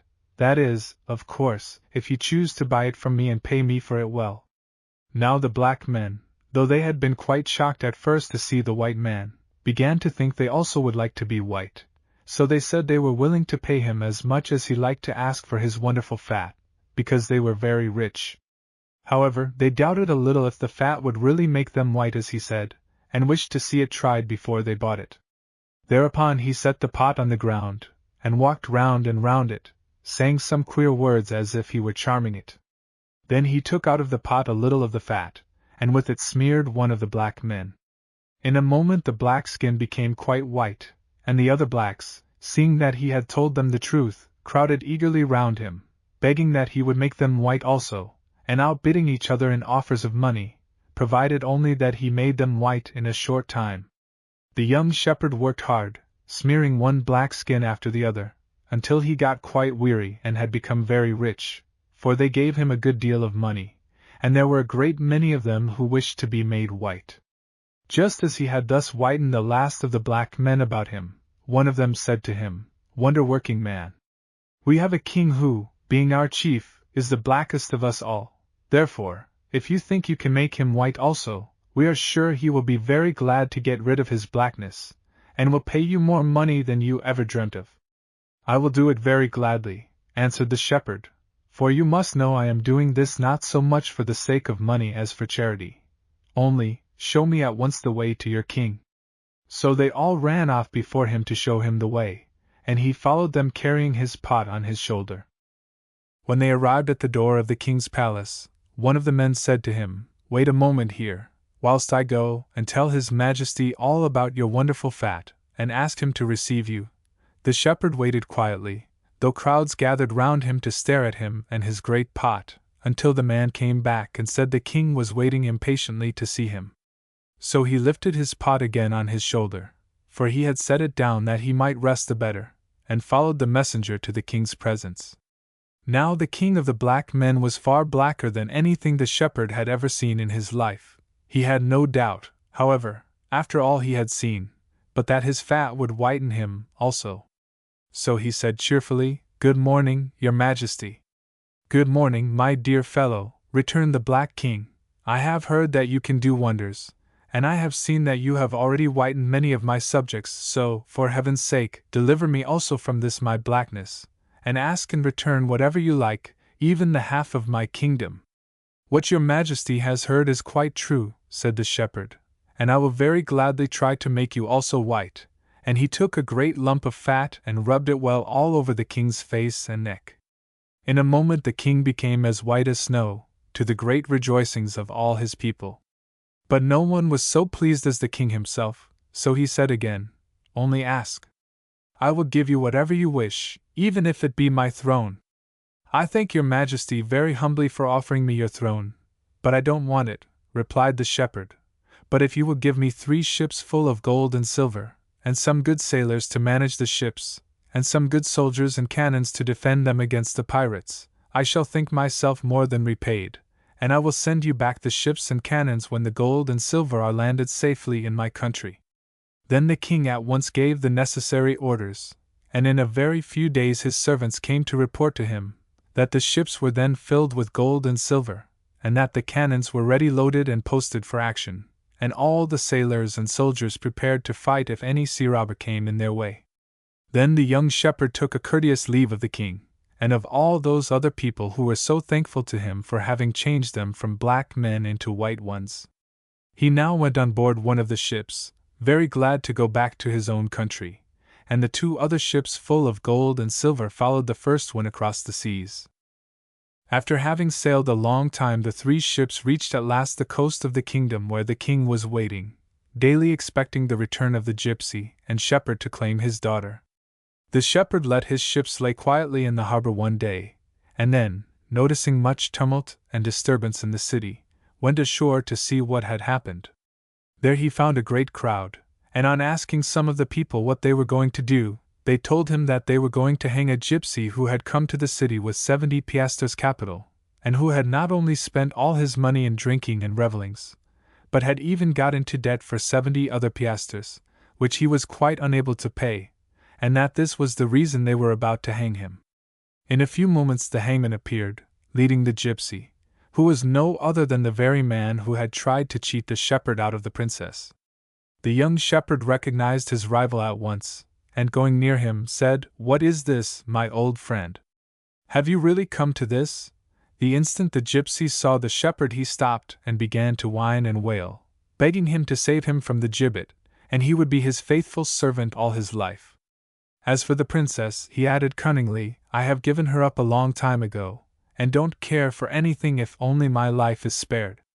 Then the young shepherd was sorry for the poor trembling, whining wretch, and offered to pay the debt for the gypsy if the people would let him off. So they agreed to this, and the young man not only paid the 70 piastres the gypsy owed, but bought him besides a suit of good clothes as well as a carriage and a pair of fine horses. Then he left him and went back to his ships, and they sailed on slowly along the coast towards the king's residence. Now when the gypsy had dressed himself out smartly in his fine new clothes, he got into his carriage and drove off quickly to the king's palace. Arrived there, he left his carriage and horses in the courtyard, and went at once to the presence of the king, whom he addressed thus: "Your Majesty knows it is not yet quite a year since you gave me 70 piastres to trade with, and see! I come back already handsomely dressed, and have a fine carriage with a pair of beautiful horses below in the yard.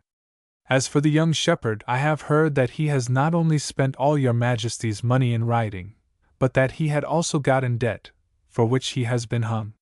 So it is no use waiting for him. Let us keep my wedding at once." The king did not fancy the gypsy for his son-in-law, and was thinking what he could say to put him off a little time, when, looking by chance through his window, he saw 3 strange-looking ships sailing slowly towards the shore. At this he exclaimed, "I see some foreign visitors are coming to visit me, and I shall have enough to do to receive them with due honors, so we must put off the marriage for some days, at least." But the gypsy pressed the king more and more to let him marry the princess at once. He was even bold enough to tell his Majesty that he could not wait any longer, and that the wedding would be all over in an hour. The king, however, refused to hear anything of this, so the gypsy, seeing that his plan had failed, went out from the presence of the king in great anger. A few hours later the 3 strange-looking ships dropped their anchors just opposite the palace, and the young shepherd, landing, came into the presence of the king, who was greatly astonished to see him alive, and still more astonished to hear that in return for his 70 piastres he had brought 3 vessels full of gold and silver.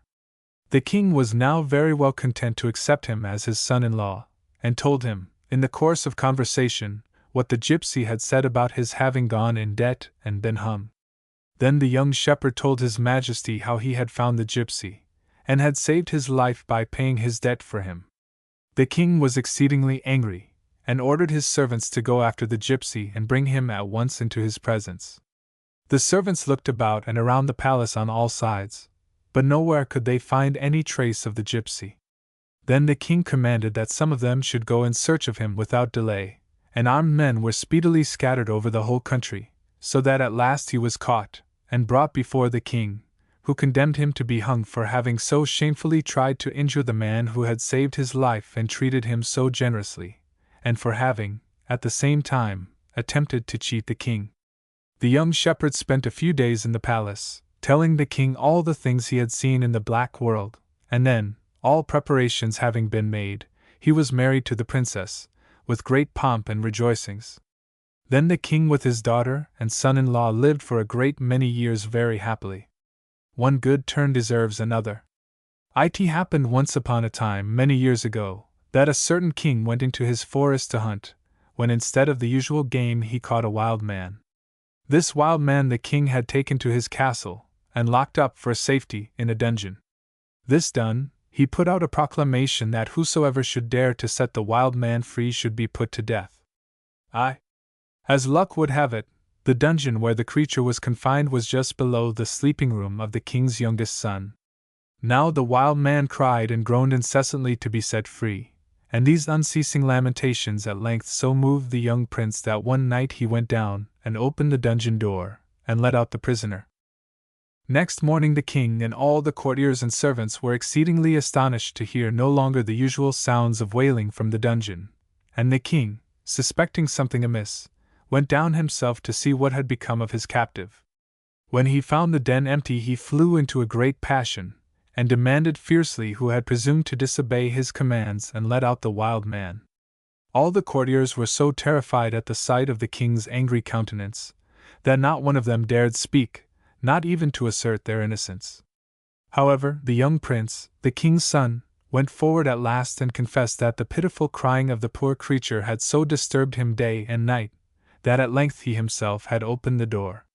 When the king heard this, it was his turn to be sorry, for he found himself compelled to put his own son to death or give his own proclamation the lie. However, some of his old counselors, seeing how greatly the king was perplexed and troubled, came and assured his majesty that the proclamation would in reality be carried out if the prince, instead of being put to death, was simply banished from the kingdom forever.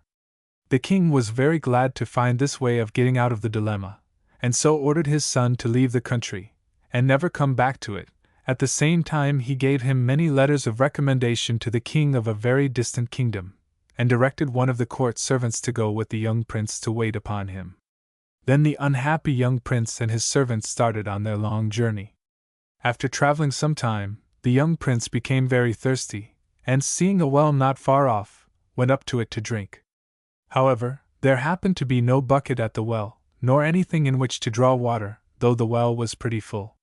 Seeing this, the young prince said to his servant, "Hold me fast by the heels, and let me down into the pit that I may drink."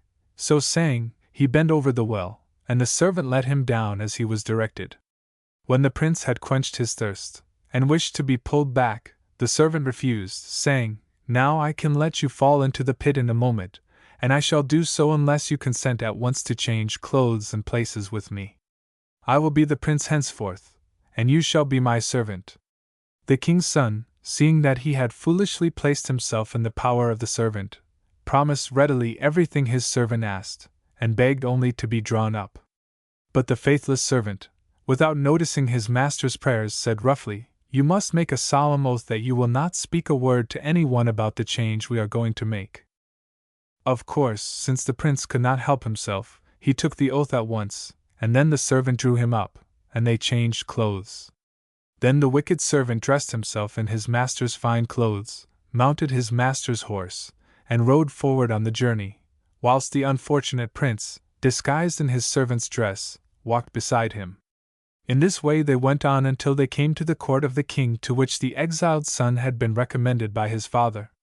Faithful to his promise, the unfortunate prince saw his false servant received at the court with great honors as the son of a great king, whilst he himself, all unnoticed, stood in the waiting room with the servants, and was treated by them with all familiarity as their equal. After having some time enjoyed to his heart's content the hospitalities the king lavished upon him, the false servant began to be afraid that his master's patience might be wearied out soon, under all the indignities to which he was exposed, and that one day he might be tempted to forget his oath and proclaim himself in his true character. Filled with these misgivings, the wicked man thought over all possible ways by which he could do away with his betrayed master without any danger to himself.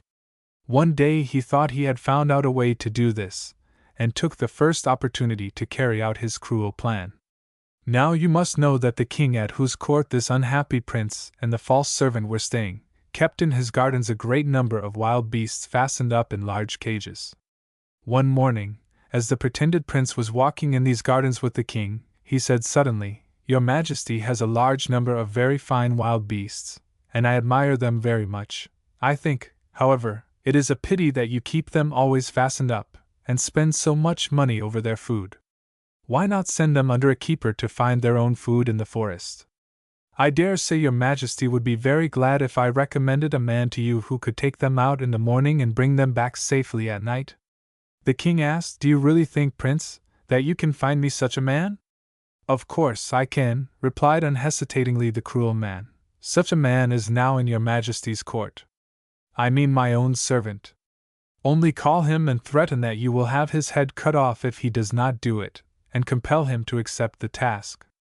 I dare say he will try to excuse himself, and say the thing is impossible, but only threaten him with the loss of his head whether he refuses or fails. For my part, I am quite willing your Majesty should have him put to death, if he disobeys." When the king heard this, he summoned the disguised prince before him, and said, "I hear that you can do wonders, that you are able to drive wild beasts out like cattle to find their own food in the forest, and bring them back safely at night into their cages. Therefore I order you this morning to drive all my bears into the forest, and to bring them back again in the evening. If you don't do this, your head will pay for it, so beware." The unlucky prince answered, "I am not able to do this thing, so your Majesty had better cut off my head at once." But the king would not listen to him, only saying, "We will wait until evening, then I shall surely have your head cut off unless you bring back all my bears safely to their cages." Now nothing was left for the poor prince to do but open the cage doors and try his luck in driving the bears to the forest. The moment he opened the doors all the bears rushed out wildly, and disappeared quickly among the trees.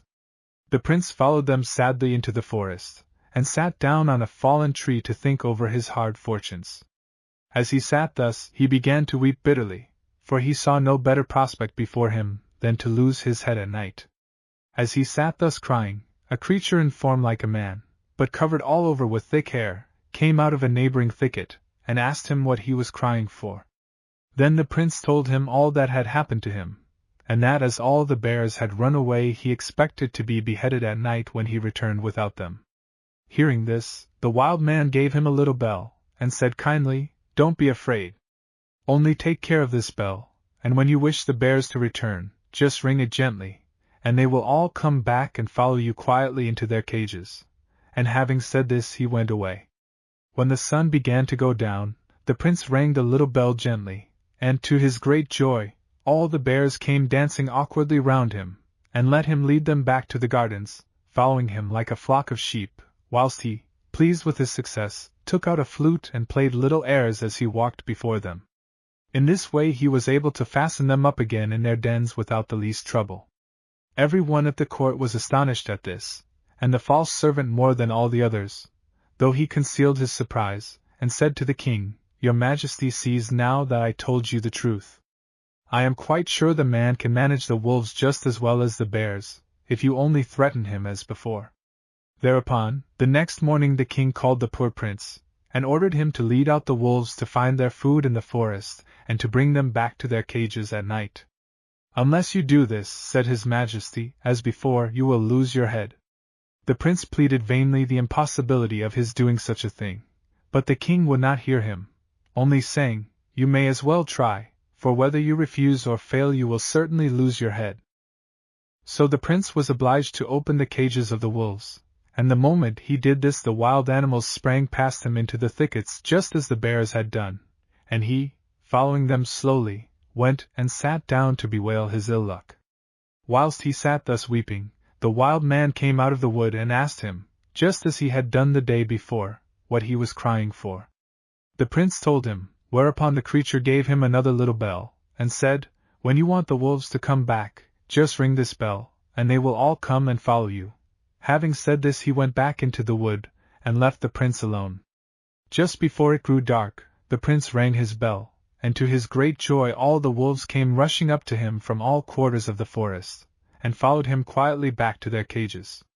Seeing this, the false servant advised the king to send out the birds also, and to threaten the disguised prince with the loss of his head if he failed to bring them also back in the evening.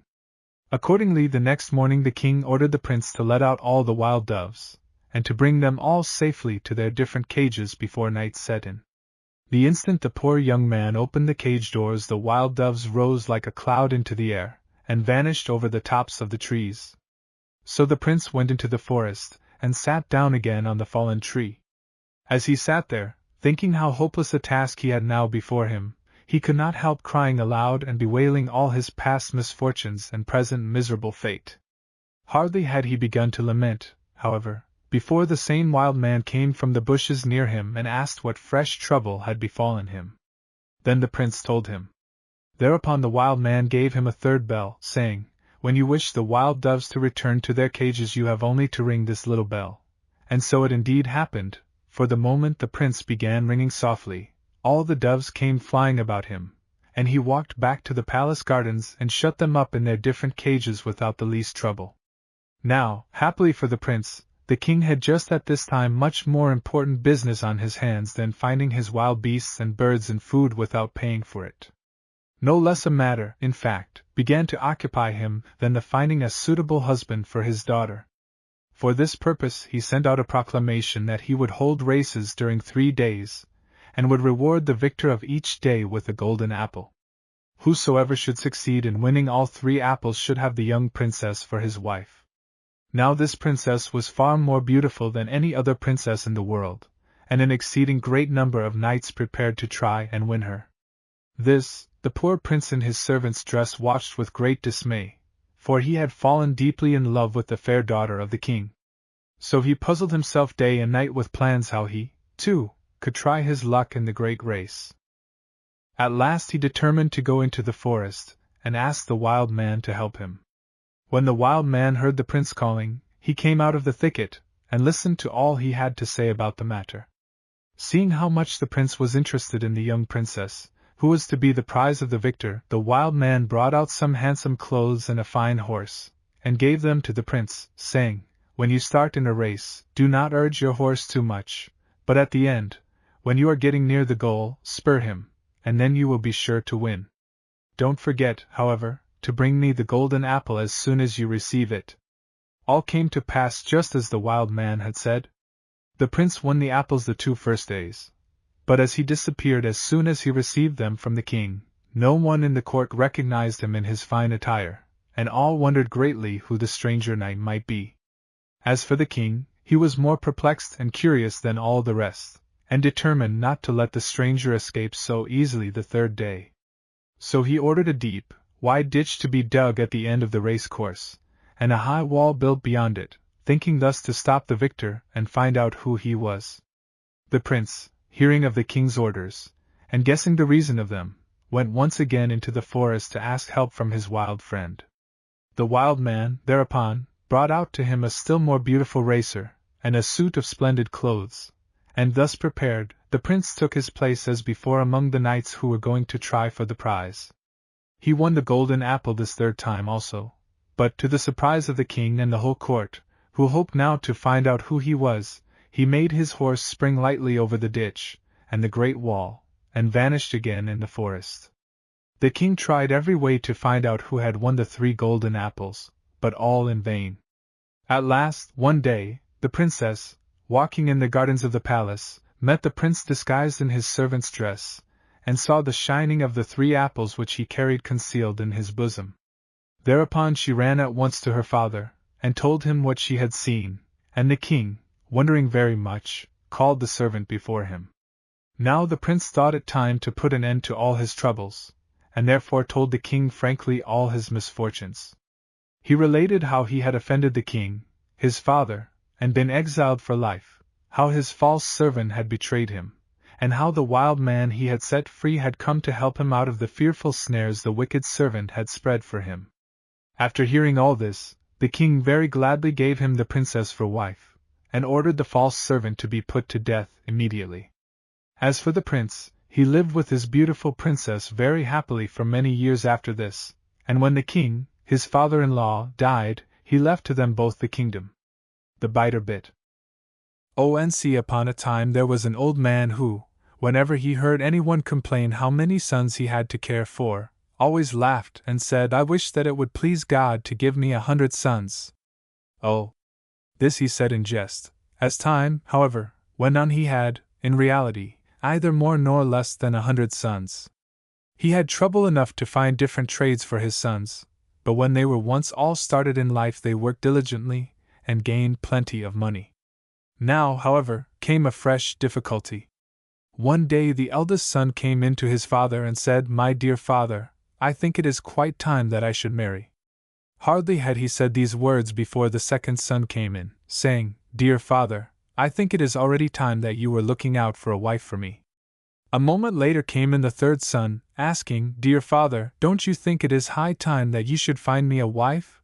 In like manner came the fourth and fifth, until the whole 100 had made a similar request. All of them wished to marry, and desired their father to find wives for them as soon as he could. The old man was not a little troubled at these requests. He said, however, to his sons, "Very well, my sons, I have nothing to say against your marrying. There is, however, I foresee, one great difficulty in the way. There are 100 of you asking for wives, and I hardly think we can find 100 marriageable girls in all the 15 villages which are in our neighborhood." To this the sons, however, answered, "Don't be anxious about that, but mount your horse and take in your sack sufficient engagement cakes. You must take, also, a stick in your hand so that you can cut a notch in it for every girl you see. It does not signify whether she be handsome or ugly, or lame or blind, just cut a notch in your stick for every one you meet with." The old man said, "Very wisely spoken, my sons. I will do exactly as you tell me." Accordingly he mounted his horse, took a sack full of cakes on his shoulder and a long stick in his hand, and started off at once to beat up the neighborhood for girls to marry his sons. The old man had traveled from village to village during a whole month, and whenever he had seen a girl he cut a notch in his stick. But he was getting pretty well tired, and he began to count how many notches he had already made. When he had counted them carefully over and over again, to be certain that he had counted all, he could only make out 74, so that still 26 were wanting to complete the number required. He was, however, so weary with his month's ride, that he determined to return home. As he rode along, he saw a priest driving oxen yoked to a plow, and seemingly very deep in anxious thought about something. Now the old man wondered a little to see the priest plowing his own cornfields without even a boy to help him. He therefore shouted to ask him why he drove his oxen himself. The priest, however, did not even turn his head to see who called to him, so intent was he in urging on his oxen and in guiding his plow. The old man thought he had not spoken loud enough, so he shouted out again as loud as he could, "Stop your oxen a little, and tell me why you are plowing yourself without even a lad to help you, and this, too, on a holy day?" Now the priest, who was in a perspiration with his hard work, answered testily, "I conjure you by your old age, leave me in peace. I cannot tell you my ill luck." At this answer, however, the old man was only the more curious, and persisted all the more earnestly in asking questions to find out why the priest plowed on a saint's day. At last the priest, tired with his importunity, sighed deeply and said, "Well, if you will know, I am the only man in my household, and God has blessed me with 100 daughters." The old man was overjoyed at hearing this, and exclaimed cheerfully, "That's very good. It is just what I want, for I have 100 sons, and so, as you have 100 daughters, we can be friends." The moment the priest heard this he became pleasant and talkative, and invited the old man to pass the night in his house. Then, leaving his plow in the field, he drove the oxen back to the village. Just before reaching his house, however, he said to the old man, "Go yourself into the house whilst I tie up my oxen." No sooner, however, had the old man entered the yard than the wife of the priest rushed at him with a big stick, crying out, "We have not bread enough for our 100 daughters, and we want neither beggars nor visitors," and with these words she drove him away. Shortly afterwards the priest came out of the barn, and, finding the old man sitting on the road before the gate, asked him why he had not gone into the house as he had told him to do. Whereupon the old man replied, "I went in, but your wife drove me away."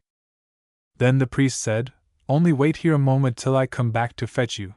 He then went quickly into his house and scolded his wife right well, saying, "What have you done? What a fine chance you have spoiled! The man who came in was going to be our friend, for he has 100 sons who would gladly have married our 100 daughters." When the wife heard this, she changed her dress hastily, and arranged her hair and headdress in a different fashion. Then she smiled very sweetly, and welcomed with the greatest possible politeness the old man, when her husband led him into the house. In fact, she pretended that she knew nothing at all of any one having been driven away from their door. And as the old man wanted much to find wives for his sons, he also pretended that he did not know that the smiling house mistress and the woman who drove him away with a stick were one and the selfsame person. So the old man passed the night in the house, and next morning asked the priest formally to give him his 100 daughters for wives for his 100 sons. Thereupon the priest answered that he was quite willing, and had already spoken to his daughters about the matter, and that they, too, were all quite willing. Then the old man took out his engagement cakes, and put them on the table beside him, and gave each of the girls a piece of money to mark them. Then each of the engaged girls sent a small present by him to that one of his sons to whom she was thus betrothed. These gifts the old man put in the bag wherein he had carried the engagement cakes. He then mounted his horse, and rode off merrily homewards. There were great rejoicings in his household when he told how successful he had been in his search, and that he really had found 100 girls ready and willing to be married, and these 100, too, a priest's daughters. The sons insisted that they should begin to make the wedding preparations without delay, and commenced at once to invite the guests who were to form part of the wedding procession to go to the priest's house and bring home the brides. Here, however, another difficulty occurred. The old father must find 200 bride leaders, 2 for each bride, 100 kums, first witnesses, 100 starosvats, second witnesses, 100 chayas, running footmen who go before the processions, and 300 vajvodes, standard bearers, and besides these, a respectable number of other non-official guests. 32. To find all these persons the father had to hunt throughout the neighborhood for 3 years. At last, however, they were all found, and a day was appointed when they were to meet at his house and go thence in procession to the house of the priest. On the appointed day all the invited guests gathered at the old man's house. With great noise and confusion, after a fair amount of feasting, the wedding procession was formed properly, and set out for the house of the priest where the 100 brides were already prepared for their departure for their new home. So great was the confusion, indeed, that the old man quite forgot to take with him one of the 100 sons, and never missed him in the greeting and talking and drinking he was obliged, as father of the bridegrooms, to go through. Now the young man had worked so long and so hard in preparing for the wedding day that he never woke up till long after the procession had started, and every one had had, like his father, too much to do and too many things to think of to miss him. The wedding procession arrived in good order at the priest's house, where a feast was already spread out for them. Having done honor to the various good things, and having gone through all the ceremonies usual on such occasions, the 100 brides were given over to their leaders, and the procession started on its return to the old man's house. But, as they did not set off until pretty late in the afternoon, it was decided that the night should be spent somewhere on the road. When they came, therefore, to a certain river named Luckless, as it was already dark, some of the men proposed that the party should pass the night by the side of the water without crossing over. However, some others of the chief of the party so warmly advised the crossing the river and encamping on the other bank, that this course was at length, after a very lively discussion, determined on, Accordingly, the procession began to move over the bridge. Just, however, as the wedding party were halfway across the bridge, its two sides began to draw nearer each other, and press the people so close together that they had hardly room to breathe. Much less could they move forwards or backwards. They were kept for some time in this position, some shouting and scolding, others quiet because frightened, until at length a black giant appeared, and shouted to them in a terribly loud voice, "Who are you all? Where do you come from? Where are you going?" Some of the bolder among them answered, "We are going to our old friend's house, taking home the 100 brides for his 100 sons. But unluckily we ventured on this bridge after nightfall, and it has pressed us so tightly together that we cannot move one way or the other." "And where is your old friend?" inquired the black giant. Now all the wedding guests turned their eyes towards the old man. Thereupon he turned towards the giant, who instantly said to him, "Listen, old man. Will you give me what you have forgotten at home, if I let your friends pass over the bridge?" The old man considered some time what it might be that he had forgotten at home, but, at last, not being able to recollect anything in particular that he had left, and hearing on all sides the groans and moans of his guests, he replied, "Well, I will give it you, if you will only let the procession pass over." Then the black giant said to the party, "You all hear what he has promised, and are all my witnesses to the bargain. In 3 days I shall come to fetch what I have bargained for." Having said this, the black giant widened the bridge, and the whole procession passed on to the other bank in safety.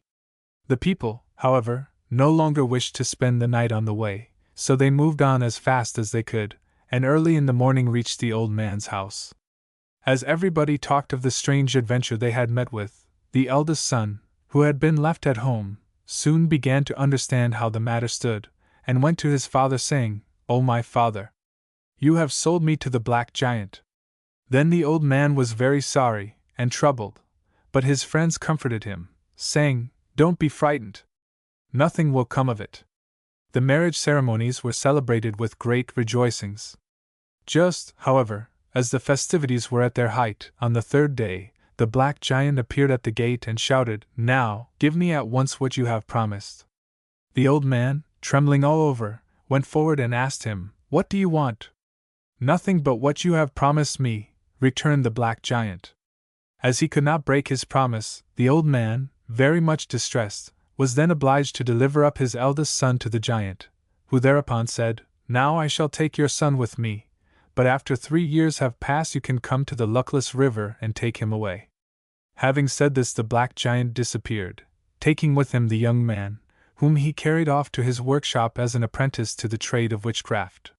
From that time the poor old man had not a single moment of happiness.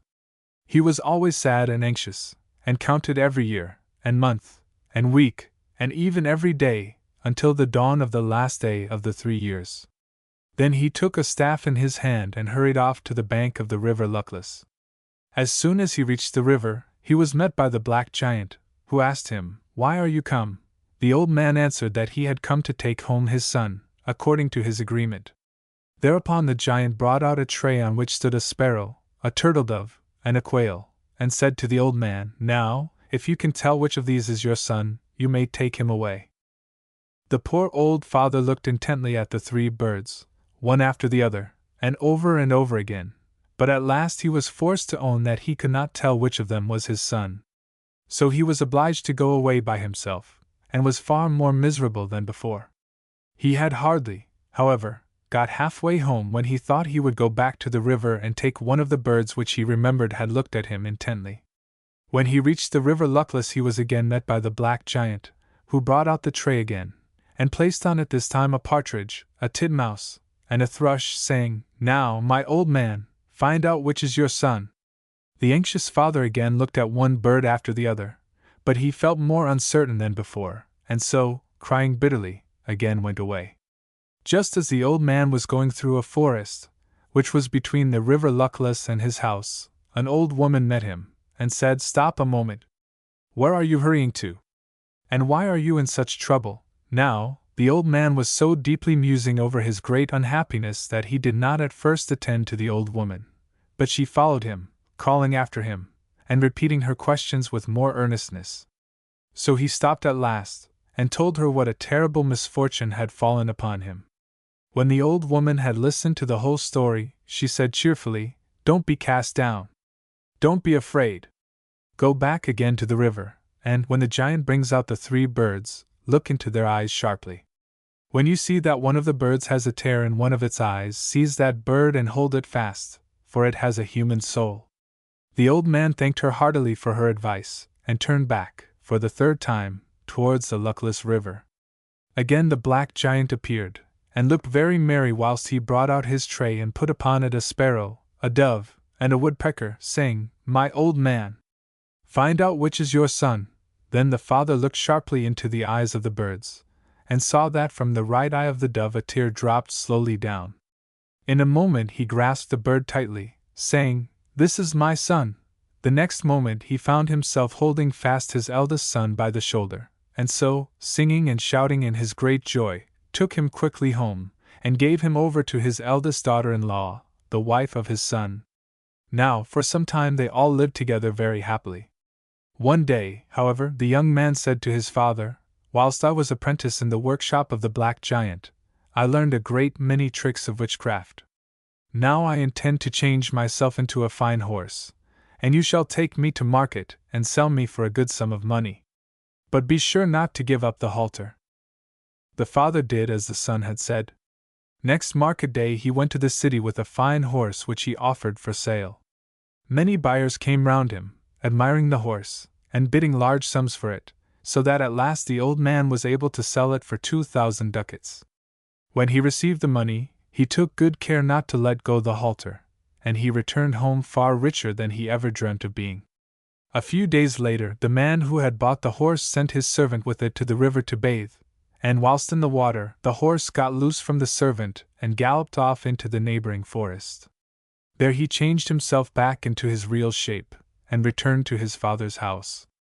After some time had passed, the young man said one day to his father, "Now I will change myself into an ox, and you can take me to market to sell me, but take care not to give up the rope with which you lead me." So next market day the old man went to the city leading a very fine ox, and soon found a buyer, who offered him 10 times the usual price paid for an ox.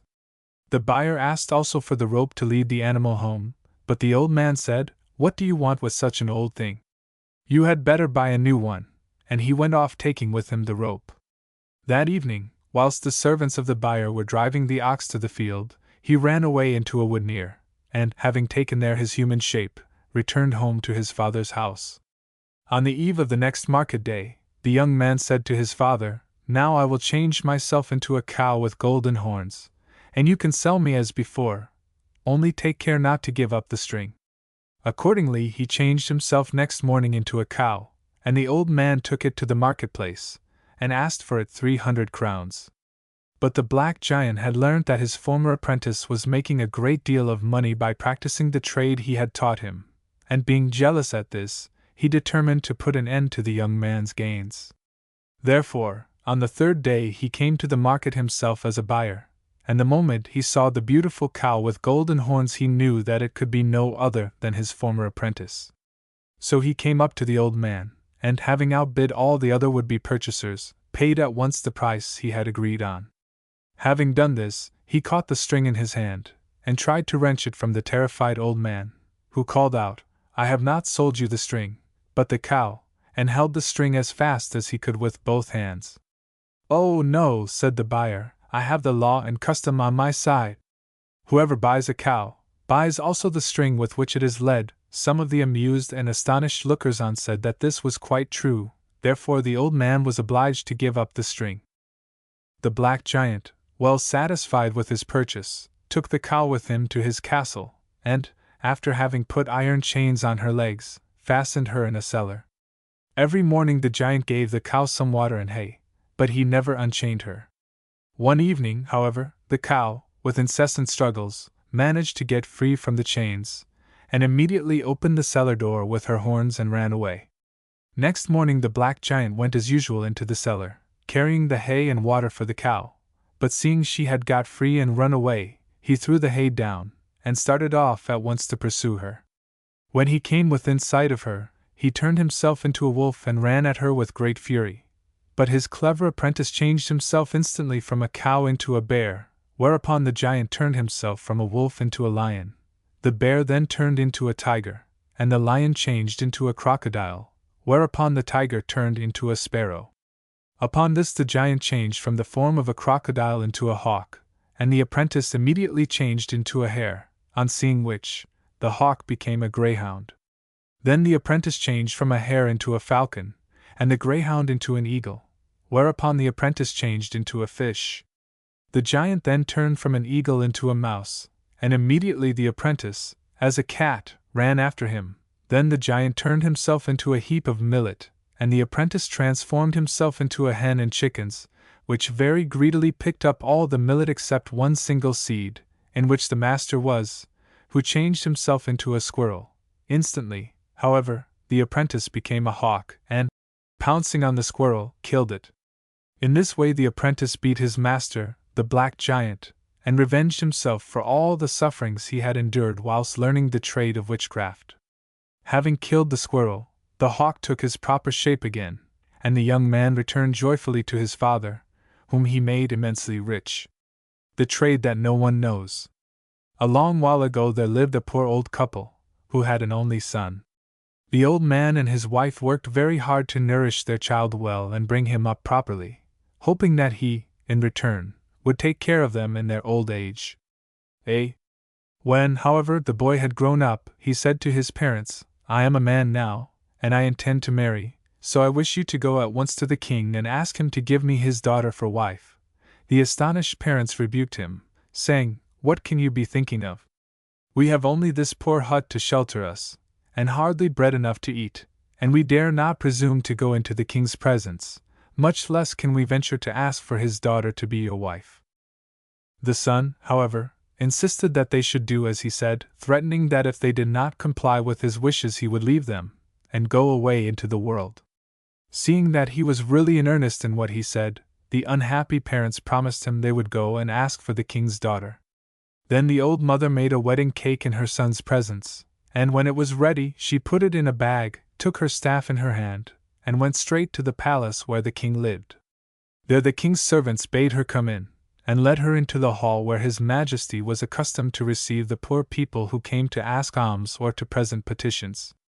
The poor old woman stood in the hall, confused and ashamed at her worn-out, shabby clothes, and looking as if she were made of stone, until the king said to her kindly, "What do you want from me, old mother?"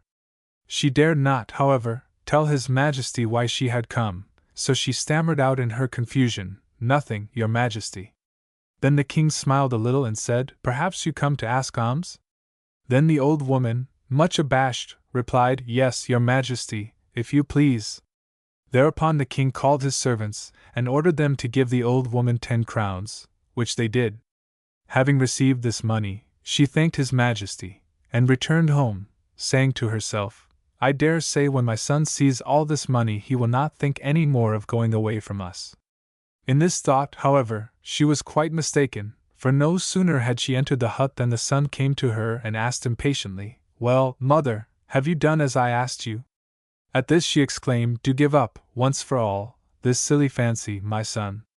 How could you expect me to ask the king for his daughter to be your wife? That would be a bold thing for a rich nobleman to do. How then can we think of such a thing? Anyhow, I dare not say one word to the king about it. But only look what a lot of money I have brought back. Now you can look for a wife suitable for you, and then you will forget the king's daughter." When the young man heard his mother speak thus, he grew very angry, and said to her, "What do I want with the king's money? I don't want his money, but I do want his daughter. I see you are only playing with me, so I shall leave you. I will go away somewhere, anywhere, wherever my eyes lead me." Then the poor old parents prayed and begged him not to go away from them, and leave them alone in their old age. But they could only quiet him by promising faithfully that the mother should go again next day to the king, and this time really ask him to give his daughter to her son for a wife. In the morning, therefore, the old woman went again to the palace, and the servants showed her into the same hall she had been in before. The king, seeing her stand there, inquired, "What want you, my old woman, now?" She was, however, so ashamed that she could hardly stammer, "Nothing, please your majesty." The king, supposing that she came again to beg, ordered his servants to give her this time also 10 crowns. With this money the poor woman returned to her hut, where her son met her, asking, "Well, mother, this time I hope you have done what I asked you." But she replied, "Now, my dear son, do leave the king's daughter in peace. How can you really think of such a thing? Even if she would marry you, where is the house to bring her to? So be quiet, and take this money which I have brought you." At these words the son was more angry than before, and said sharply, "As I see you will not let me marry the king's daughter, I will leave you this moment, and never come back again." And rushing out of the hut, he ran away. His parents hurried after him, and at length prevailed on him to return, by swearing to him that his mother should go again to the king next morning, and really and in truth ask his majesty this time for his daughter. So the young man agreed to go back home and wait until the next day. On the morrow the old woman, with a heavy heart, went to the palace, and was shown as before into the king's presence. Seeing her there for the 3rd time, his majesty asked her impatiently, "What do you want this time, old woman?" And she, trembling all over, said, "Please your majesty, nothing." Then the king exclaimed, "But it cannot be nothing. Something you must want, so tell me the truth at once, if you value your life." Thereupon the old woman was forced to tell all the story to the king, how her son had a great desire to marry the princess, and so had forced her to come and ask the king to give her to him for wife. When the king had heard everything, he said, "Well, after all, I shall say nothing against it if my daughter will consent to it." He then told his servants to lead the princess into his presence. When she came he told her all about the affair, and asked her, "Are you willing to marry the son of this old woman?" The princess answered, "Why not? If only he learns first the trade that no one knows." Thereupon the king bade his attendants give money to the poor woman, who now went back to her hut with a light heart. The moment she entered, her son asked her, "Have you engaged her?" And she returned, "Do let me get my breath a little." "Well, now I have really asked the king, but it is of no use, for the princess declares she will not marry you until you have learnt the trade that no one knows." "Oh, that matters nothing," exclaimed the son. "Now I only know the condition, it's all right." The next morning the young man set out on his travels through the world in search of a man who could teach him the trade that no one knows. He wandered about a long time without being able to find out where he could learn such a trade. At length one day, being quite tired out with walking and very sad, he sat down on a fallen log by the wayside. After he had sat thus a little while, an old woman came up to him, and asked, "Why art thou so sad, my son?" And he answered, "What is the use of your asking, when you cannot help me?" But she continued, "Only tell me what is the matter, and perhaps I can help you." Then he said, "Well, if you must know, the matter is this. I have been traveling about the world a long time to find a master who can teach me the trade which no one knows." "Oh, if it is only that," cried the old woman, "just listen to me. Don't be afraid, but go straight into the forest which lies before you, and there you will find what you want." The young man was very glad to hear this, and got up at once and went to the forest. When he had gone pretty far in the wood, he saw a large castle, and whilst he stood looking at it, and wondering what it was, 4 giants came out of it and ran up to him, shouting, "Do you wish to learn the trade that no one knows?" He said, "Yes, that is just the reason why I come here." Whereupon they took him into the castle. Next morning the giants prepared to go out hunting, and before leaving, they said to him, "You must on no account go into the first room by the dining hall." Hardly, however, were the giants well out of sight before the young man began to reason thus with himself, "I see very well that I have come into a place from which I shall never go out alive with my head, so I may as well see what is in the room, come what may afterwards." So he went and opened the door a little and peeped in. There stood a golden ass, bound to a golden manger. He looked at it a little, and was just going to shut the door when the ass said, "Come and take the halter from my head, and keep it hidden about you. It will serve you well if you only understand how to use it." So he took the halter, and, after fastening the room door, quickly concealed it under his clothes. He had not sat very long before the giants came home.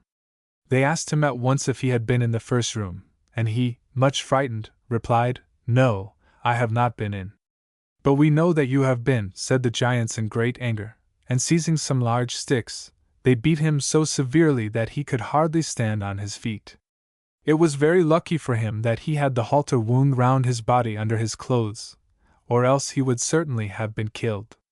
The next day the giants again prepared to go out hunting, but before leaving him they ordered him on no account to enter the second room. Almost as soon as the giants had gone away he became so very curious to see what might be in the second room, that he could not resist going to the door.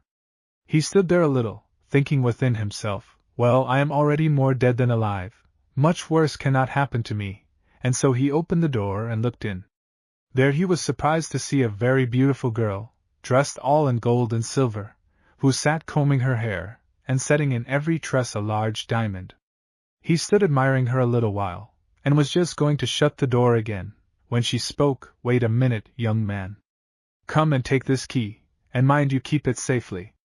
It will serve you some time, if you only know how to use it." So he went in and took the key from the girl, and then, going out, fastened the door and went and sat down in the same place he had sat before. He had not remained there very long before the giants came home from hunting. The moment they entered the house they took up their large sticks to beat him, asking, at the same time, whether he had been in the second room. Shaking all over with fear, he answered them, "No, I have not." "But we know that you have been," shouted the giants in great anger, and they then beat him worse than on the first day.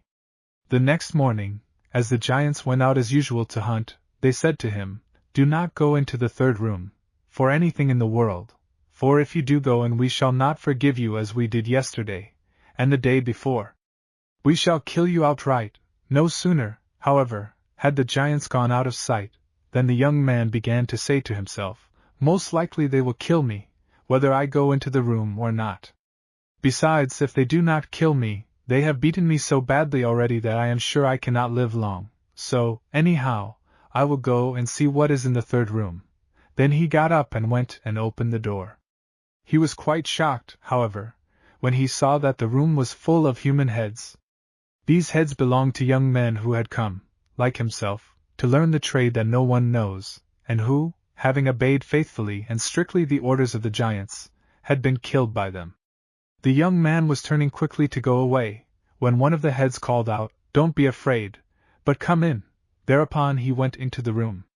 Then the head gave him an iron chain, and said, "Take care of this chain, for it will serve you some time if you know how to use it." So he took the chain, and going out fastened the door. He went and sat down in the usual place to wait for the coming home of the giants, and, as he waited, he grew quite frightened, for he fully expected that they would really kill him this time. The instant the giants came home they took up their thick sticks and began to beat him without stopping to ask anything. They beat him so terribly that he was all but dead. Then they threw him out of the house, saying to him, "Go away now, since you have learnt the trade that no one knows." When he had lain a long time on the ground where they had thrown him, feeling very sore and miserable, at length he tried to move away, saying to himself, "Well, if they really have taught me the trade that no one knows, for the sake of the king's daughter I can suffer gladly all this pain. If I can only win her." After traveling for a long time, the young man came at last to the palace of the king whose daughter he wished to marry. When he saw the palace, he was exceedingly sad, and remembered the words of the princess, for, after all his wanderings and sufferings, he had learnt no trade, and had never been able to find what trade it was that no one knows. Whilst considering what he had better do, he suddenly recollected the halter, the key, and the iron chain, which he had carried concealed about him ever since he left the castle of the 4 giants. He then said to himself, "Let me see what these things can do." So he took the halter and struck the earth with it, and immediately a handsome horse, beautifully caparisoned, stood before him. Then he struck the ground with the iron chain, and instantly a hare and a greyhound appeared, and the hare began to run quickly, and the greyhound to follow her. In a moment the young man hardly knew himself, for he found himself in a fine hunting dress, riding on the horse after the hare, which took a path that passed immediately under the windows of the king's palace. Now, it happened that the king stood at a window looking out, and noticed at once the beautiful greyhound which was chasing the hare, and the very handsome horse which a huntsman in a splendid dress was mounted on. The king was so pleased with the appearance of the horse and the greyhound, that he called instantly some of his servants, and sending them after the strange rider, bade them invite him to come to the palace. The young man, however, hearing some people coming behind him calling and shouting, rode quickly behind a thick bush, and shook a little the halter and the iron chain. In a moment the horse, the greyhound, and the hare had vanished, and he found himself sitting on the ground under the trees dressed in his old shabby clothes. By this time the king's servants had come up, and seeing him sit there, they asked him whether he had seen a fine huntsman on a beautiful horse pass that way.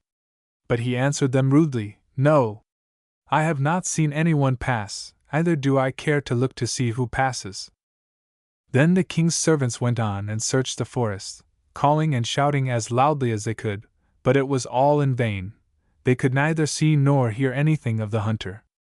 At length they went back to the king, and told him that the horse the huntsman rode was so exceedingly quick that they could not hear anything of him in the forest.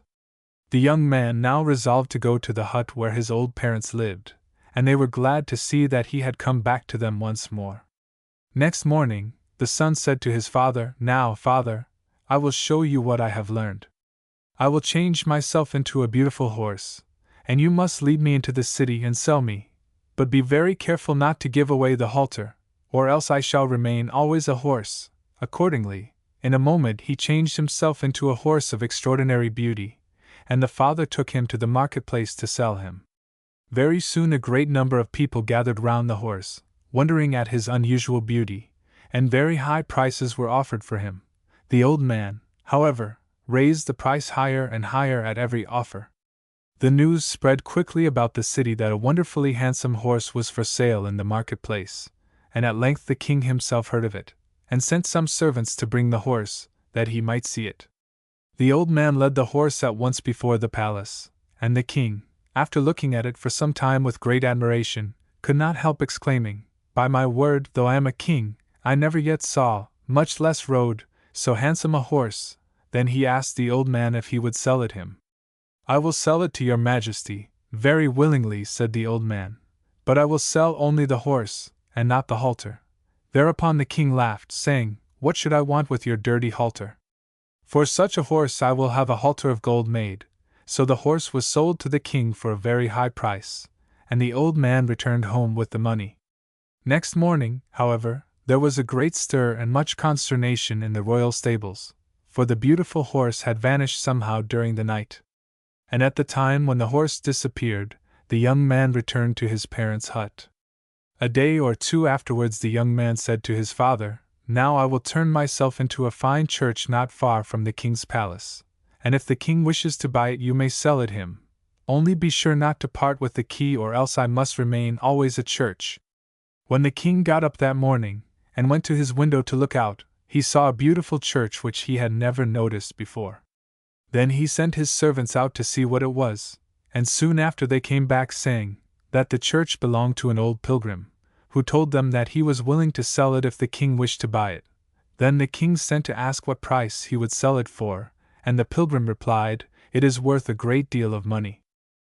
Whilst the servants were bargaining with the father, an old woman came up. Now this was the same old woman who had sent the young man to the castle of the 4 giants, and she herself had been there, and had learnt the trade that no one knew. As she understood at once all about the church, and had no mind to have a rival in the trade, she resolved to put an end to the young man.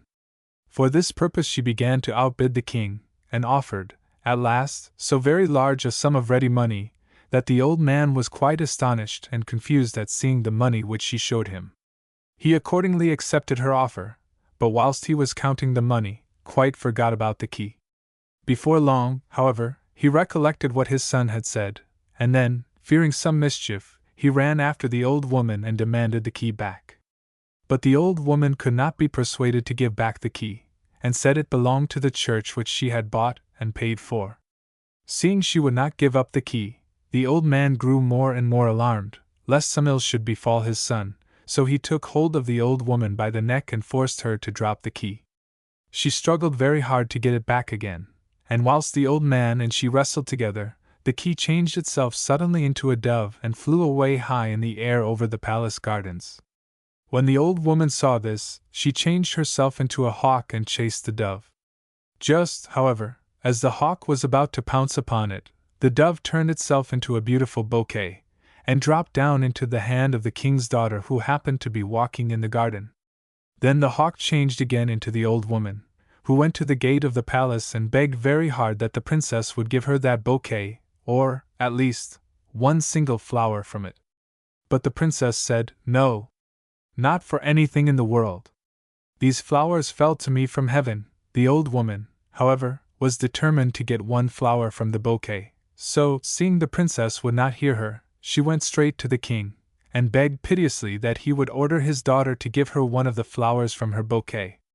The king, thinking the old woman wanted one of the flowers to cure some disease, called his daughter to him, and told her to give one to the beggar. But just as the king said this, the bouquet changed itself into a heap of millet seed and scattered itself all over the ground. Then the old woman quickly changed herself into a hen and chickens, and began greedily to pick up the seeds. Suddenly, however, the millet vanished, and in its place appeared a fox, which sprang on the hen and killed her.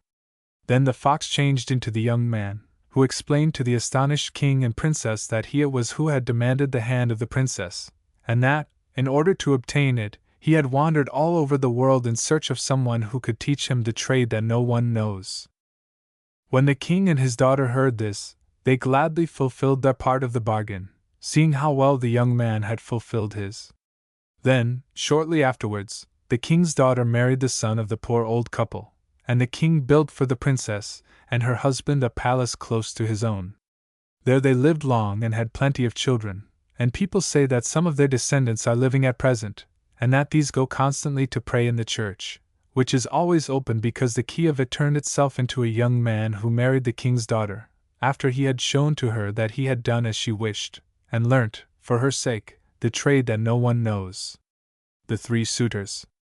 In a very remote country there formerly lived a king who had only one child, an exceedingly beautiful daughter. The princess had a great number of suitors, and amongst them were 3 young noblemen, whom the king loved much. As, however, the king liked the 3 nobles equally well, he could not decide to which of the 3 he should give his daughter as a wife. One day, therefore, he called the 3 young noblemen to him, and said, "Go all of you and travel about the world. The one of you who brings home the most remarkable thing shall become my son-in-law." The 3 suitors started at once on their travels, each of them taking opposite ways, and going in search of remarkable things into distant and different countries. A long time had not passed before one of the young nobles found a wonderful carpet which would carry rapidly through the air whoever sat upon it.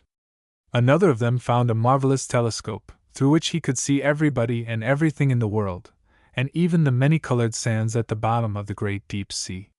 The third found a wonder-working ointment, which could cure every disease in the world, and even bring dead people back to life again. Now the 3 noble travelers were far distant from each other when they found these wonderful things. But when the young man who had found the telescope looked through it, he saw one of his former friends and present rivals walking with a carpet on his shoulder, and so he set out to join him. As he could always see, by means of his marvelous telescope, where the other nobleman was, he had no great difficulty in finding him, and when the 2 had met, they sat side by side on the wonderful carpet, and it carried them through the air until they had joined the 3rd traveler. One day, when each of them had been telling of the remarkable things he had seen in his travels, one of them exclaimed suddenly, "Now let us see what the beautiful princess is doing, and where she is." Then the noble who had found the telescope looked through it and saw, to his great surprise and dismay, that the king's daughter was lying very sick, and at the point of death. He told this to his 2 friends and rivals, and they, too, were as thunderstruck at the bad news, until the one who had found the wonder-working ointment, remembering it suddenly, exclaimed, "I am sure I could cure her, if I could only reach the palace soon enough." On hearing this, the noble who had found the wonderful carpet cried out, "Let us sit down on my carpet, and it will quickly carry us to the king's palace." Thereupon the 3 nobles gently placed themselves on the carpet, which rose instantly in the air, and carried them direct to the king's palace. The king received them immediately, but said very sadly, "I am sorry for you, for all your travels have been in vain. My daughter is just dying, so she can marry none of you." But the nobleman who possessed the wonder-working ointment said respectfully, "Do not fear, sire, the princess will not die," and on being permitted to enter the apartment where she lay sick, he placed the ointment so that she could smell it. In a few moments the princess revived, and when her waiting women had rubbed a little of the ointment in her skin, she recovered so quickly that in a few days she was better than she had been before she was taken ill.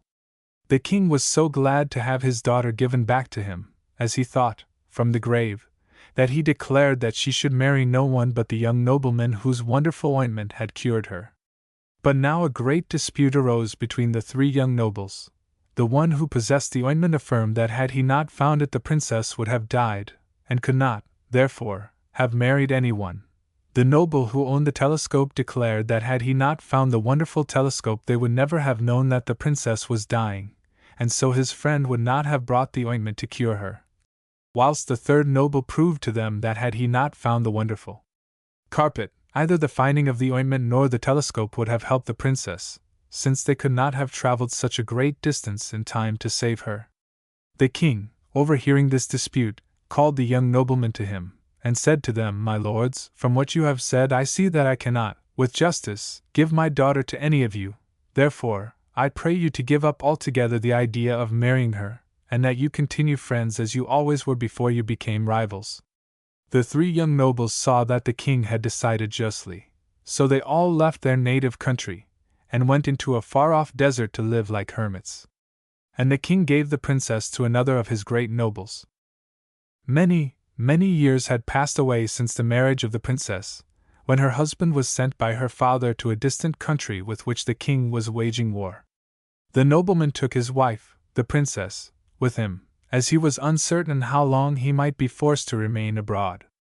Now it happened that a violent storm arose just as the vessel, in which the princess and her husband were, was approaching a strange coast, and in the height of the great tempest the ship dashed on some rocks, and went to pieces instantly. All the people on board perished in the waves, excepting only the princess, who clung very fast to a boat, and was carried by the wind and the tide to the seashore. There she found what seemed to be an uninhabited country, and finding a small cave in a rock, she lived in it alone 3 years, feeding on wild herbs and fruits. She searched every day to find some way out of the forest which surrounded her cave, but could find none. One day, however, when she had wandered farther than usual from the cave where she lived, she came suddenly on another cave, which had, to her great astonishment, a small door. She tried over and over again to open the door, thinking she would pass the night in the cave.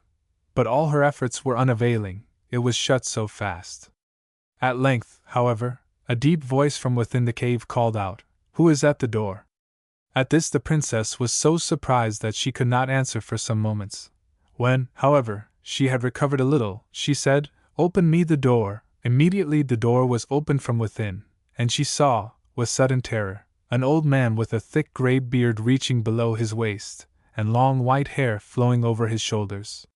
What frightened the princess the more was her finding a man living here in the same desert where she had lived herself 3 years without seeing a single soul. The hermit and the princess looked at each long and earnestly without saying a word. At length, however, the old man said, "Tell me, are you an angel or a daughter of this world?" Then the princess answered, "Old man, let me rest a moment, and then I will tell you all about myself, and what brought me here." So the hermit brought out some wild pears, and when the princess had taken some of them, she began to tell him who she was, and how she came in that desert. She said, "I am a king's daughter, and once, many years ago, 3 young nobles of my father's court asked the king for my hand in marriage. Now the king had such an equal affection for all these 3 young men that he was unwilling to give pain to any of them, so he sent them to travel into distant countries, and promised to decide between them when they returned.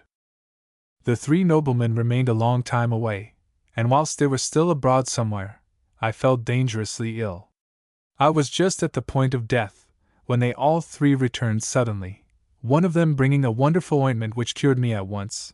The 2 others brought each equally remarkable things, a carpet that would carry whoever sat on it through the air, and a telescope with which one could see everybody and everything in the world, even to the sands at the bottom of the sea.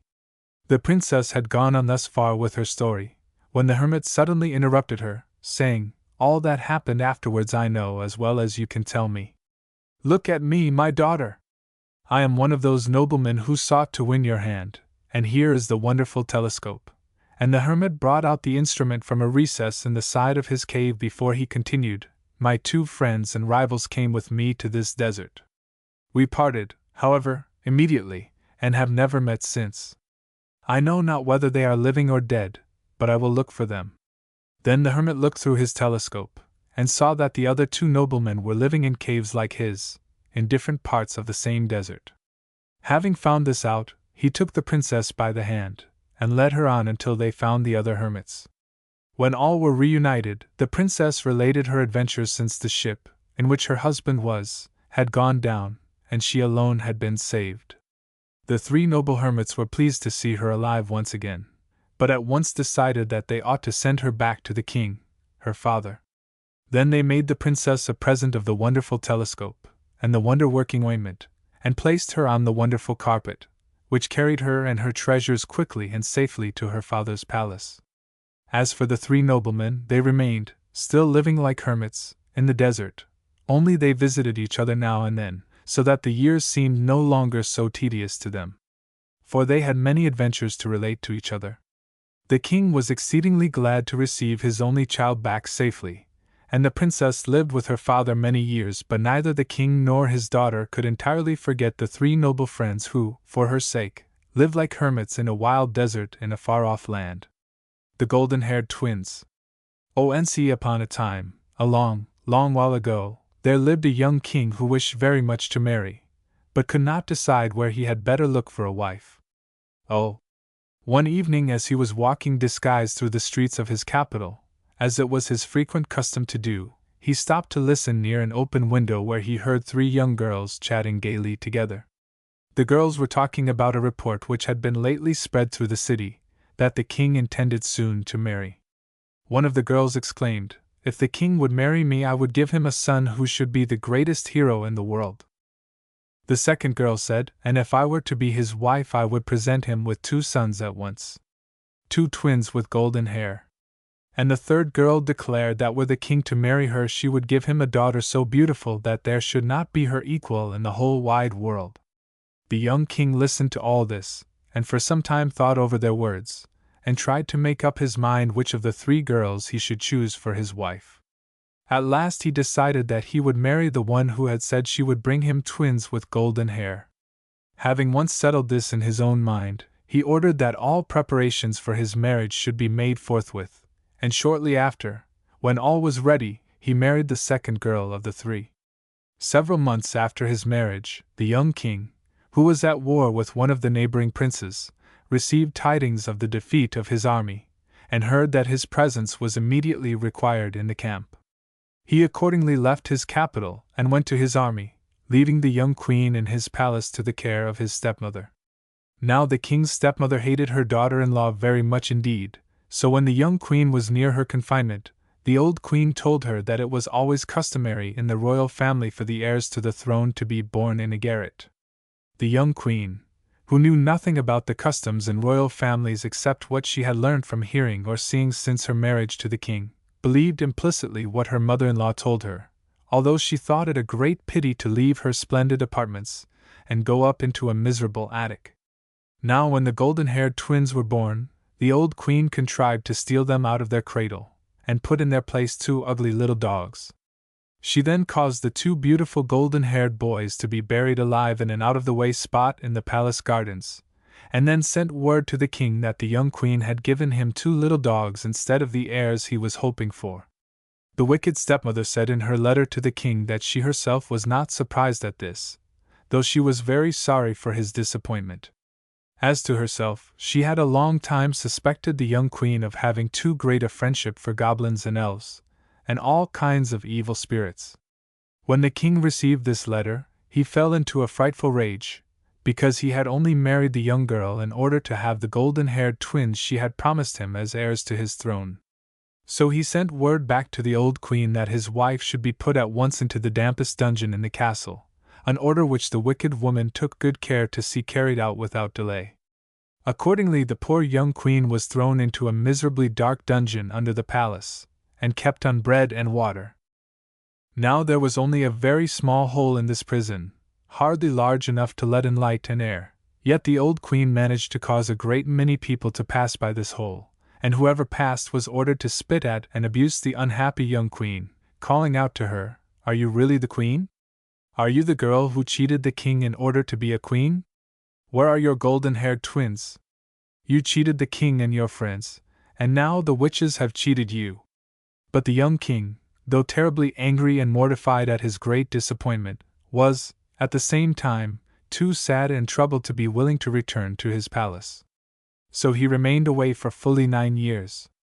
When he at last consented to return, the first thing he noticed in the palace gardens were 2 fine young trees, exactly the same size and the same shape. These trees had both golden leaves and golden blossoms, and had grown up of themselves from the very spot where the stepmother of the king had buried the 2 golden-haired boys she had stolen from their cradle. The king admired these 2 trees exceedingly, and was never weary of looking at them. This, however, did not at all please the old queen, for she knew that the 2 young princes were buried just where the trees grew, and she always feared that by some means what she had done would come to the king's ears. She therefore pretended that she was very sick, and declared that she was sure she should die unless her stepson, the king, ordered the 2 golden-leaved trees to be cut down, and a bed made for her out of their wood. As the king was not willing to be the cause of her death, he ordered that her wishes should be attended to, notwithstanding he was exceedingly sorry to lose his favorite trees. A bed was soon made from the 2 trees, and the seemingly sick old queen was laid on it as she desired. She was quite delighted that the golden-leaved trees had disappeared from the garden, but when midnight came, she could not sleep a bit, for it seemed to her that she heard the boards of which her bed was made in conversation with each other. At last it seemed to her that one board said quite plainly, "How are you, my brother?" and the other board answered, "Thank you, I am very well. How are you?" "Oh, I am all right," returned the first board, "but I wonder how our poor mother is in her dark dungeon. Perhaps she is hungry and thirsty." The wicked old queen could not sleep a minute all night, after hearing this conversation between the boards of her new bed, so next morning she got up very early and went to see the king. She thanked him for attending to her wish, and said she already was much better, but she felt quite sure she would never recover thoroughly unless the boards of her new bed were cut up and thrown into a fire. The king was sorry to lose entirely even the boards made out of his 2 favorite trees. Nevertheless, he could not refuse to use the means pointed out for his stepmother's perfect recovery. So the new bed was cut to pieces and thrown into the fire. But whilst the boards were blazing and crackling, 2 sparks from the fire flew into the courtyard, and in the next moment 2 beautiful lambs with golden fleeces and golden horns were seen gambolling about the yard. The king admired them greatly, and made many inquiries who had sent them there, and to whom they belonged. He even sent the public crier many times through the city, calling on the owners of the golden-fleeced lambs to appear and claim them. But no one came, so at length he thought he might fairly take them as his own property. The king took very great care of these 2 beautiful lambs, and every day directed that they should be well fed and attended to. This, however, did not at all please his stepmother. She could not endure even to look on the lambs with their golden fleeces and golden horns, for they always reminded her of the golden-haired twins. So, in a little while she pretended again to be dangerously sick, and declared she felt sure she should soon die unless the 2 lambs were killed and cooked for her. The king was even fonder of his golden-fleeced lambs than he had been of the golden-leaved trees, but he could not long resist the tears and prayers of the old queen, especially as she seemed to be very ill. Accordingly, the lambs were killed, and a servant was ordered to carry their golden fleeces down to the river and to wash the blood well out of them. But whilst the servant held them under the water, they slipped, in some way or another, out of his fingers, and floated down the stream, which just at that place flowed very rapidly. Now it happened that a hunter was passing near the river a little lower down, and, as he chanced to look in the water, he saw something strange in it. So he stepped into the stream, and soon fished out a small box which he carried to his house, and there opened it. To his unspeakably great surprise, he found in the box 2 golden-haired boys. Now the hunter had no children of his own. He therefore adopted the twins he had fished out of the river, and brought them up just as if they had been his own sons. When the twins were grown up into handsome young men, one of them said to his foster father, "Make us 2 suits of beggar's clothes, and let us go and wander a little about the world." The hunter, however, replied and said, "No, I will have a fine suit made for each of you, such as is fitting for 2 such noble-looking young men." But as the twins begged hard that he should not spend his money uselessly in buying fine clothes, telling him that they wished to travel about as beggars, the hunter, who always liked to do as his 2 handsome foster sons wished, did as they desired, and ordered 2 suits of clothes, like those worn by beggars, to be prepared for them. The 2 sons then dressed themselves up as beggars, and as well as they could hid their beautiful golden locks, and then set out to see the world. They took with them a gusle, 33, and a cymbal, and maintained themselves with their singing and playing. 33. They had wandered about in this way some time when one day they came to the king's palace. As the afternoon was already pretty far advanced, the young musicians begged to be allowed to pass the night in one of the outbuildings belonging to the court, as they were poor men, and quite strangers in the city. The old queen, however, who happened to be just then in the courtyard, saw them, and hearing their request, said sharply that beggars could not be permitted to enter any part of the king's palace. The 2 travelers said they had hoped to pay for their night's lodging by their songs and music, as one of them played and sung to the gusle, and the other to the cymbal.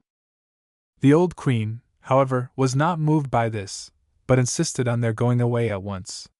Happily for the 2 brothers, the king himself came out into the courtyard just as his stepmother angrily ordered them to go away, and at once directed his servants to find a place for the musicians to sleep in, and ordered them to provide the brothers with a good supper.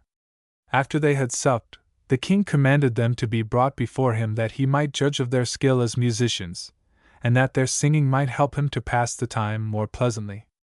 Accordingly, after the 2 young men had taken the refreshment provided for them, the servants took them into the king's presence, and they began to sing this ballad. The pretty bird, the swallow, built her nest with care, in the palace of the king. In the nest she reared up happily 2 of her little ones. A black, ugly-looking bird, however, came to the swallow's nest to mar her happiness, and to kill her 2 little ones. And the ugly black bird succeeded in destroying the happiness of the poor little swallow. The little ones, however, although yet weak and unfledged, were saved, and when they were grown up and able to fly, they came to look at the palace where their mother, the pretty swallow, had built her nest.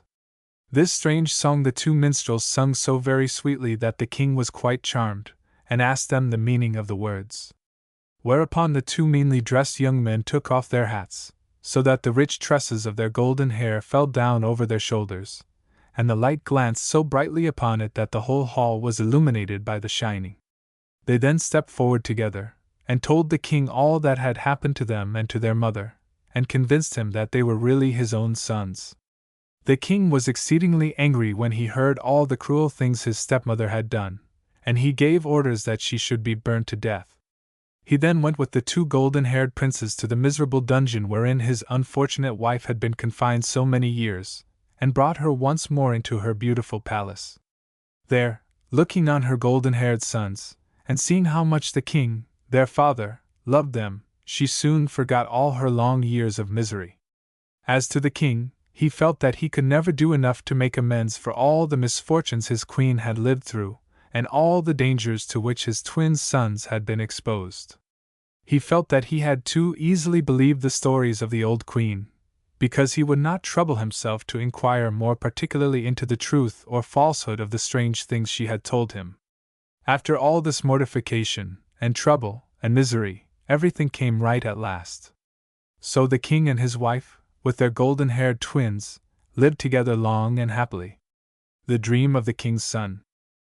Here was once a king who had 3 sons. One evening, when the young princes were going to sleep, the king ordered them to take good note of their dreams and come and tell them to him next morning. So, the next day the princes went to their father as soon as they awoke, and the moment the king saw them he asked of the eldest, "Well, what have you dreamt?" The prince answered, "I dreamt that I should be the heir to your throne." And the second said, "And I dreamt that I should be the first subject in the kingdom." Then the youngest said, I dreamt that I was going to wash my hands, and that the princes, my brothers, held the basin, whilst the queen, my mother, held fine towels for me to dry my hands with, and your majesty's self poured water over them from a golden ewer. The king, hearing this last dream, became very angry, and exclaimed, What? I, the king, pour water over the hands of my own son? Go away this instant out of my palace, and out of my kingdom. You are no longer my son. The poor young prince tried hard to make his peace with his father, saying that he was really not to be blamed for what he had only dreamed, but the king grew more and more furious, and at last actually thrust the prince out of the palace. So the young prince was obliged to wander up and down in different countries, until one day, being in a large forest, he saw a cave, and entered it to rest. There, to his great surprise and joy, he found a large kettle full of Indian corn, boiling over a fire, and, being exceedingly hungry, began to help himself to the corn. In this way he went until he was shocked to see he had nearly eaten up all the maize, and then, being afraid some mischief would come of it, he looked about for a place in which to hide himself. At this moment, however, a great noise was heard at the cave mouth, and he had only time to hide himself in a dark corner before a blind old man entered, riding on a great goat, and driving a number of goats before him. The old man rode straight up to the kettle, but as soon as he found that the corn was nearly all gone, he began to suspect someone was there, and groped about the cave until he caught hold of the prince. Who are you? Asked he sharply, and the prince answered, I am a poor, homeless wanderer about the world, and have come now to beg you to be good enough to receive me. Well, said the old man, why not? I shall at least have someone to mind my corn whilst I am out with my goats in the forest. So they lived together for some time, the prince remaining in the cave to boil the maize, whilst the old man drove out his goats every morning into the forest. One day, however, the old man said to the prince, I think you shall take out the goats today, and I will stay at home to mind the corn. This the prince consented to very gladly, as he was tired of living so long quietly in the cave. But the old man added, Mind only one thing. There are 9 different mountains, and you can let the goats go freely over 8 of them, but you must on no account go on the 9th. The villas, fairies, live there, and they will certainly put out your eyes as they have put out mine, if you venture on their mountain. The prince thanked the old man for his warning, and then, mounting the great goat, drove the rest of the goats before him out of the cave. Following the goats, he had passed over all the mountains to the 8th, and from this he could see the 9th mountain, and could not resist the temptation he felt to go upon it. So he said to himself, I will venture up, whatever happens. Hardly had he stepped on the 9th mountain before the fairies surrounded him, and prepared to put out his eyes. But happily a thought came into his head, and he exclaimed quickly, Dear villas, why take this sin on your heads? Better let us make a bargain, that if you spring over a tree that I will place ready to jump over, you shall put out my eyes, and I will not blame you. So the villas consented to this, and the prince went and brought a large tree, which he cleft down the middle almost to the root. This done, he placed a wedge to keep the 2 halves of the trunk open a little. When it was fixed upright, he himself first jumped over it, and then he said to the villas, Now it is your turn. Let us see if you can spring over the tree.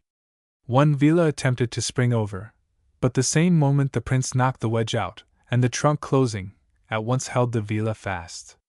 Then all the other fairies were alarmed, and begged him to open the trunk and let their sister free, promising, in return, to give him anything he might ask. The prince said, I want nothing except to keep my own eyes, and to restore eyesight to that poor old man. So the fairies gave him a certain herb, and told him to lay it over the old man's eyes, and then he would recover his sight.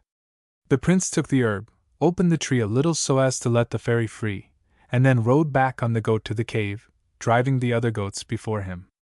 When he arrived there he placed at once the herb on the old man's eyes, and in a moment his eyesight came back, to his exceeding surprise and joy.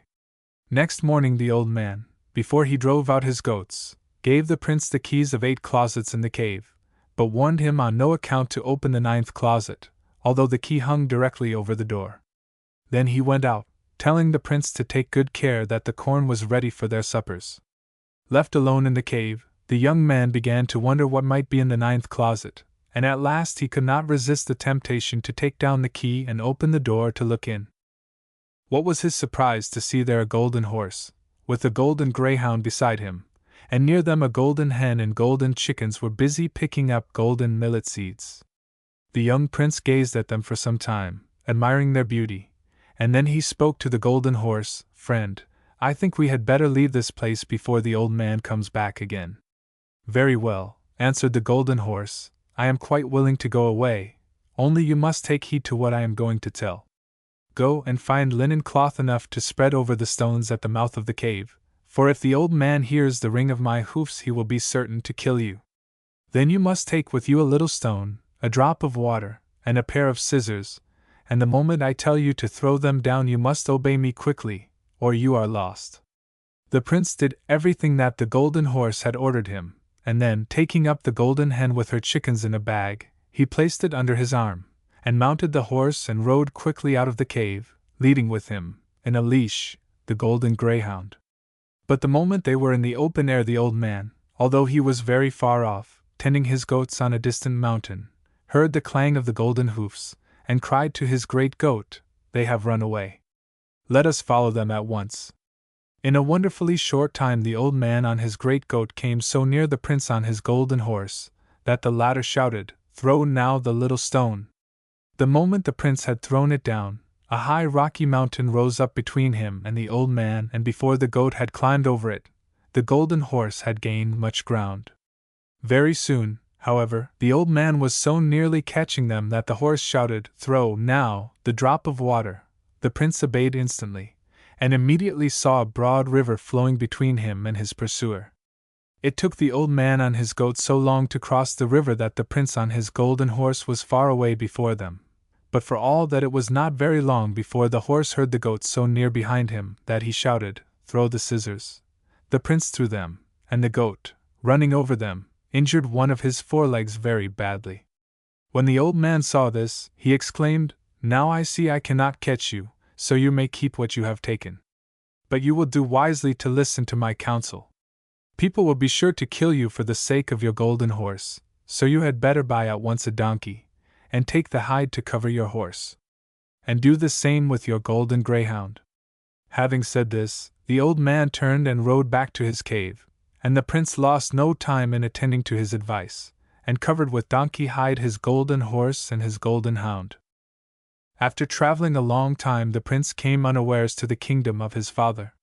There he heard that the king had had a ditch, 300 yards wide and 400 yards deep, dug, and had proclaimed that whosoever should leap his horse over it, should have the princess, his daughter, for wife. Almost a whole year had elapsed since the proclamation was issued, but as yet no one had dared to risk the leap.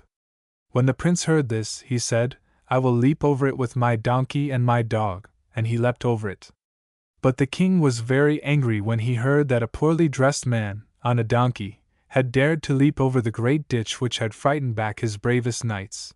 So he had the disguised prince thrown into one of his deepest dungeons, together with his donkey and his dog. Next morning the king sent some of his servants to see if the man was still living, and these soon ran back to him, full of wonder, and told him that they had found in the dungeon, instead of a poor man and his donkey, a young man, beautifully dressed, a golden horse, a golden greyhound, and a golden hen, surrounded by golden chickens, which were picking up golden millet seeds from the ground. Then the king said that must be some powerful prince. So he ordered the queen, and the princes, his sons, to prepare all things for the stranger to wash his hands. Then he went down himself into the dungeon, and led the prince up with much courtesy, desiring to make thus amends for the past ill treatment. The king himself took a golden ewer full of water, and poured some over the prince's hands, whilst the two princes held the basin under them, and the queen held out fine towels to dry them on. This done, the young prince exclaimed, "Now, my dream is fulfilled," and they all at once recognized him, and were very glad to see him once again amongst them. The Three Brothers. Here was once upon a time an old man whose family consisted of his wife, 3 sons, and a daughter. They were exceedingly poor, and finding that they could not possibly all live at home, The 3 sons and the daughter went out into the world in different directions to find some means of living. Thus the old man and his wife remained alone. Having neither horses nor oxen, the old man was obliged to go every day to the forest for fuel, and carry home the firewood on his back. On one occasion it was nearly evening when he started to go to the forest, and his wife, who was afraid to remain alone in the house, begged very hard to be permitted to go with him. He objected very much at first, but as she persisted in her entreaties, he at length consented to her following him, first bidding her, however, take good care to make the house door safe, lest someone should break into the house. The old woman thought the door would be safest if she took it off its hinges, and carried it away on her back. So she took it off and followed her husband as fast as she was able. The old man, however, was not angry when he saw how she had mistaken his words, and the manner she had chosen to make sure of the door, for, he reflected, there was little or nothing at all in the house for any one to steal. When they had reached the forest, the husband began to cut wood, and his wife gathered the branches together in a heap. Meanwhile it had got very late, and they were anxious as to how they should pass the night, seeing their own house was so far off that they would be unable to reach it before morning, and there were no houses in the neighborhood where they could sleep. At last they observed a very tall and widely spreading pine tree, and they resolved to climb up and pass the night on one of its branches. The man got up first, and his wife followed him, drawing, with great difficulty, the door after her. Her husband advised her to leave the door on the ground under the tree, but she would not listen to him, and could not be persuaded to remain in the tree without her house door. Hardly had they settled themselves on a branch, the old woman holding fast her door, before they heard a great noise, which came nearer and nearer. They were excessively frightened at the noise, and dared neither speak nor move. In a short time they saw a captain of robbers followed by 12 of his men, approach the tree. The robbers were dressed all alike, in gold and silver, and one of them carried a sheep killed and ready for roasting. When the old man and woman saw the band of robbers come and settle under the pine tree in which they had themselves taken refuge, they thought their time was come, and gave themselves up for lost.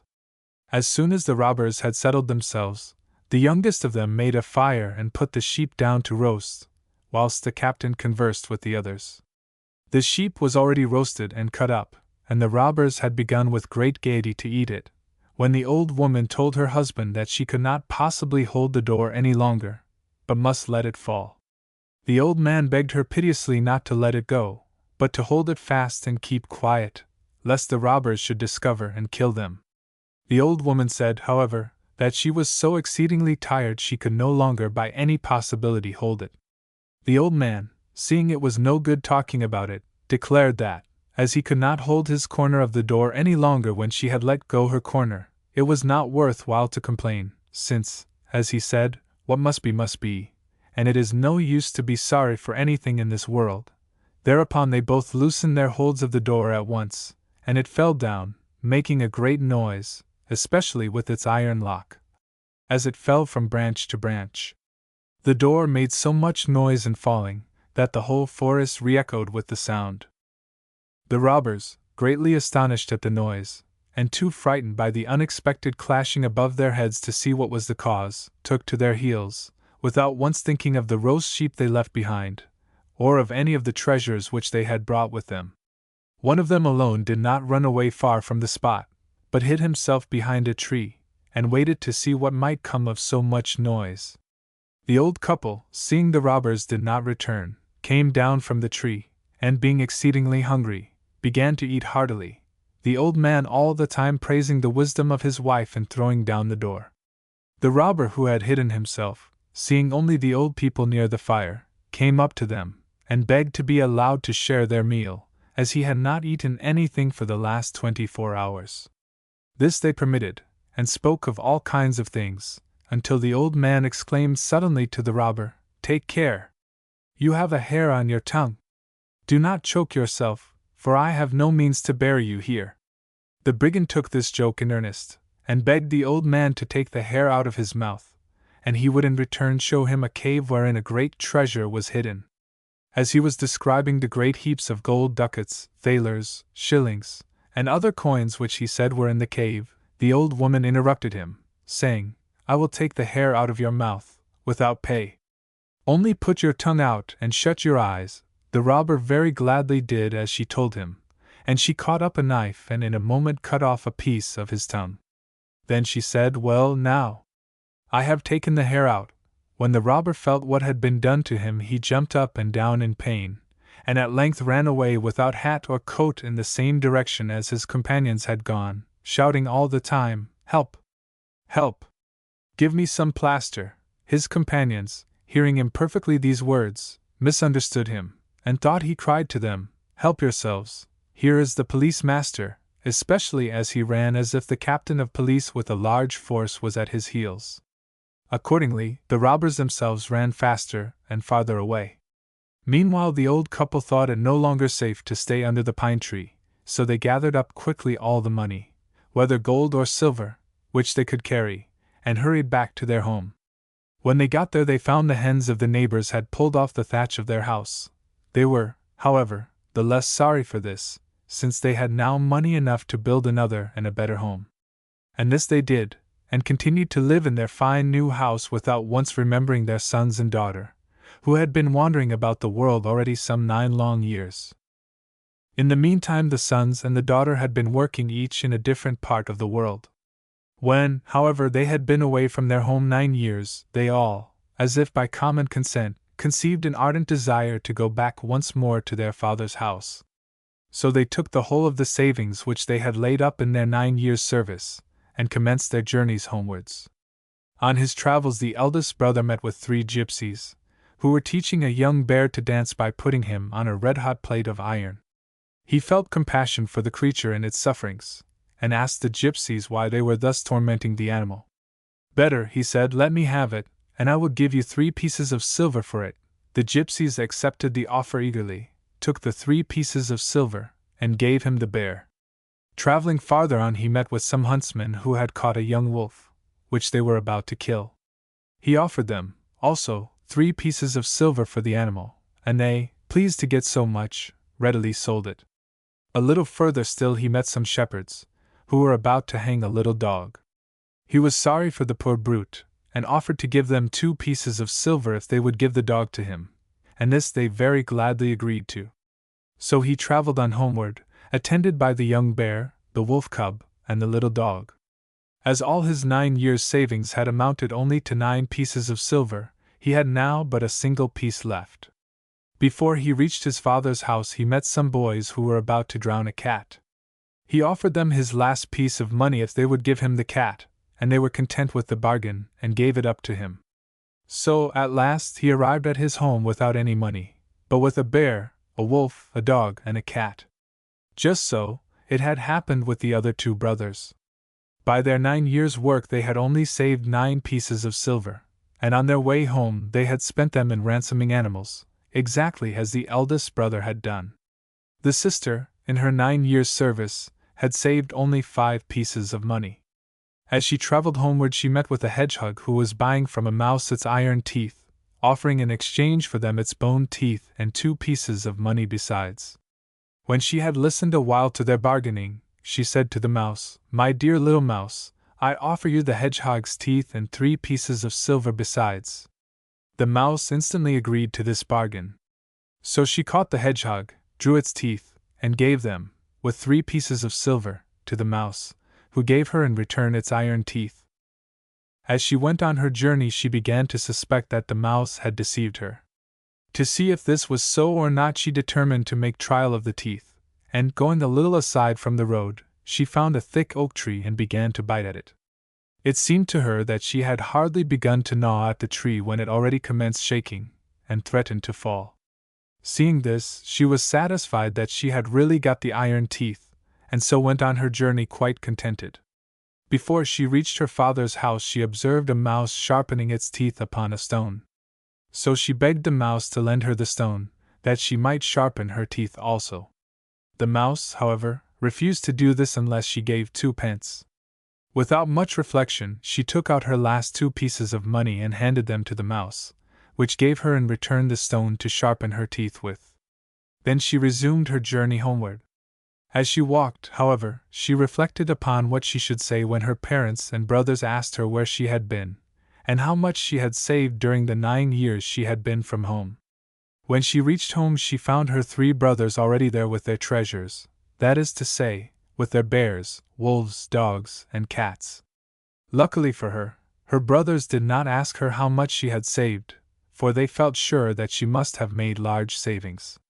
They asked her only about her health, and how she had traveled, and were all very glad that they were once again united together as a family.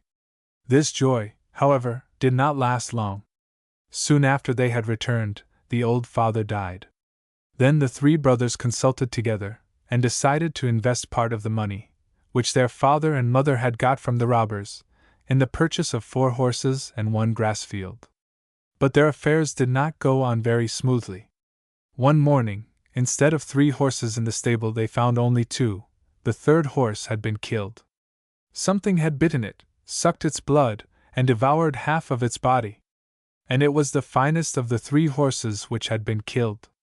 After this, the brothers resolved for the future to keep watch every night in the stable. When night came, they consulted as to which of them should first keep guard, and the youngest brother said, "I will do so." Accordingly, after having supped, he went to the stable to sleep there. Just about midnight came into the stable a creature all in white, and jumped at once on the youngest horse and began to gnaw it. When the brother who was watching saw that, he was in a great fright, so much so, indeed, that without stopping to find the doors, he got out through a hole in the roof. Whilst he was thus making his escape, the monster killed the horse, sucked its blood, and ate up half the body. Next day, when the elder brothers saw what had happened, they made a great lamentation over their loss. At night the eldest brother said to the second, "Now do you go, and keep a good watch. It is your horse that is in danger." So the second brother went at once into the stable and lay down. Again, about midnight, the thing in white came in, and the watcher, as much frightened as his younger brother had been the night before, jumped up and escaped just as he had done. The monster, having bitten the horse, sucked its blood, and ate up half of it. Next morning, when he saw what had happened, the eldest brother said that he would keep guard at night over the remaining horse. So at night he went into the stable, gave his horse plenty of hay, and placed himself in a corner to watch. Again, when it was about midnight, the same creature in white came in. Seeing it coming, he was first frightened, but soon rallied his spirits and stood, holding his breath, to see what would follow. He saw that the thing in white looked something like his sister, and carried in its hand a whetstone. Coming up to the horse, the monster bit it, sucked its blood, and, after having eaten up half the body, left the stable. All that time the eldest brother had remained quiet, never stirring at all. Perhaps he did this from fear, perhaps, however, because he had resolved to be quiet, whatever might happen. Next morning, when the younger brothers found that the horse had been killed and half devoured, during their eldest brother's watch, they began to laugh and to tease him with his loss.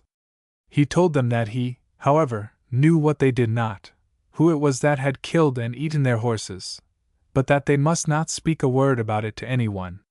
He then told them that their own sister had slain their horse, and had sucked the blood. At first they refused to believe this. Soon, however, they were convinced that it was true. And the proof came in this way. One morning the 2 elder brothers went into the fields to work, and the younger remained at home. Their sister likewise remained at home, without knowing, however, that her youngest brother was also in the house. The eldest brother, on going out, had directed the youngest to place a kettle with water on the fire to boil, and to keep stirring the fire under it. In case the water should turn to blood, he was immediately to open the cellar, let out a little dog, and bid it follow the way which they had taken when they went into the fields. When the 2 brothers were gone, the youngest went to walk in the yard, and on coming back heard a great noise and wailing in the house. So he went to the house door and looked in through the keyhole. And what do you think he saw? His sister had cut her old mother's throat, and was just about to put the body on a spit to roast. On seeing this, he was terribly frightened, and ran to hide himself behind a large tub which stood in the kitchen.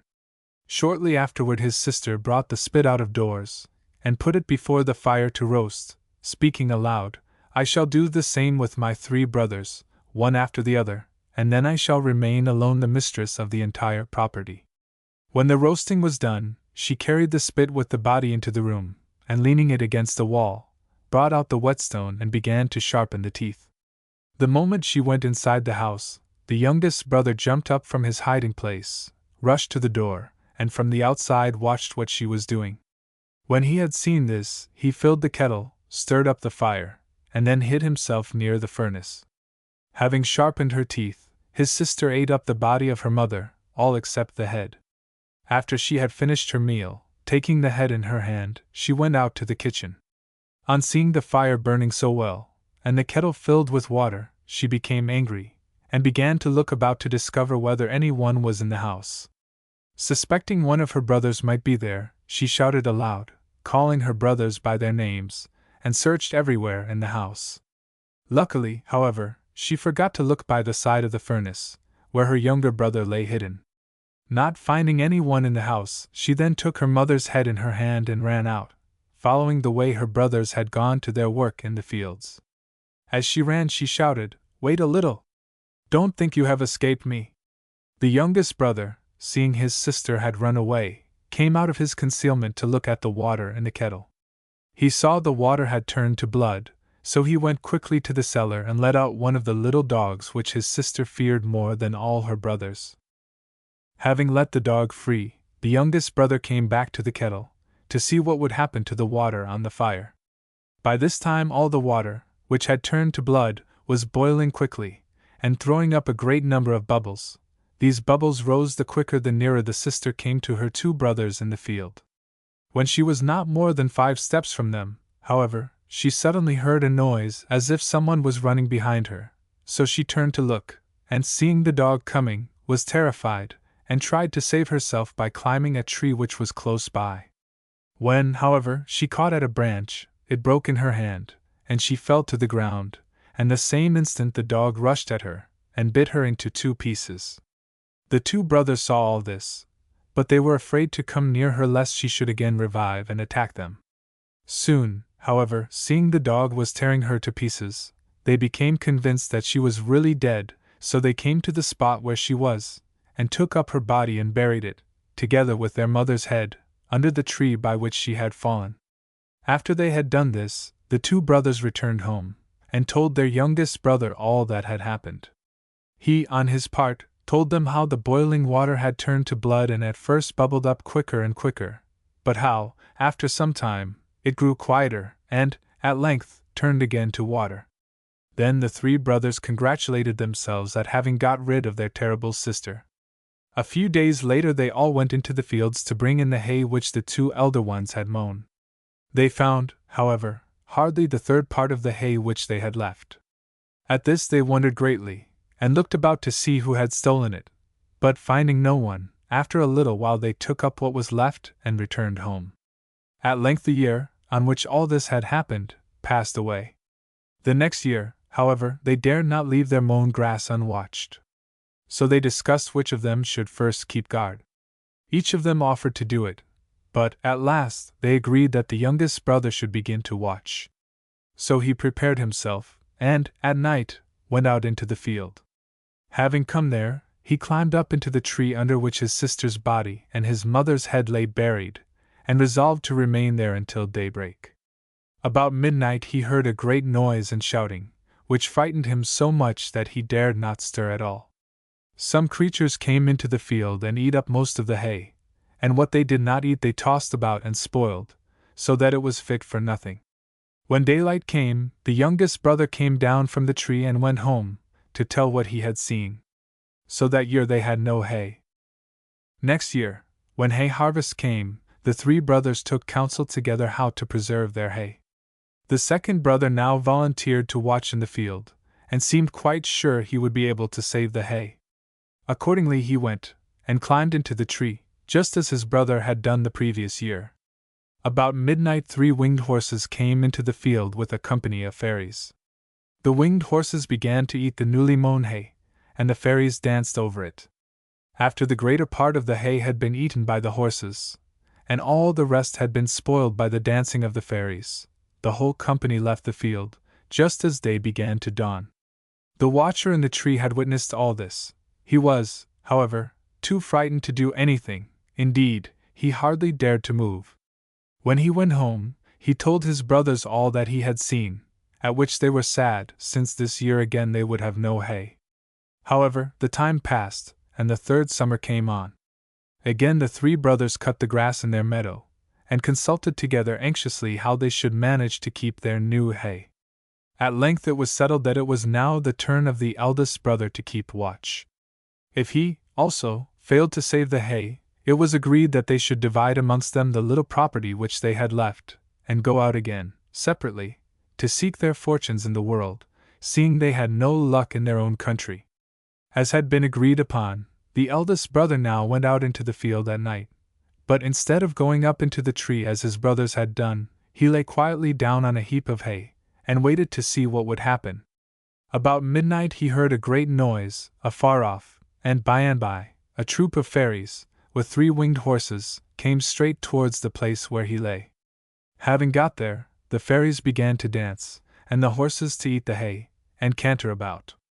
The eldest brother looked on, and, at first, felt much afraid, and wished heartily the whole company would go away without seeing him.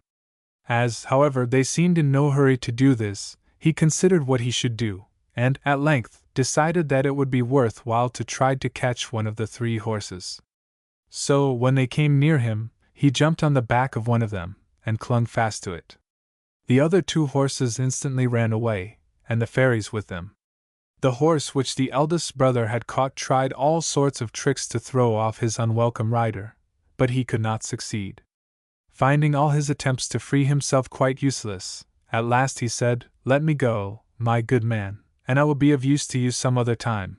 The man answered, "I will set you free on one condition. That is, you must promise never more to come in this field, and you must give me some pledge that you will keep your promise." The horse gladly agreed to this condition, and gave the man a hair from his tail, saying, "Whenever you happen to be in need, hold this hair to a fire, and I will instantly be at your service." Thereupon the horse went off, and the eldest brother returned home.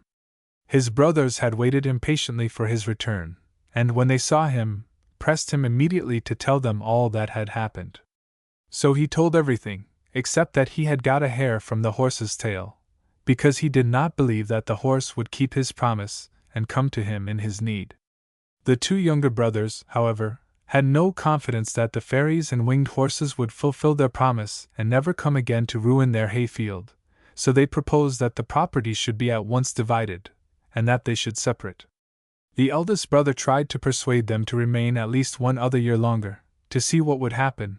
He was not able, however, to succeed in this. Accordingly they divided the remnant of their property, took each their animals, that is, each his bear, his wolf, his dog, and his cat, and left their home, for the second time, to seek their fortunes in the world.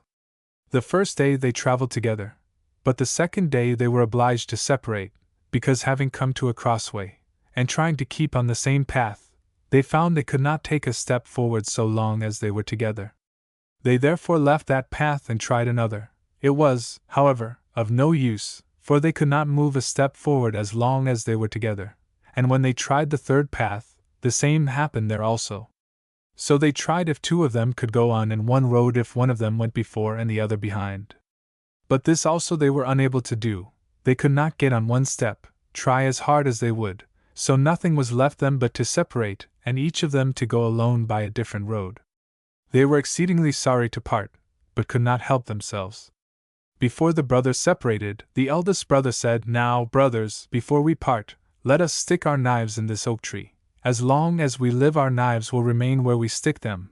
When one of us dies, his knife will fall out. Let us, then, come here every 3rd year to see if the knives are still in their places.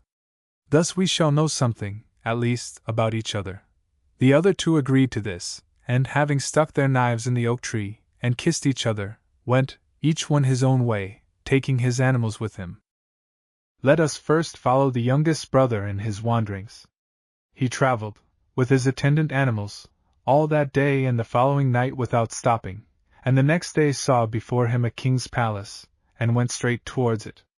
Having been taken into the presence of the king, he begged His Majesty to employ him in watching his goats.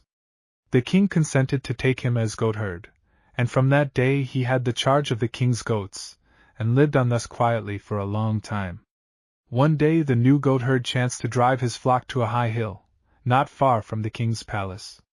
On the summit of the hill there was a very tall pine tree, and the instant he saw it he resolved to climb up and look about from its top on the surrounding country. Accordingly, he climbed up, and enjoyed exceedingly the extensive and beautiful prospect. As he looked in one direction he saw, a long way off, a great smoke arising from a mountain. The moment he saw the smoke he fancied that one of his brothers must be there, as he thought it unlikely that any one else would be in such a wilderness. So he resolved at once to give up his place of goatherd, and travel to the mountain which he had seen in the distance. Coming down from the tree, therefore, he immediately collected his goats, which was a very easy task for him to do, since he had such good help in his bear, his wolf, his dog, and his cat. No sooner had he reached the palace than he went straight to the king and said, "Sir, I can no longer be your Majesty's goatherd. I must go away, for I saw today a smoking mountain, and I believe that one of my brothers is there, and I wish to go and see if this be so. I therefore beg your Majesty to pay me what you owe me, and to let me go." All this time he thought the king knew nothing about the smoking mountain.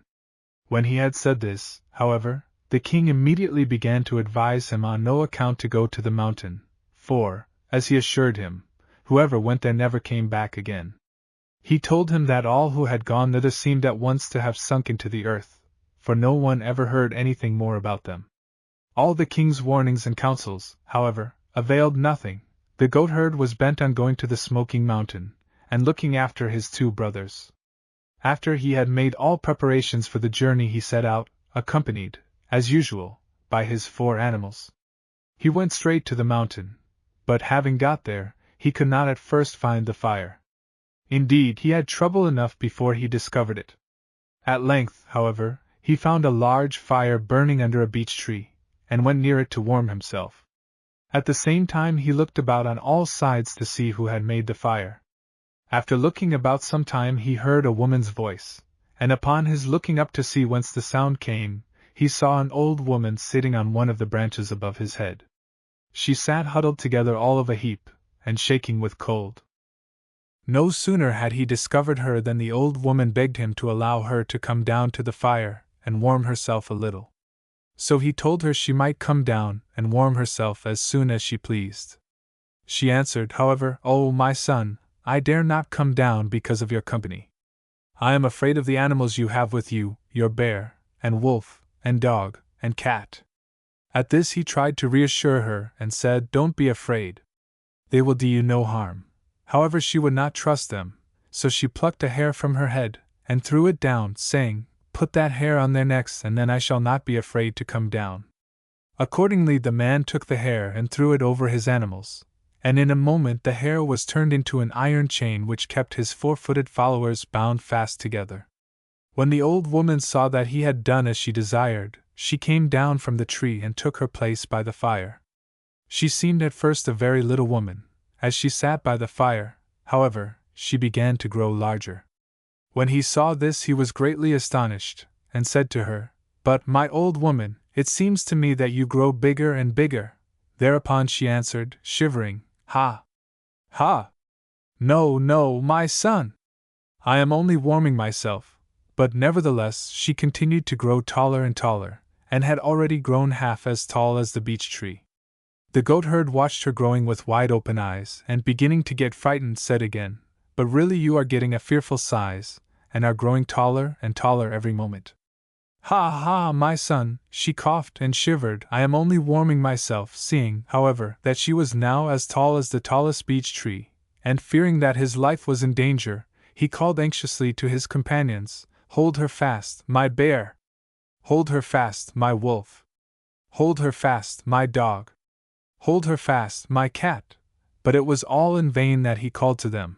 None of them could move a step from their places.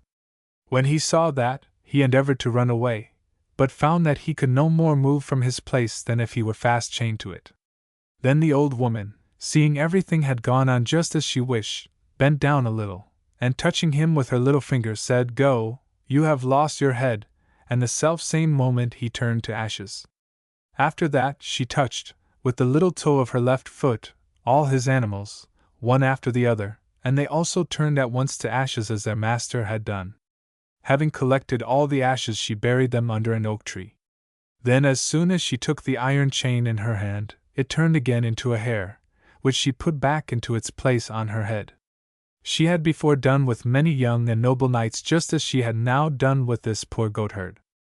The second brother, after serving a long time in a strange place, was seized with a great desire to go to the oak tree at the crossroads, where he had parted with his brothers, in order to see if their knives were still sticking in the tree. When he got there, he found the knife of his eldest brother still firmly fixed in the trunk of the oak, but his youngest brother's knife had fallen to the ground. Then he knew that his younger brother was dead, or in great danger of death, and he resolved at once to follow the way he had gone and try to discover what had become of him. Going then along the same road which his younger brother had traveled, he came, on the third day, to the king's palace, and went in and begged the king to take him into his service. Whereupon the king took him as goatherd, exactly as he had taken before the youngest brother. When the second brother had tended the king's goats a long time, he one day drove them up a high hill, and finding there a very tall pine tree, resolved at once to climb up to its top and look about to see what kind of a country lay on the other side of the hill. When he had looked round a while from the tree, he noticed a great volume of smoke rising from a mountain afar off, and the thought came at once to his mind that his brothers might be there. Accordingly, he came down quickly, collected his goats, and went back to the king's palace, followed by his 4 companions, that is to say, by his bear, his wolf, his dog, and his cat. When he had reached the palace, he went straight to the king, and begged him to pay him his wages at once, and to let him go to look after his brothers, for he had seen a smoke upon a mountain, and he believed they were there. The king tried in vain to dissuade him by telling him that none who went there ever came back, but all his majesty's words availed nothing. Thereupon, seeing he was decided on going, the king paid him what he owed him, and let him go. He at once set out, and went straight to the mountain, but when he got there, he was a long time before he could find any fire. At last, however, he found one burning under a beech tree, and he went up to it to warm himself, wondering all the time who had made it, since he saw no one near. As he warmed himself, he heard a woman's voice in the tree above his head, and, looking up, saw there an old woman huddled up on a branch, and shaking with cold. As soon as he saw her, the old woman asked him to let her come down and warm herself by the fire, and he told her she might come and warm herself as long as she liked. She said, however, "I am afraid of the company which you have with you. Take this hare and lay it over your bear, and wolf, and dog, and cat, and then I shall be able to come down." So saying, she pulled the hair out of her head and threw it down. He laughed at her fears, and assured her that his companions would not hurt her, finding, however, notwithstanding all he said, that she was still afraid to come down from the tree. He, at last, took the hare and laid it on the beasts as she had directed.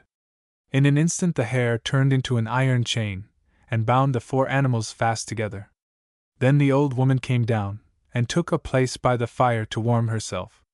As the second brother watched her warming herself, he saw her grow bigger and bigger, until she had grown half as tall as the beech tree.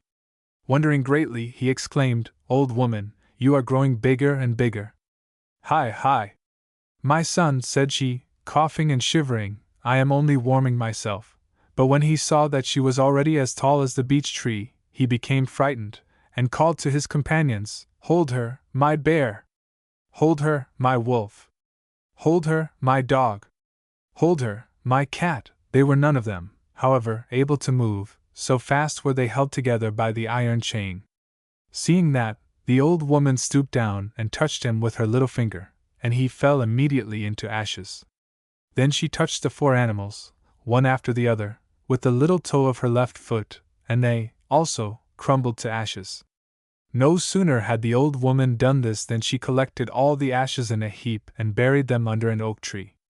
As she had before done with the ashes of many a youthful knight and gentleman, so she did now with those of this poor simple man. Pity, if they were to die, that some more worthy means than one hair from the head of a miserable old woman had not brought about their deaths. A very long time had passed, and yet the eldest brother never once thought of going back to the crossroads where he had parted with his brothers. He was engaged in the service of a good and honest master, and finding himself so well off, fancied that his brothers were the same. His master was an innkeeper, and the whole work of the servant was to prepare, morning and evening, the beds of the guests. He did his duty so well that his master thought of adopting him for his son, as he himself was childless. One day a gentleman of great distinction came to pass the night at the inn, and the servant thought that the stranger looked remarkably like his youngest brother.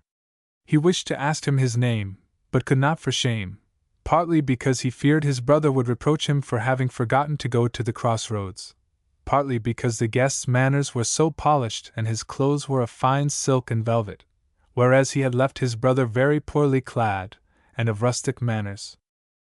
As he thought of the likeness which the guests bore to his youngest brother, he considered that, in his travels about the world, his brother might have found wisdom, and by his wisdom might have succeeded in some way of business, and by his business might have gained money, and then, having got money, that it would be easy for him to get as fine clothes as the stranger wore. Reasoning thus, he took courage at last to ask the gentleman about his family, and at length grew bold enough to ask him plainly if he was not his brother. This, however, the stranger quickly and positively denied, and asked, in return, about the servant's family. To all the particulars which the servant gave him he listened with a smile. Next morning, the guest left the inn very early, and when the servant went to arrange the bed in which he had slept, he found, under the pillow, a little stone. He thought the stone must be valuable, having been in the possession of so rich a man, and yet he considered its loss could hardly be felt by one who went clothed in silks and velvets. He lifted it to his lips to kiss it, before putting it in his pocket, but the moment his lips touched it, 2 negroes started out and asked him, "What are your orders, sir?" He was frightened by the suddenness of their appearance, and answered, "I do not order anything." Then the negroes disappeared, and he put the stone in his pocket. The more he thought of this, the more he marveled at the wonderful stone, and considered what he should do with it.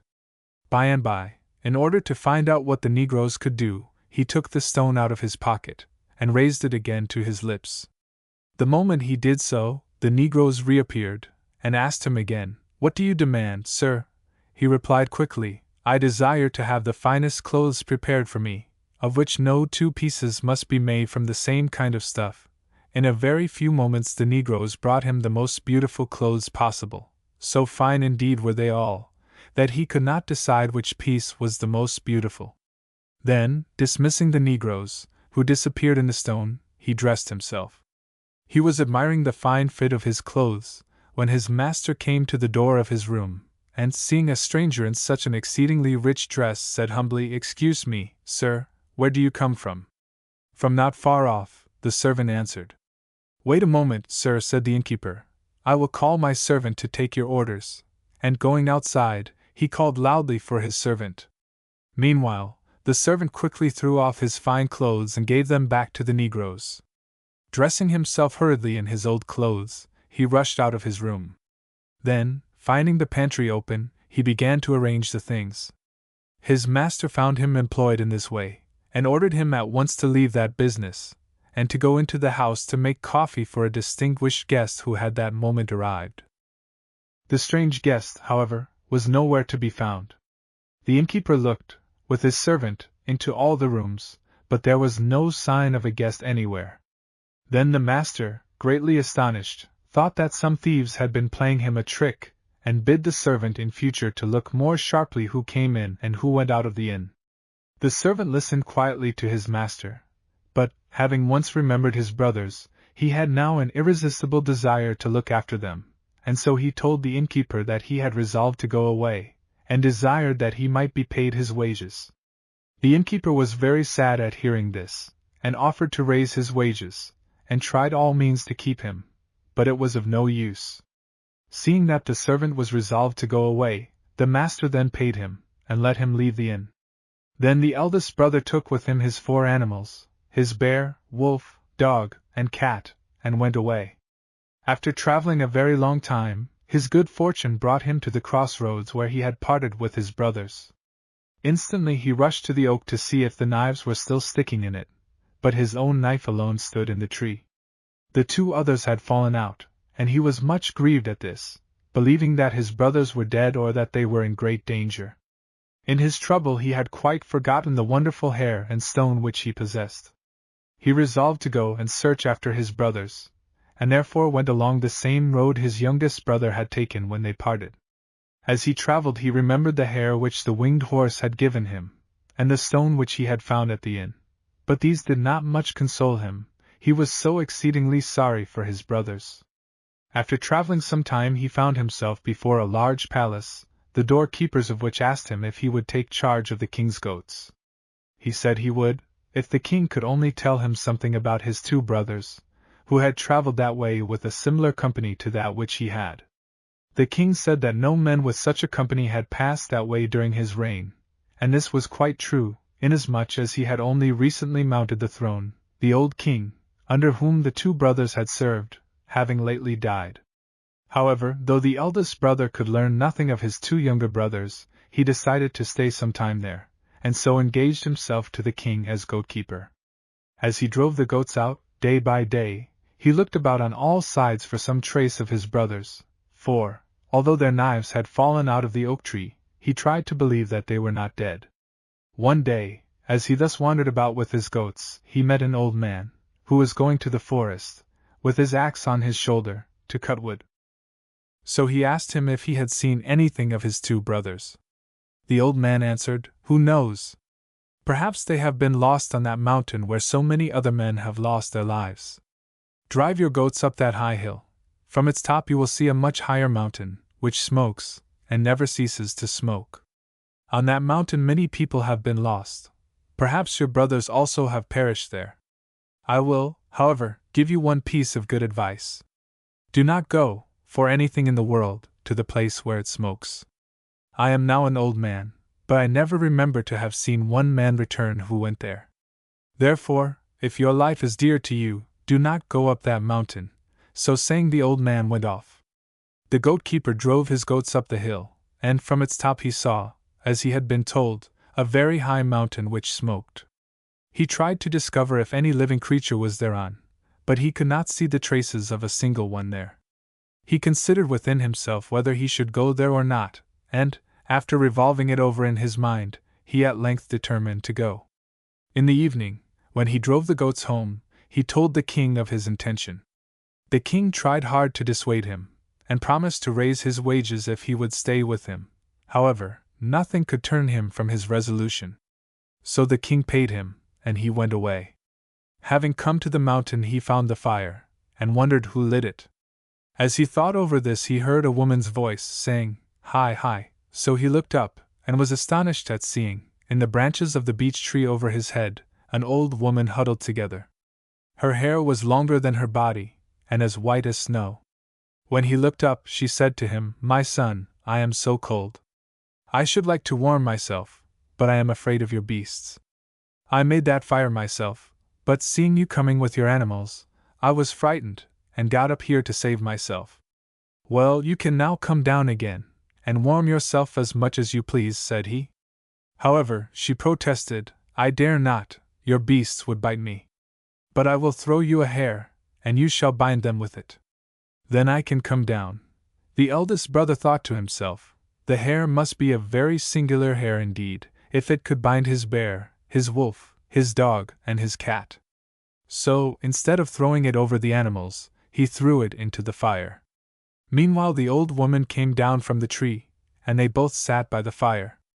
But he never moved his eyes from her. Very soon she began to grow, and in a short time she was 10 yards high.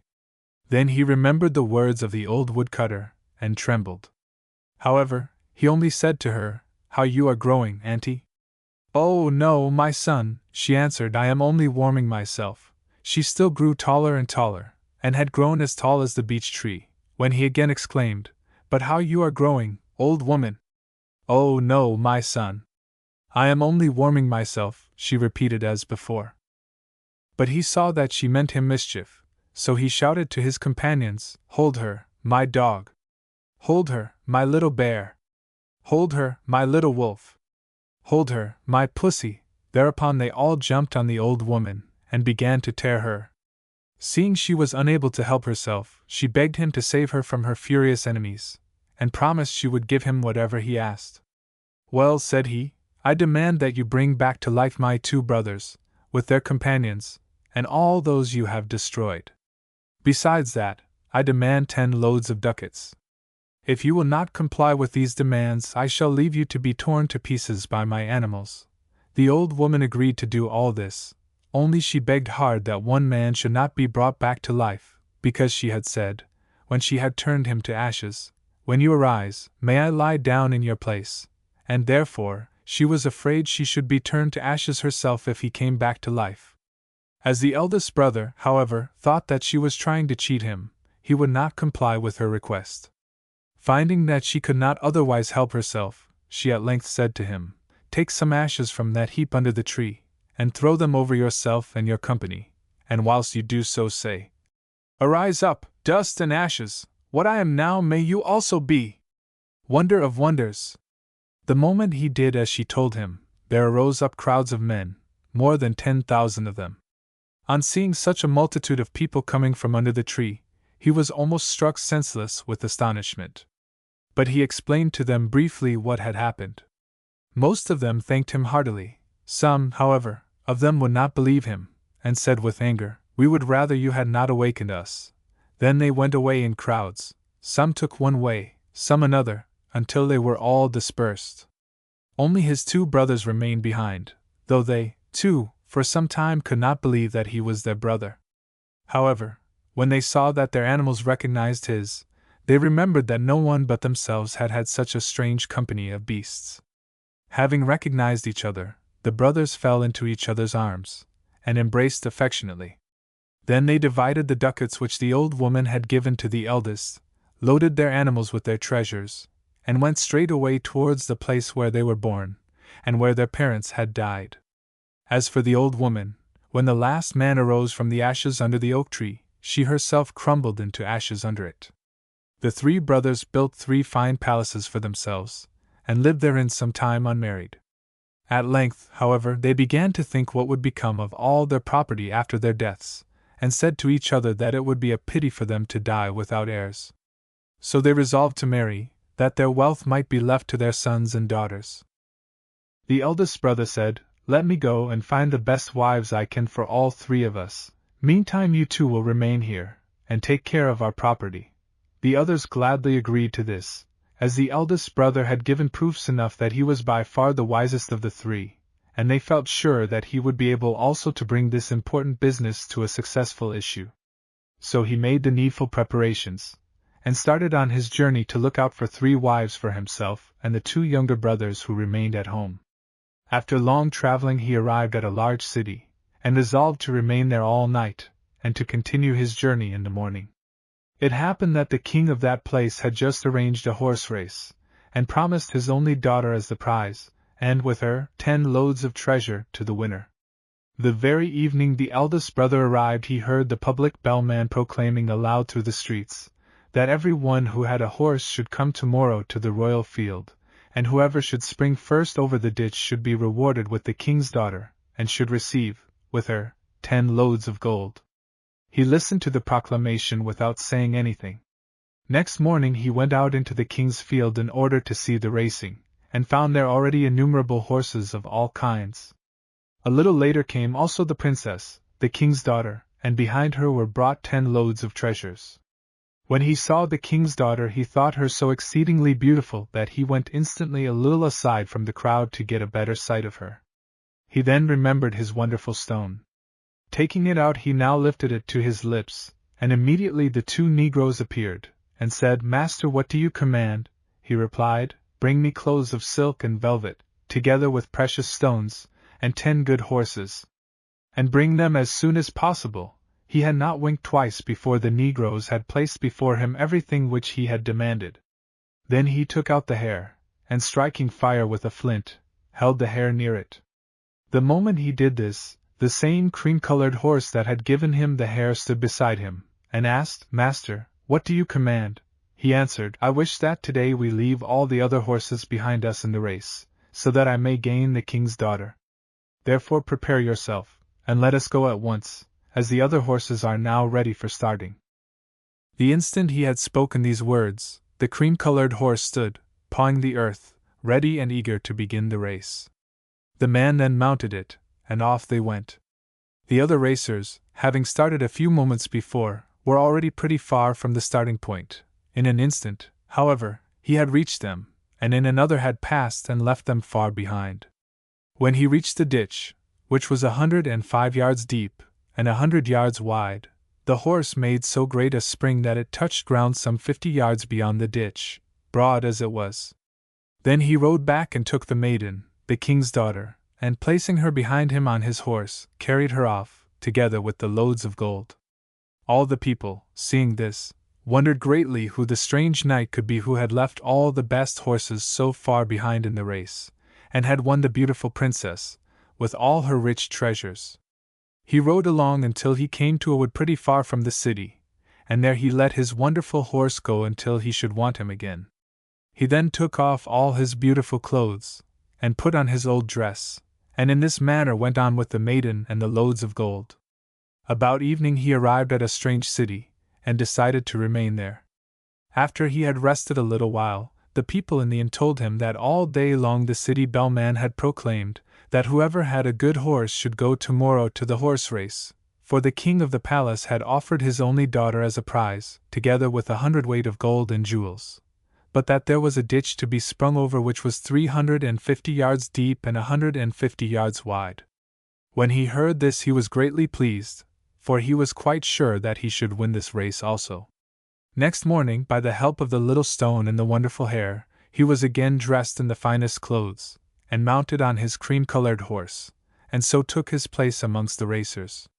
Every one wondered from what country this knight came, and were delighted at his rich dress. As for the horse, the people were never tired of admiring it. When the race horses were arranged for the start, he remained purposely behind. He knew well enough that this was of no consequence to him, as in one moment he could reach and pass them all. At length he started, and in a moment distanced the fleetest horse, arriving at the ditch, and leaping over it as if it were nothing. Then, without waiting a minute, he took possession of the king's daughter and her treasures, and went straight to the city where he had left the first king's daughter and her loads of gold. Taking the 2 princesses and all the wealth with him, he now thought that it was time for him to go back home. On his way, however, he had the great good luck to come again to a large city, where he resolved to remain during the night. There, also, the public crier had been proclaiming all day long that the king had determined to give his only daughter and 1,500 weight of gold to whoever should win the race which was to be run on the morrow. In this instance, however, the horses would have to leap over a ditch 1,000 yards deep and 450 yards wide. On hearing this proclamation, the eldest brother became very joyful, for he knew that no racer had any chance of beating his wonderful horse. On the morrow, therefore, by means of his little stone and the hare, he ordered 15 horses to be ready, to carry away the treasures he felt sure of winning, and, at the same time, directed the negroes to bring him his fairy courser and dresses so splendid that not even a king could buy them. Richly dressed in this way, and mounted, as he was, on his marvelous horse, all the world, who had gathered to see the great race, could look at nothing except at him. When all the racers were arranged for the start, he lingered behind and let them all speed off like falcons. He wished everyone to see that he was the last to start, that they might not charge him afterwards with having in any way cheated. When they had already gone pretty far, he started himself, and in a moment he had reached them, passed them, and left them all a long, long distance behind. How could it be otherwise? When did the crow outfly the falcon? Coming to the ditch, he touched the bridle a little, and in an instant, his horse had leaped over the ditch, and they were safe on the other side. So, without any delay, he took away the maiden, together with all the gold, and went back to the city. Having collected his immense treasures, he now took with him the 3 princesses, and went straight home. As he traveled along with his company, every one who met him asked him, "Where are you going? Are the girls for sale?" For you see the princesses were exceedingly beautiful. But beyond all others his two brothers, when he reached home, wondered and were delighted at the sight of the three beautiful princesses. They did not rejoice half so much over the great riches he had gained for them as over the marvelous fairness of the king's daughters whom he had brought to be their wives. Thus each of the three brothers married a beautiful princess. The eldest brother, however, who had shown himself so much the bravest and wisest of them, married the youngest and most beautiful of the three. Animals as friends and as enemies. Once upon a time, a long while ago, there lived in a very far-off country a young nobleman who was so exceedingly poor that all his property was an old castle, a handsome horse, a trusty hound, and a good rifle. This nobleman spent all his time in hunting and shooting, and lived entirely on the produce of the chase. One day he mounted his well-kept horse and rode off to the neighboring forest, accompanied, as usual, by his faithful hound. When he came to the forest he dismounted, fastened his horse securely to a young tree, and then went deep into the thicket in search of game. The hound ran on at a distance before his master, and the horse remained all alone, grazing quietly. Now it happened that a hungry fox came by that way, and seeing how well fed and well trimmed the horse was, stopped a while to admire him. By and by she was so charmed with the handsome horse, that she lay down in the grass near him to bear him company. Some time afterwards the young nobleman came back out of the forest, carrying a stag that he had killed, and was extremely surprised to see the fox lying so near his horse. So he raised his rifle with the intention of shooting her, but the fox ran up to him quickly and said, "Do not kill me. Take me with you, and I will serve you faithfully. I will take care of your fine horse whilst you are in the forest."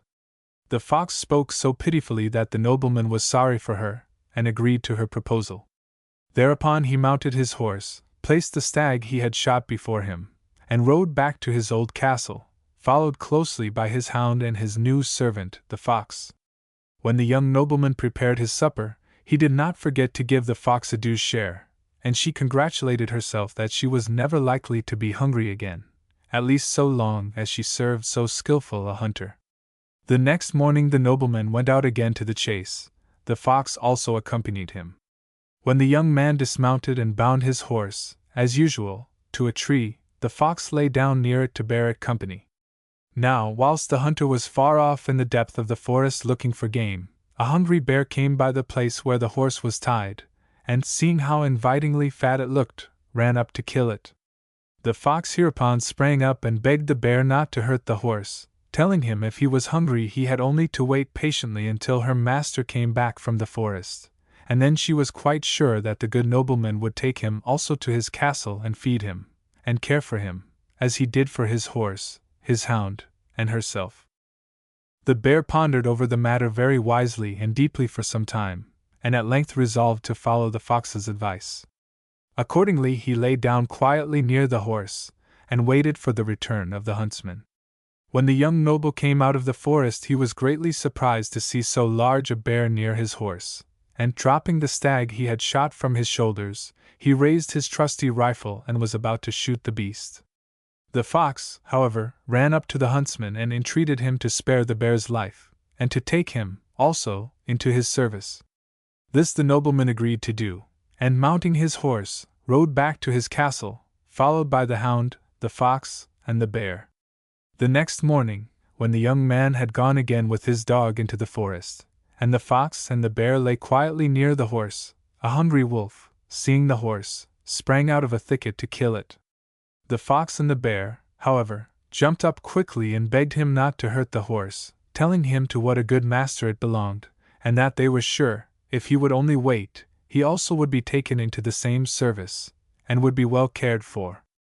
Thereupon the wolf, hungry though he was, thought it best to accept their counsel, and he also lay down with them in the grass until their master came out of the forest. You can imagine how surprised the young nobleman was when he saw a great gaunt wolf lying so near his horse. However, when the fox had explained the matter to him, he consented to take the wolf, also, into his service. Thus it happened this day that he rode home followed by the dog, the fox, the bear, and the wolf. As they were all hungry, the stag he had killed was not too large to furnish their suppers that night, and their breakfasts next morning. Not many days afterwards a mouse was added to the company, and after that a mole begged so hard for admission that the good nobleman could not find it in his heart to refuse her. Last of all came the great bird, the kumarkusha, so strong a bird that she can carry in her claws a horse with his rider. Soon after a hare was added to the company, and the nobleman took great care of all his animals and fed them regularly and well, so that they were all exceedingly fond of him. One day the fox said to the bear, "My good Bruin, pray run into the forest and bring me a nice large log, on which I can sit whilst I preside at a very important council we are going to hold." Bruin, who had a great respect for the quick wit and good management of the fox, went out at once to seek the log, and soon came back bringing a heavy one, with which the fox expressed herself quite satisfied. Then she called all the animals about her, and, having mounted the log, addressed them in these words: "You know all of you, my friends, how very kind and good a master we have. But though he is very kind, he is also very lonely. I propose, therefore, that we find a fitting wife for him." The assembly was evidently well pleased with this idea, and responded unanimously, "Very good, indeed, if we only knew any girl worthy to be the wife of our master, which, however, we do not." Then the fox said, "I know that the king has a most beautiful daughter, and I think it will be a good thing to take her for our lord, and therefore I propose, further, that our friend the kumarkusha should fly at once to the king's palace, and hover about there until the princess comes out to take her walk. Then she must catch her up at once, and bring her here." As the kumarkusha was glad to do anything for her kind master, she flew away at once, without even waiting to hear the decision of the assembly on this proposal. Just before evening set in, the princess came out to walk before her father's palace, whereupon the great bird seized her and placed her gently on her outspread wings, and thus carried her off swiftly to the young nobleman's castle. The king was exceedingly grieved when he heard that his daughter had been carried off, and sent out everywhere proclamations promising rich rewards to any one who should bring her back, or even tell him where he might look for her. For a long time, however, all his promises were of no avail, for no one in the kingdom knew anything at all about the princess. At last, however, when the king was well nigh in despair, an old gypsy woman came to the palace and asked the king, "What will you give me if I bring back to you your daughter, the princess?" The king answered quickly, "I will gladly give you whatever you like to ask, if only you bring me back my daughter." Then the old gypsy went back to her hut in the forest, and tried all her magical spells to find out where the princess was. At last she found out that she was living in an old castle, in a very distant country, with a young nobleman who had married her. The gypsy was greatly pleased when she knew this, and taking a whip in her hand seated herself at once in the middle of a small carpet, and lashed it with her whip. Then the carpet rose up from the ground and bore her swiftly through the air, towards the far country where the young nobleman lived, in his lonely old castle, with his beautiful wife, and all his faithful company of beasts. When the gypsy came near the castle she made the carpet descend on the grass among some trees, and leaving it there went to look about until she could meet the princess walking about the grounds. By and by the beautiful young lady came out of the castle, and immediately the ugly old woman went up to her, and began to fawn on her and to tell her all kinds of strange stories. Indeed, she was such a good storyteller that the princess grew quite tired of walking before she was tired of listening. So, seeing the soft carpet lying nicely on the green grass, she sat down on it to rest a while. The moment she was seated, the cunning old gypsy sat down by her, and seizing her whip, lashed the carpet furiously. In the next minute the princess found herself borne upon the carpet far away from her husband's castle, and before long the gypsy made it descend into the garden of the king's palace. You can easily guess how glad he was to see his lost daughter, and how generously he gave the gypsy even more than she asked as a reward. Then the king made the princess live from that time in a very secluded tower with only 2 waiting women, so afraid was he lest she would again be stolen from him. Meanwhile the fox, seeing how miserable and melancholy her young master appeared after his wife had so strangely been taken from him, and having heard of the great precautions which the king was using in order to prevent the princess being carried off again, summoned once more all the animals to a general council. When all of them were gathered about her, the fox thus began, "You know all of you, my dear friends, how happily our kind master was married, But you know, also, that his wife has been unhappily stolen from him, and that he is now far worse off than he was before we found the princess for him. Then he was lonely, now he is more than lonely, he is desolate. This being the case, it is clearly our duty, as his faithful servants, to try in some way to bring her back to him. This, however, is not a very easy matter, seeing that the king has placed his daughter for safety in a strong tower. Nevertheless, I do not despair, and my plan is this: I will turn myself into a beautiful cat, and play about in the palace gardens under the windows of the tower in which the princess lives. I dare say she will long for me greatly the moment she sees me, and will send her waiting women down to catch me and take me up to her. But I will take good care that the maids do not catch me, so that, at last, the princess will forget her father's orders not to leave the tower, and will come down herself into the gardens to see if she may not be more successful. I will then make believe to let her catch me, and at this moment our friend, the Kumarkusha, who must be hovering over about the palace, must fly down quickly, seize the princess, and carry her off as before. In this way, my dear friends, I hope we shall be able to bring back to our kind master his beautiful wife. Do you approve of my plan? Of course, the assembly were only too glad to have such a wise counselor, and to be able to prove their gratitude to their considerate master. So the fox ran up to the Kumarkusha, who flew away with her under her wing, both being equally eager to carry out the project, and thus to bring back the old cheerful look to the face of their lord.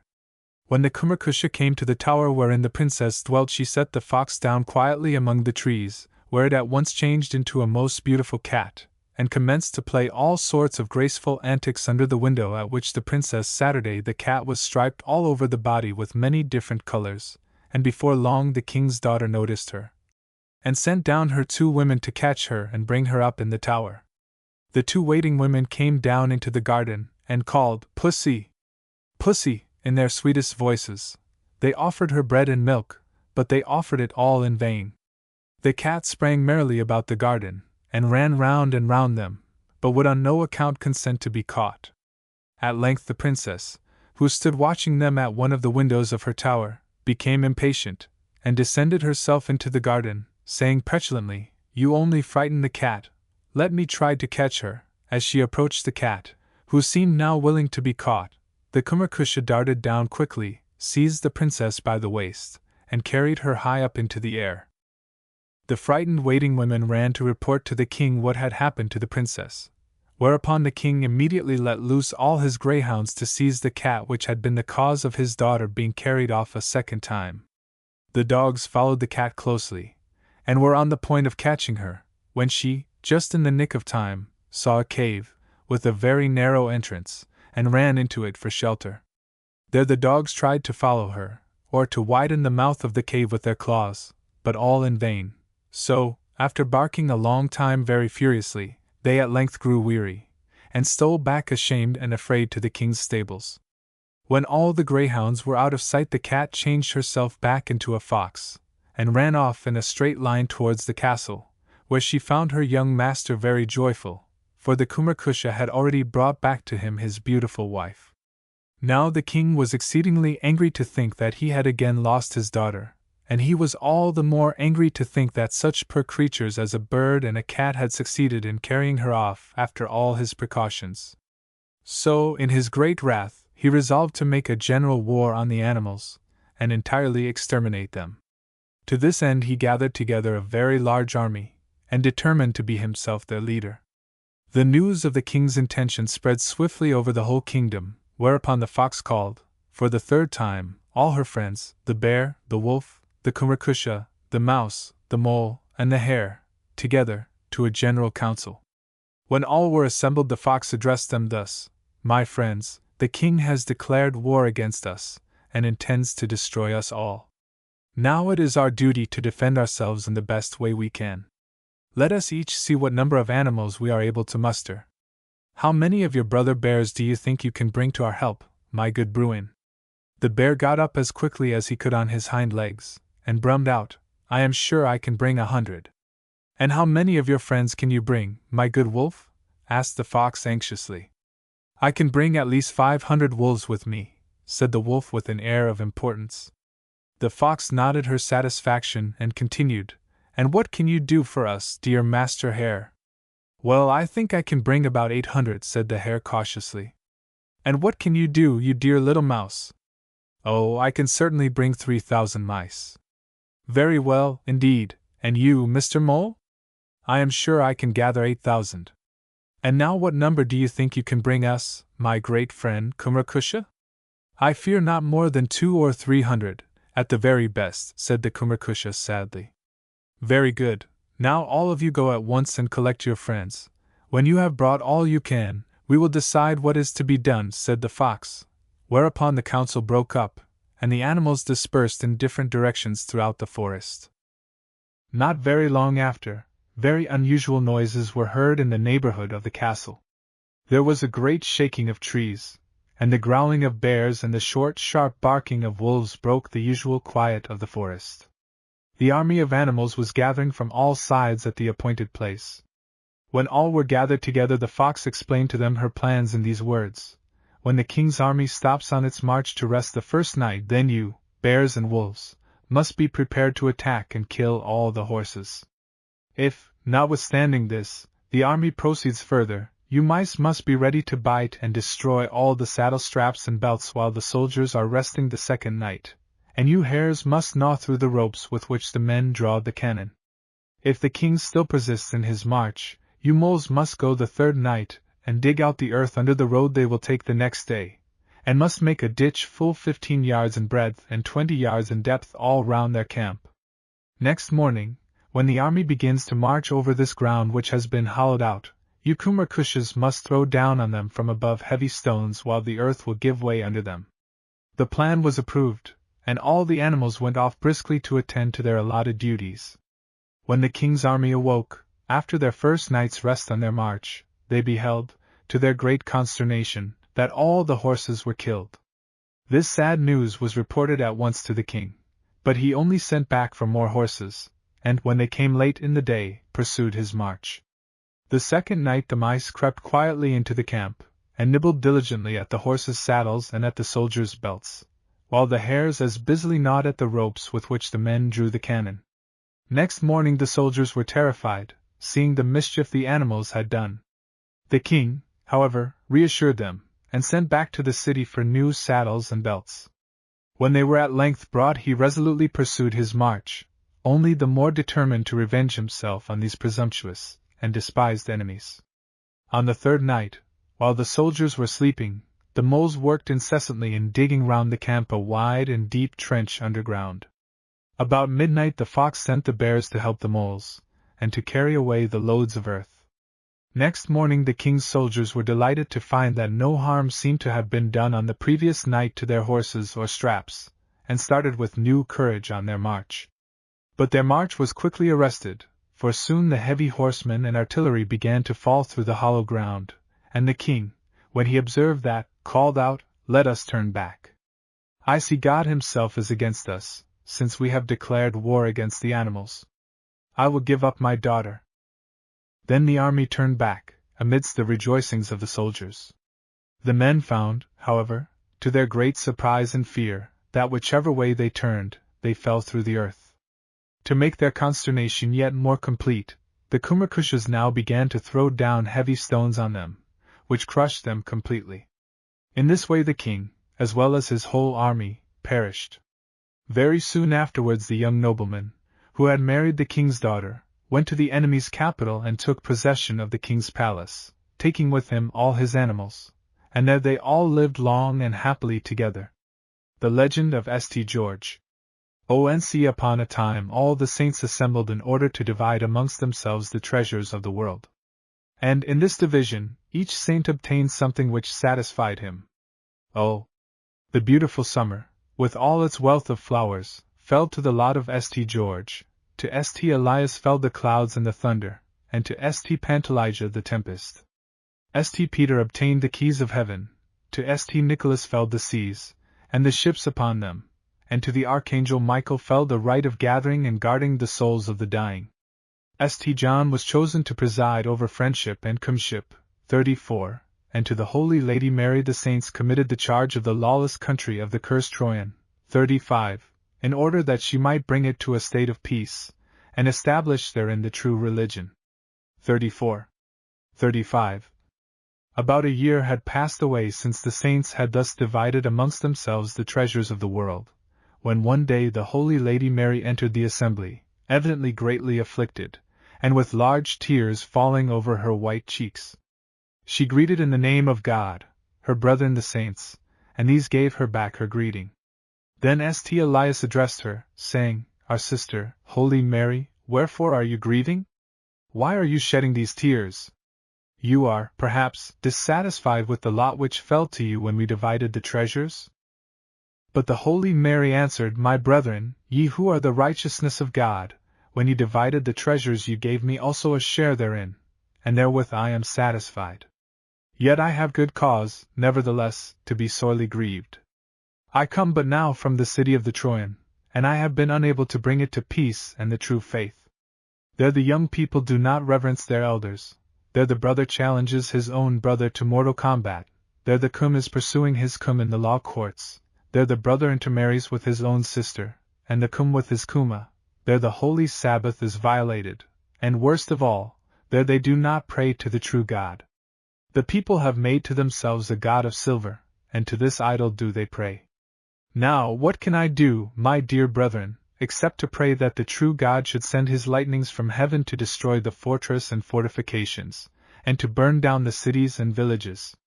Then, perhaps, the people of the Trojan country may come to see the great wickedness and repent. St. Elias said to her these words, Our sister, Holy Mary, do not do this thing. Rather let us all pray God to allow us to give some warning to the people, that he orders snow to fall on Mitrovden, and remain until St. George's Day, 36, and another snow to fall on St. George's Day, and lie on the earth until Mitrovden, 37, so that no seeds can be sown, and no ewes can rear their lambs. In this way, perhaps, the pride of the earth may be subdued, and the people brought at last to repentance. 36. 37. All the saints approved the proposal of St. Elias, and acted as he had said.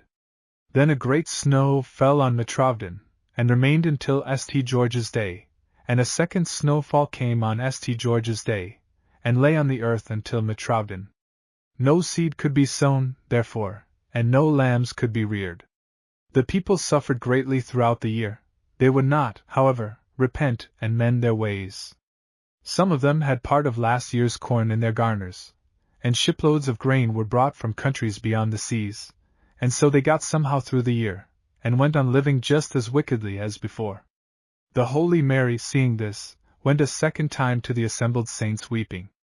After the exchange of the customary greeting, St. Elias asked her what was the reason of her tears, and she told him that she was sorely grieved because the people of the Trojan country, notwithstanding the chastisement they had suffered, still continued living in wickedness.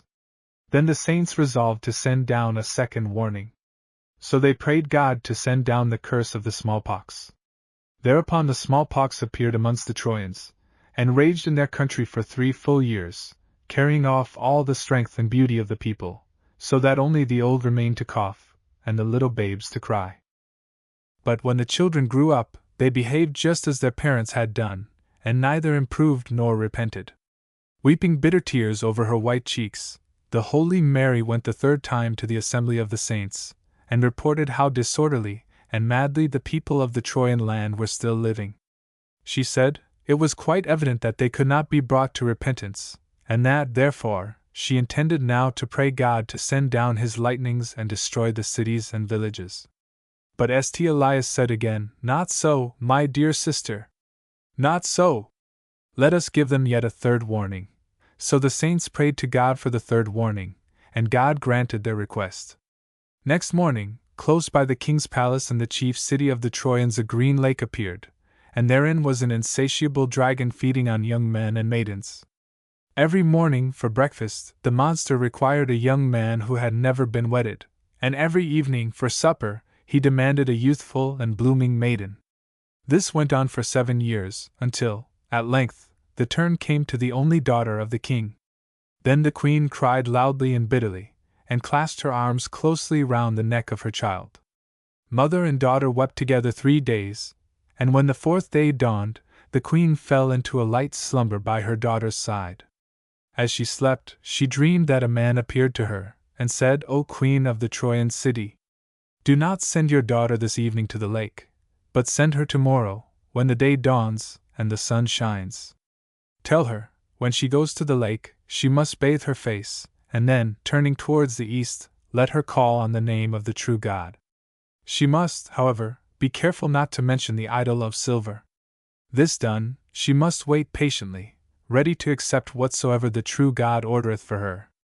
The queen, awakening from her sleep, related at once her dream to her daughter, and impressed on her the necessity of carrying out faithfully her instructions.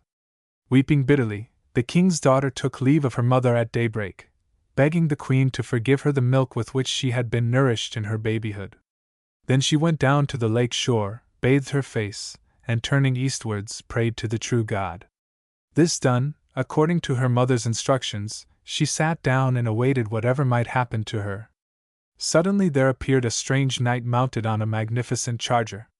He greeted the maiden in the name of God, and she, springing up quickly, returned the greeting courteously. Then the strange knight, seeing she had been weeping, asked what it was that troubled her, and wherefore she sat waiting there alone. In answer to these questions the maiden related the whole sad story of the dragon, and the fearful fate which seemed to await her. When she had finished her narration, the knight dismounted, and removing his calpac from his head said, "Now I desire to sleep a little, and I wish you to pass your hand through my hair that I may sleep more pleasantly." The girl tried to dissuade him from this, lest the dragon should come whilst he slept, and devour him also. She said it would be a pity for him to perish thus needlessly. However, she could not prevail on him to abandon his purpose, and he fell at once into a gentle slumber, and slept as quietly as a young lamb. Very soon, however, the waters of the lake were agitated, and the terrible dragon appeared coming towards them. Then the unknown knight sprang up quickly into his saddle, and stretching out his arms, lifted the maiden up and placed her behind him on his charger. This done, with one stroke of his lance, he pinned the dragon down to the bottom of the lake, where it remained bleeding, but not dead. Then the knight took the girl back to the palace of the king, her father, and the queen, who had been watching anxiously everything that passed, met him at the gate and delivered up to him the keys of the city.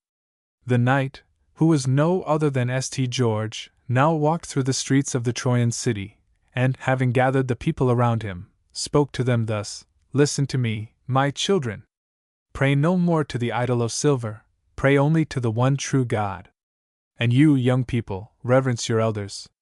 All of you remember that near relatives cannot be permitted to intermarry. Keep holy the Sabbath, as well as all the other holy days and saint days." Having thus admonished them, the holy knight ordered that the temple should be opened, and when his commands had been obeyed, he took out of it the silver idol, and melted it into a variety of ornaments. In the place of the silver idol he placed a holy picture, and then consecrated the temple, and it became a church. When this was done, he turned again to the people, and said, "If you will promise to do as I have told you, I will kill the dragon in the lake. But if you refuse to do what I have asked of you, I will let him loose again, and I think he will soon make an end of you." Then all the people bowed themselves to the earth before the holy knight, and shouted aloud, "O good and unknown knight, our brother in God, deliver us from the dragon in the lake, and we will do and live just as you have counseled us."